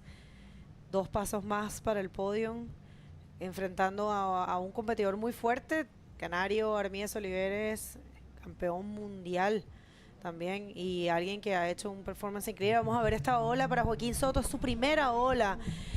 Let's see this one. First wave of Joaquín, beautiful roll in the first section, conservative, close to the lineup, you know. He get the chance to paddle back real fast and get that very important priority, you know, in these heats. Priority is key in the man-on-man heats. Right, punching out that roll. Hopefully we can see a replay in a moment. Let's see if we can. You know, that roll was critical, and I was nervous here in our booth, really hoping that he would be able to hold on in the explosion, because he came down with quite a bit of speed, and not so much in the flats, but more so near the trench. And I was thinking, wow, maybe there's a possibility. But Yeah, we're gonna get to see the replay after the interview because we have Aziz and Tristan ready. So. Yes, welcome back everybody, and we are here with the winner of the last heat, Tristan Roberts, who came straight from South Africa for us here in Anza, Agadir. Tristan, can you tell us about that amazing heat of yours? Yeah, man, it's just like so tough out there, like I feel like in these conditions my biggest stress is always just not getting waves. Really like confident in our ability, I think all the top 16 guys now can win the event, and especially like, I've been surfing so much with Ethan and my teammate, and he's been ripping, and it's like, man, it's just like, it just comes down to who gets the better waves, and I think if we all get the good ones, I think we can all make the most of it. So just lucky it was me this time, and super happy. Yes, and I don't know if you were aware about that because you just got out of the water, but this guy standing next to me right, he's got the highest score of the competition. He's got a 9.75 for his last wave. Can you tell us how you did to manage all those maneuvers in the last wave of yours, Tristan? Yeah, it's kind of just like the gift that kept on giving, I kind of saw the first ball and went for it, and as I spun around, I just saw it was stretching out along the little reef in the inside, so managed to get a couple more moves. But yeah, super happy. It's kind of, I really thought my back was against the wall, with Ethan starting so strong, and someone managed to put a rabbit out of the hat, so super happy. And thank you, Tristan, for this crazy performance of yours. And of course, you want to say and share something with the audience and also your family. Please go ahead, Tristan. Yeah, just thanks to my sponsors, especially Pride Bodyboards, for supporting me for 10 years at least, and supporting this amazing event. And without them, I wouldn't be here. I wouldn't have had the career I have. So yeah, just huge shout out to my sponsors and to my friends and family. I really appreciate you all. Well, thank you for watching us, and let's go back to the booth and watch the rest of the heat. Thank you, guys. Back to you. Excellent interview there for sure with Tristan Roberts. What a good performance, breaking all records here with a single higher score and the total higher score as well. Check this out. We have some replays. Here we have Joaquin Soto choosing this one, coming down the line, and it was that roll right there. Strong, kind of lining in the trench, but coming out ahead of that wave into the flats and digging out. So we'll be waiting for his score to come up and see how it compares to Armide at this moment. All right, one more wave here for Armías Oliveres. That happened while we were in the interview. That was actually a big flip, so I wonder how much it's going to get. I know the judges are still assessing what happened in there, and we don't have first wave of Joaquin, neither last of Armide, but yeah, interesting heat. Let's check this out. What do you think about that one? Wow, that was a big one. Flip, turned it right around. I bet he was hoping to be able to, wow, and there we go, into a roll. Let's see if he can come out of that one. Oh, we didn't see that roll, right? Right, so flip into a roll at the end, and he just made it around to find that section with the roll. That was clutch as well. So that's just, helping to dominate to a certain extent the heat so far with a couple of big scores there. For sure, we'll see those as soon as you see them as well. Right here in our IBC YouTube channel, please give subscribe to our channel so that you are kept up to date when there are events, heats. All right. Sorry to interrupt, but this is live action replay of live action, but it didn't happen. Yeah, that was Joaquin Soto. And with the backflip, good job there for Joaquin. Not able to complete, unfortunate. Bueno, aquí un hit realmente infarto. Son dos riders que tienen la misma edad. Dos riders increíbles que la verdad están surfeando muy bien ambos, tanto en el free surf como en las competencias. Definitivamente Armide más conectado, con notas súper altas, un 7.95 y un 8. Joaquín todavía no ha podido encontrar lo que necesita. Su primera ola fue un 5.75 y la última, que estuvo bueno el backflip, pero no lo pudo concretar, 1.5. Entonces vamos a ver cómo se desarrolla. Todavía queda bastante tiempo, son hits de 30 minutos esta etapa. que son los octavos de final. Y bueno, solamente avanza uno, ¿no? Nos queda un puesto en un cuarto de final, el último cuarto de final. Quien sea que avance aquí le va a tocar Tristan, que ha estado muy, muy sólido. Tristan, que tiene la nota más alta del campeonato. All right, so Joaquin needing to do some damage since he's in combo land. Here he is coming down the line looking for a section to hit and getting a flip around on that one. And this time, fight through that, dude. Fight. Ouch. Just kind of got swept out back. Wasn't able to come out ahead of that one. But a good attempt. Good attempt. Almost made it through on that one. But still, 17 more minutes. He was so close, you know. He actually knew exactly where to hit it. I really loved the way he read that wave. And that execution was good, man. He actually flipped it, you know. He turned it around. He was bouncing there. That area is really tricky, you know. He was really, really close to land it. Muy cerca Joaquín Soto. Lástima esa explosión ahí en esa espuma. Estuvo muy, muy cerca de poder salir adelante. La verdad que a nosotros nos gusta mucho ver que los riders tengan esa oportunidad de mostrarse. El año pasado Joaquín hizo un performance acá espectacular. Me acuerdo que sacó un 9 y algo con una ola muy bien dibujada, casi perfectamente leída. Y Joaquín, que surfea muy bien para los dos lados, pero que tiene preferencia por las derechas. Le gusta mucho este lugar y se siente muy conectado con esta ola. Y claro, no ha tenido tal vez las oportunidades, no sé si es selección de olas o oportunidades, pero creo que lo que a todo el mundo le gusta en general es que los atletas tengan la posibilidad de mostrar lo que pueden hacer y claramente pues que gane el mejor en el momento, ¿no? Pero es bonito cuando ellos pueden intercambiar olas y ir haciendo su performance, ir mostrando lo que ellos pueden hacer. Pero bueno, no siempre es así. Hoy hemos visto que ha sido una tendencia. Hay siempre un atleta que como que conecta, como que le toca la ola buena, la selecciona, la encuentra, la destruye y tal vez el otro, el contrincante le cuesta un poco más, ¿no? Porque no hay tantas oportunidades. Está un poquito más lento que los otros días. Sorry, Right. Spanish there, but I was in keeping Scott, up. you I speak was Spanish. keeping up. So opportunities and riders being able to demonstrate what they can do.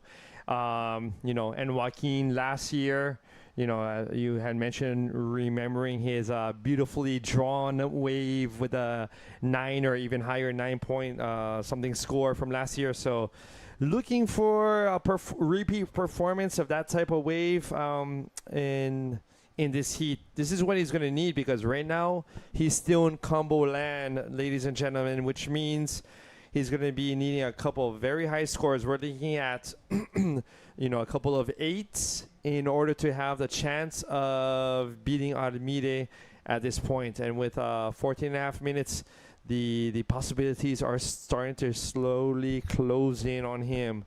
The chances of this happening. So Armide with priority.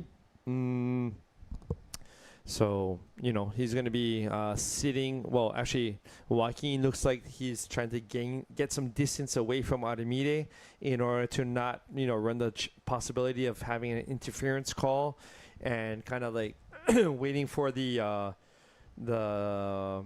ways that more so break on the right-hand side of the screen because there are, you know, different, how would you say, peaks. And so Joaquin wants to make sure that he's on a separate peak from Armide in order to keep that type of interference call, you know, at bay for it to not occur. Well, that's right, everyone.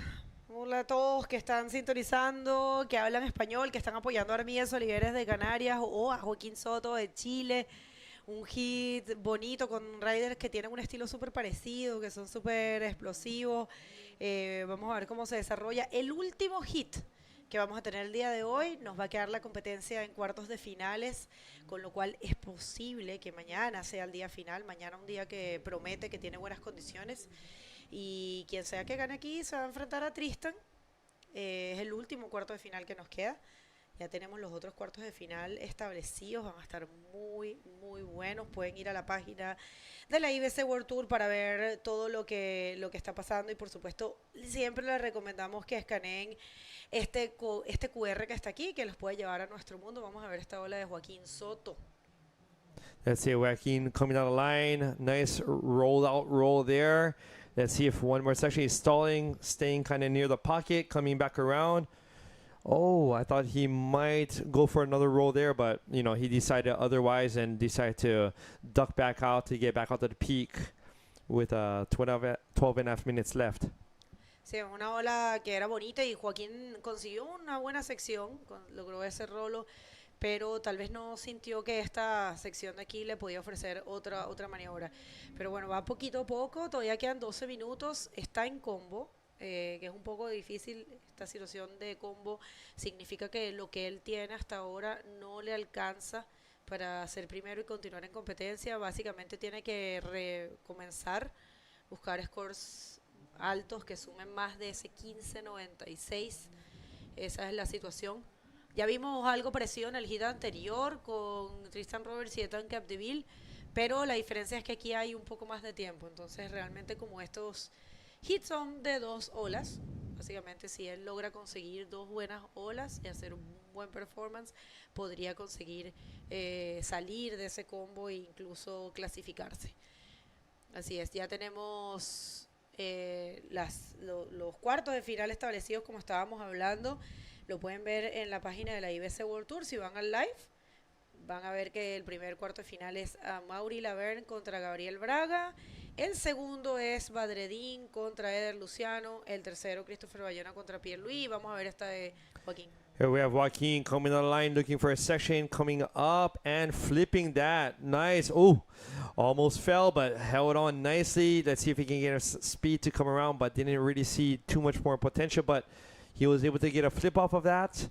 But as we were mentioning, as you were mentioning, Begonia just before, he's needing an 8. Bueno, finalmente Joaquín consigue completar esos backflips que él tiene completamente dominados en esta bola que le gusta mucho a él. A ver qué puntuación logra colocar. No fue una ola de las más grandes, entonces no sabemos cuánto puede lograr, pero bueno, ojalá que por lo menos pueda ir construyendo su score, ¿no? Que tenga la oportunidad de surfear y mostrar lo que él puede hacer. De todas maneras, lo que siempre decimos, independiente de lo que ocurra, quien sea que termine en esta etapa, tiene que pensar que es una muy buena etapa, que es un muy buen resultado, porque los que son eliminados aquí reciben un lugar igual, noveno lugar, comparten el 9º lugar con todos los demás y hay buenos puntos. El tour está recién empezando, hay buenos puntos, hay buen dinero. Realmente nosotros siempre les decimos a los atletas, oye, cabeza en alto, porque muchos otros atletas les gustaría estar terminar en este preciso momento, haber llegado hasta aquí. Entonces siempre hay que reconocer que haber llegado hasta aquí ya es un logro, ¿no? Right. As you were mentioning, you know, being able to reach this type of level, you know, is something to be very proud of. And it's an achievement, huh? Yes. There's so many that would like to be in this, you know, position. And there are so many that talk smack, thinking that they could be, but you know, when it comes down to it, you know, they chicken out. For sure. So if you don't want to chicken out, well, you know what to do. Between the Rising Series and the Prime Series, there are not many more excuses already. The tour, well, you know, come and put your money where their mouth is, you know? Exactly. If you think you have what it takes, well, show us. Show me, show Begonia. You're welcome. Show everyone else. Welcome to come to the events, yeah. Mm-hmm. You have a cool list there to name, right, of sponsors? Right. During this time between sets, let's say thank you to all of our official sponsors, associations, Imouran Surf Association, New Generation Anza, Anza Blue Waves, Taghazout Boardriders Club, along with the Tikida Group, Tikida Group, Nobi Boutique, Surf Hotel Tamraght. That's right. Yeah, the Nobi Wait, I got distracted here with the set. Thank you so much, Pride Bodyboards. It is important to count with the support of a bodyboarding brand. Pride has got a lot of great technologies, and their boards are really good. Beautiful colorways, great team around the world. So make sure to check pridebodyboards.com. And in here is represented by Rip Curl. So a lot of beautiful shops, Rip Curl shops. And if you're here in Agadir, there's a very convenient one. And actually, we have a souk, which is the name of a market here in Morocco. We have a market here at the competition area, and there's a Rip Curl shop there. So if you're in the area, you should check it out. You know, there's very cool stuff. Thank you, Red Bull, and the Regional Council of Souss Massa, La MAP as a media partner. Thank you, RDTA, the Visit Rural Morocco.com. Thank you, the Ministry of Sports, of Education and Sports, City of Agadir, Souss Massa, the Wilaya of Souss Massa, the Region of Souss Massa, and the Royal Moroccan Surf and Bodyboard Federation. We'll see. Armida is not going to lose his priority to this wave. Surfing really smartly there, Armida. You know, he has been keeping that priority for a while. And yeah, thank you so much, all of you and all the Moroccan riders, for welcoming us here, and every single person that it's, you know, cooperating with the event. Using the priority right there, Armias Oliveres, let's see, was going to find something. Wow, you always do that, you know. When he's comfortable, he go for the new stuff. All right, the new stuff, the reverse roll, all right? The reverse roll. He likes it. Yeah. So have you seen it? He always does it. Reverse roll right here there. we replay. Although he didn't get out as much, maybe as much as he wanted to, because the lip was a little chandelierish. He was still able to get the rotation and landed like in a tweaked way, but still was able to make it out into the flats. So a little bit of fun there. Let's see what kind of scores the judge. Feeling relaxed, I think. But check this out. Joaquin Soto is out of the combo land. His last wave was a 6.1, saving the honor. Lo que a veces decimos nosotros, salvando el honor, por supuesto. Joaquín Soto está fuera de combo con su última ola. Perdón, me atraganté. Su última ola de 6.1. Él ya no está en combo y ahora necesita un 9.86. O sea, si consigue una ola buena, grande y la trabaja bien, puede que consiga esa puntuación. Nada está escrito hasta que no se termine el hit, claramente, ya lo sabemos. Vamos a ver cómo se desarrolla. Lo bueno es que por lo menos tiene la oportunidad, ya que está solito ahí arriba, tiene la prioridad. Vamos a ver cómo se desarrolla, pero definitivamente Aremi ha estado full en control en este hit. Right, so here we have a wave coming through, and Joaquin pulling the trigger, going for this one. Let's see if we can find a few sections lining up for him. Let's see, first section, roll. Let's see if he can get around this white water. Spin, nice, right back to the pocket. Stalling, and you know he's hoping for that double up section to find a lip. He's gonna have to wait a little longer. Gets his trim, backflip, and holds on. Let's see if he can form up one more time inside, another flip, and scoots out. So a couple flips on that one, along with a roll on the outside. So let's check this out on the replay. All right, so a nice looking wave for Joaquin Soto right there, just gaining some momentum. Attack that rollo and continue, and you know, use that spin, that forward to connect. Those forwards sometimes are intended to be functional in order to connect with the better section of the wave, which allowed him to perform that good backflip. Kind of lost the board there, but regained it. And right there, one more backflip. So 2 backflip a row, you know, and a forward. So we'll see how much he can get. 9.86 is what he needs. Joaquin Soto, he's not giving up, which is, that's perfect. That's what you have to do. You never know. Sin rendirse, el llamado Kaking. They call them Kaking or Illumina Kings. That's his nickname in his Instagram.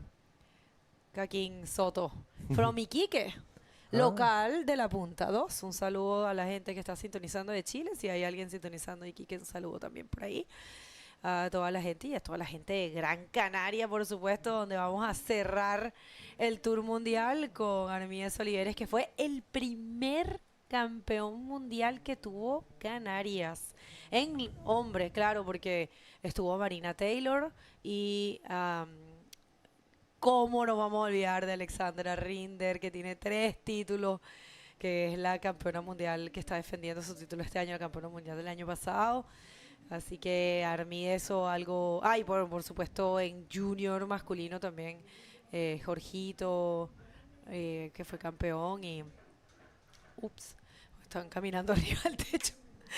Y bueno, Canarias la verdad que con más de 4 generaciones de bodyboard tiene un potencial espectacular, sin hablar de las olas que son una locura. En todas las islas casi hay olas. Tú vives en Gran Canaria. Qué suerte. Gran Canaria is loaded with a number of waves, but so is Iquique. I've been there before. Oh, you've been? I've been around. I didn't know. Yeah, in my nomadic days, catching buses from Guatemala down to Panama, and then taking buses from traveling through Chile and Peru, Brazil. So Iquique is loaded. You guys are very lucky there to have a number of waves in such a short distance. So, you know, great spots to practice flip modes and some heavy drainers as well, some heavy pits down there too. So Joaquin definitely using some of that experience here, or especially as seen on his last wave. His last wave was a 6.5, as you could have maybe have seen in the replay.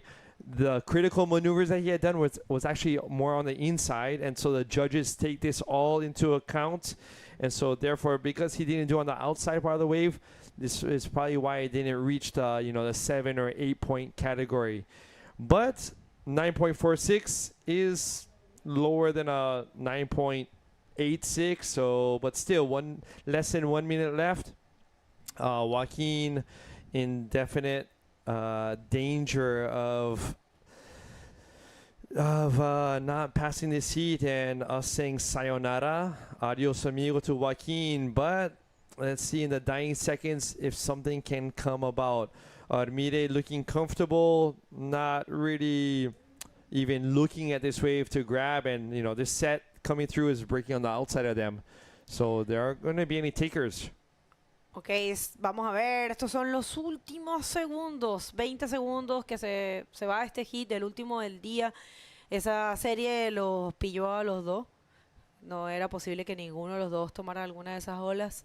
Y vamos a ver esta última ola que viene ahí, a ver si alguien va a tomarla. Es Armías Oliveres quien tiene... mira qué bonito. Se dan la mano Joaquín Soto con Armías Oliveres, un excelente hit. Mira, unas grandes felicitaciones a los dos.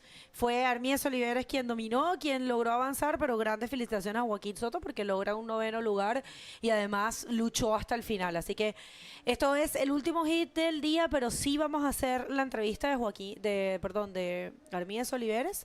Así que vamos a ir a unos cortes comerciales. We are going to do the interview. This is the last hit of the day, but stay with us because we want to hear from Armide. Don't go anywhere. This is the new RRC Concave, built for speed. The quad-channel setup offers enhanced control and ensures smoother, more fluid rail transitions. The RRC Concave, now available across our new range.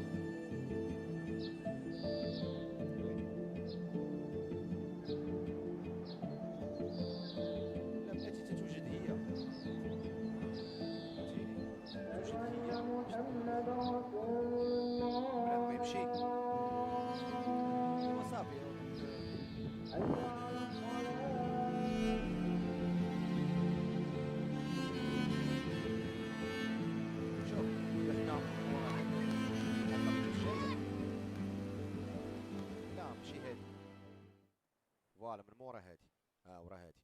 Get ready. We are on. So we'll stay talking until Begonia gets our media for the interview. I'm sorry? We will stay talking until Bego gets our media to the interview. Okay? So we have to be creative. Well, he's going to tell us when, right?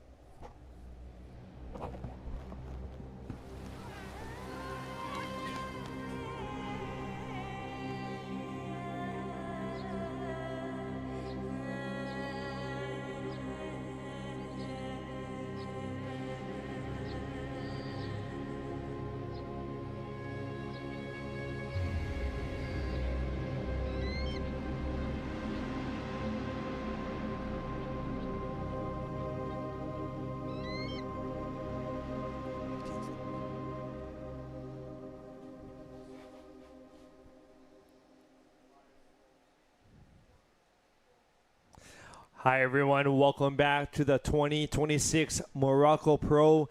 And wow, images. Have you seen those of Morocco, Agadir? Oh my God. And the images from today, the highlights video this evening will be incredible. What a day of competition. Aziz, what are your feelings about today? Yo, I had the chance to watch this last heat from the shore. It was an amazing heat, man.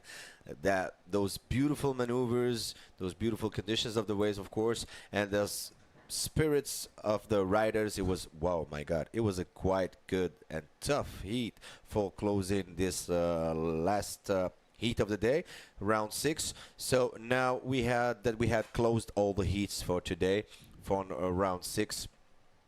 We'll be starting tomorrow the quarterfinals and semifinals, and maybe also the finals. Don't know yet. We're still waiting for the commissary of the competition to tell us about that. And of course, tomorrow we'll be having and knowing who is who and who will be the great and the winner of this fin of the contest. Right, our trophy. And you know what is so well made that it is purposely lightweight in order for the competitors to not have baggage problems. If a competitor from outside of Morocco wins it, they'll be able to travel with it conveniently back home. And oh my gosh, it was actually by a carpenter who is actually, I believe, creates it very closely to this the site where the competition is. Yeah, this trophy was made by Adil, a carpenter here, local in Anza, and a bodyboarder also. He's well known here in Anza. Everybody knows him, and he's a very friendly and funny guy. So maybe for those who come to Anza, you have to stop by his shop. He has beautiful things to sell and can make you some personalized items just for you. So go check his shop. You're gonna be amazed about this guy. So, when it comes to highlights today, for you, what were a couple of your highlights, personal highlights? For me, it was for me. I mean, maybe because it's one of the latest waves, but this last wave of Tristan amazed me, man. And it's not for nothing that he's got the best score of the competition, like 9.75 wave, but with those two magnificent backflips and finishes with a roll for his last wave, Tristan had a good competitor. How can I say that? And also mentally, because if we remind the set of Tristan, he didn't catch a wave for 10 minutes and started his heat like 10 minutes after the beginning of the heat. So to have the capacity and the waiting and also to wait as long as that to catch a single wave, I mean, you have a good competition spirit. So now we move to the interview of Armide with Begonia. Begonia, can you hear us? Thank you so much. Well, having a word here with Armide. And first of all, amazing hit. Look in control. Tell us a little bit about it. Yeah, it's a little bit difficult to choose the best wave because the conditions are like super strange. Maybe the currency, or I don't know why, but I was really focused just on which wave I need to take. All of the other riders has almost the same technique, but if you choose the best wave, I think you will pass the heat. We want to know, what do you think about having Tristan Roberts in the quarterfinal? Yeah, I saw Tristan doing a 9 something in the last heat and an 8 something too. So I think it's going to be super difficult, but I need to try my best. It's Tristan, so if I don't try my best, no pass. That's good. People, check this out. The perfect X. This guy serves equally as good to rights and lefts and check those X. That's a lot of work, huh? Yeah, too much. But I have been surfing since I was young in beach breaks, left and right. So just when I take super big wave, the control in rights is better than in left, but in maneuvers, in medium conditions, almost the same. Well, you want to say some words in Spanish for your people? Muchísimas gracias a todos que me están apoyando, gracias a mis sponsors, gracias a la pibita ahí que está detrás con el móvil, grabando todo y apoyándome, y nos vemos en la siguiente ronda. Felicitaciones a Armíes y lo mejor para ese cuarto de final. De regreso con ustedes, muchas gracias. Mañana probablemente día final, así que contamos con ustedes. Thank you everyone. See you tomorrow. Back to you guys. All right, thank you so much, Begonia. Armide, congratulations. Answering back after Tristan's big heat. Armide also bringing his fire to his last heat, round 6. So we want to remind everyone, tomorrow, as Begonia had just mentioned, we have a check-in at 8:30. Supposedly, swell is picking up. These winds supposed to be on the lighter side. So hopefully, quarters, semis, and possibly even finals tomorrow. But tomorrow morning, it'll be necessary to check us out, whether it's through our YouTube channel, IBC website, social media. Keep up to date to find out what our plan is. Yeah, also we want to thank everybody of our viewers who are watching us from all over the world. In the YouTube channel of the IBC, also the YouTube channel of the Fédération Royale Marocaine de Surf. Thank you for watching us, thank you for liking us, and thank you for supporting us also. So we are closing the day with this last round. So tomorrow, as Paul mentioned it, we're gonna start with the quarterfinals, semifinals, and maybe also the finals to finish the competition. We don't know, we still wait for tomorrow. Tomorrow, the first check-in will be at 8:30, and then we'll see what the judges and the commissionary will decide about the end of the competition. So stay tuned with us. We are leaving you with the best heats of this day and the best pictures, the best maneuvers. So have a good view, and we'll catch up tomorrow. Thank you, and thank you very much for watching us. Yes, thanks. Yeah. Yeah. Catch the wave, ride it deep, life's a freestyle. People warm as bread, faces bright, no denial. Every corner's a melody, rhythm on repeat. Morocco's heartbeat syncs with your heartbeat.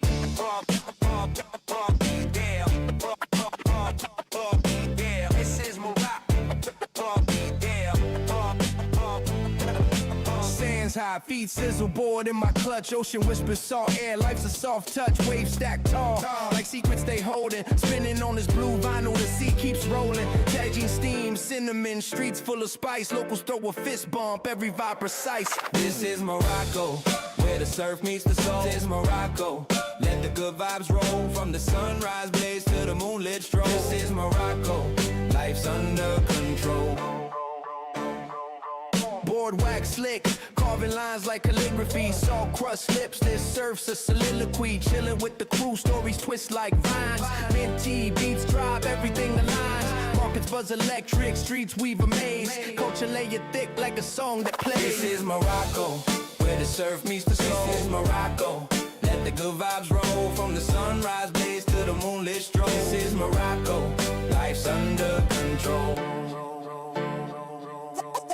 Catch the wave, catch the wave, ride it deep, life's a freestyle. People warm as bread, faces bright, no denial. Every corner's a melody, rhythm on repeat. Morocco's heartbeat syncs with your heartbeat. Morocco's heartbeat syncs with your Morocco's heart. This is Morocco, where the surf meets the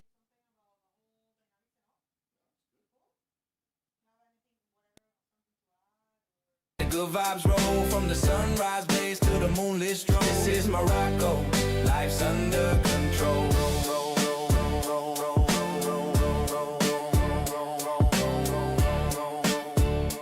This is Morocco, life's under control. Yeah. Yeah.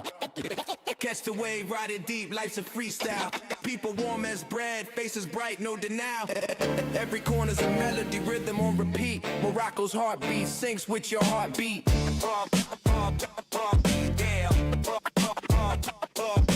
This is Morocco.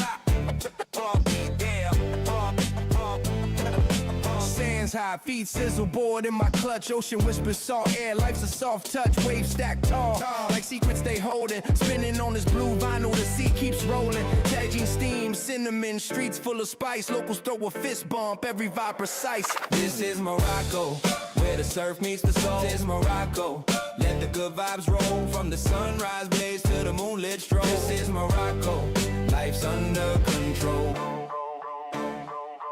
Board wax slick, carving lines like calligraphy. Salt crust lips, this surf's a soliloquy. Chilling with the crew, stories twist like vines. Minty beats drop, everything aligns. Markets buzz electric, streets weave a maze. Culture lay it thick like a song that plays. This is Morocco, where the surf meets the soul. This is Morocco, let the good vibes roll. From the sunrise blaze to the moonlit stroll. This is Morocco, life's under control. Catch the wave, catch the wave, ride it deep, life's a freestyle. People warm as bread, faces bright, no denial. Every corner's a melody, rhythm on repeat. Morocco's heartbeat syncs with your heartbeat. Morocco's heartbeat syncs with your Morocco's heartbeat syncs with your heartbeat. Heartbeat, there. This is Morocco, where the surf meets the soul. This is Morocco, let the good vibes roll. From the sunrise blaze to the moonlit stroll. This is Morocco, life's under control.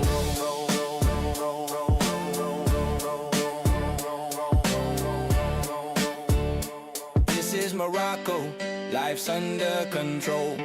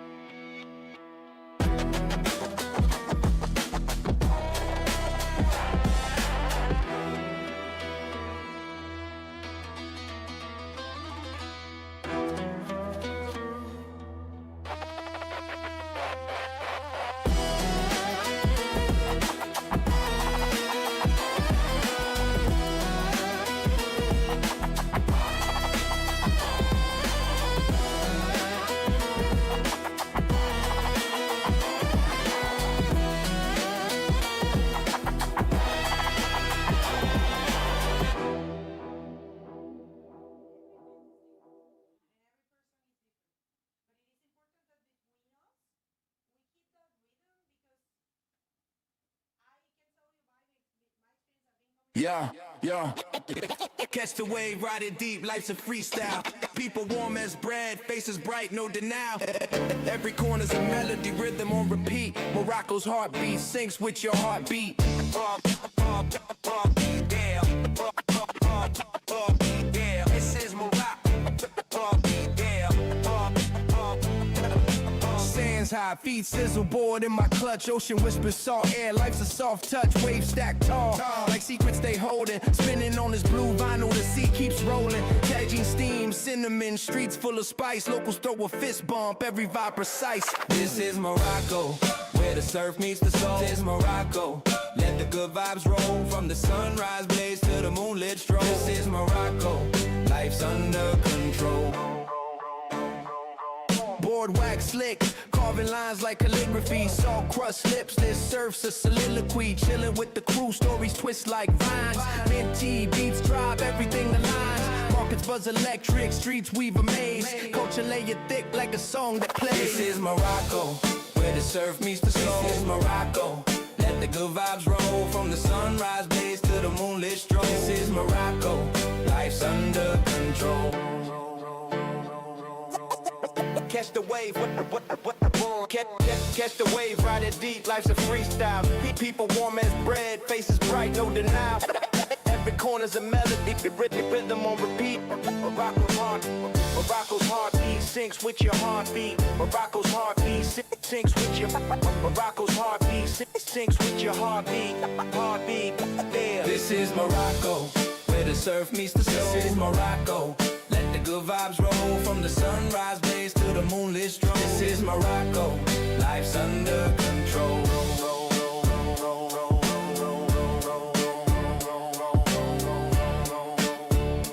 This is Morocco, life's under control.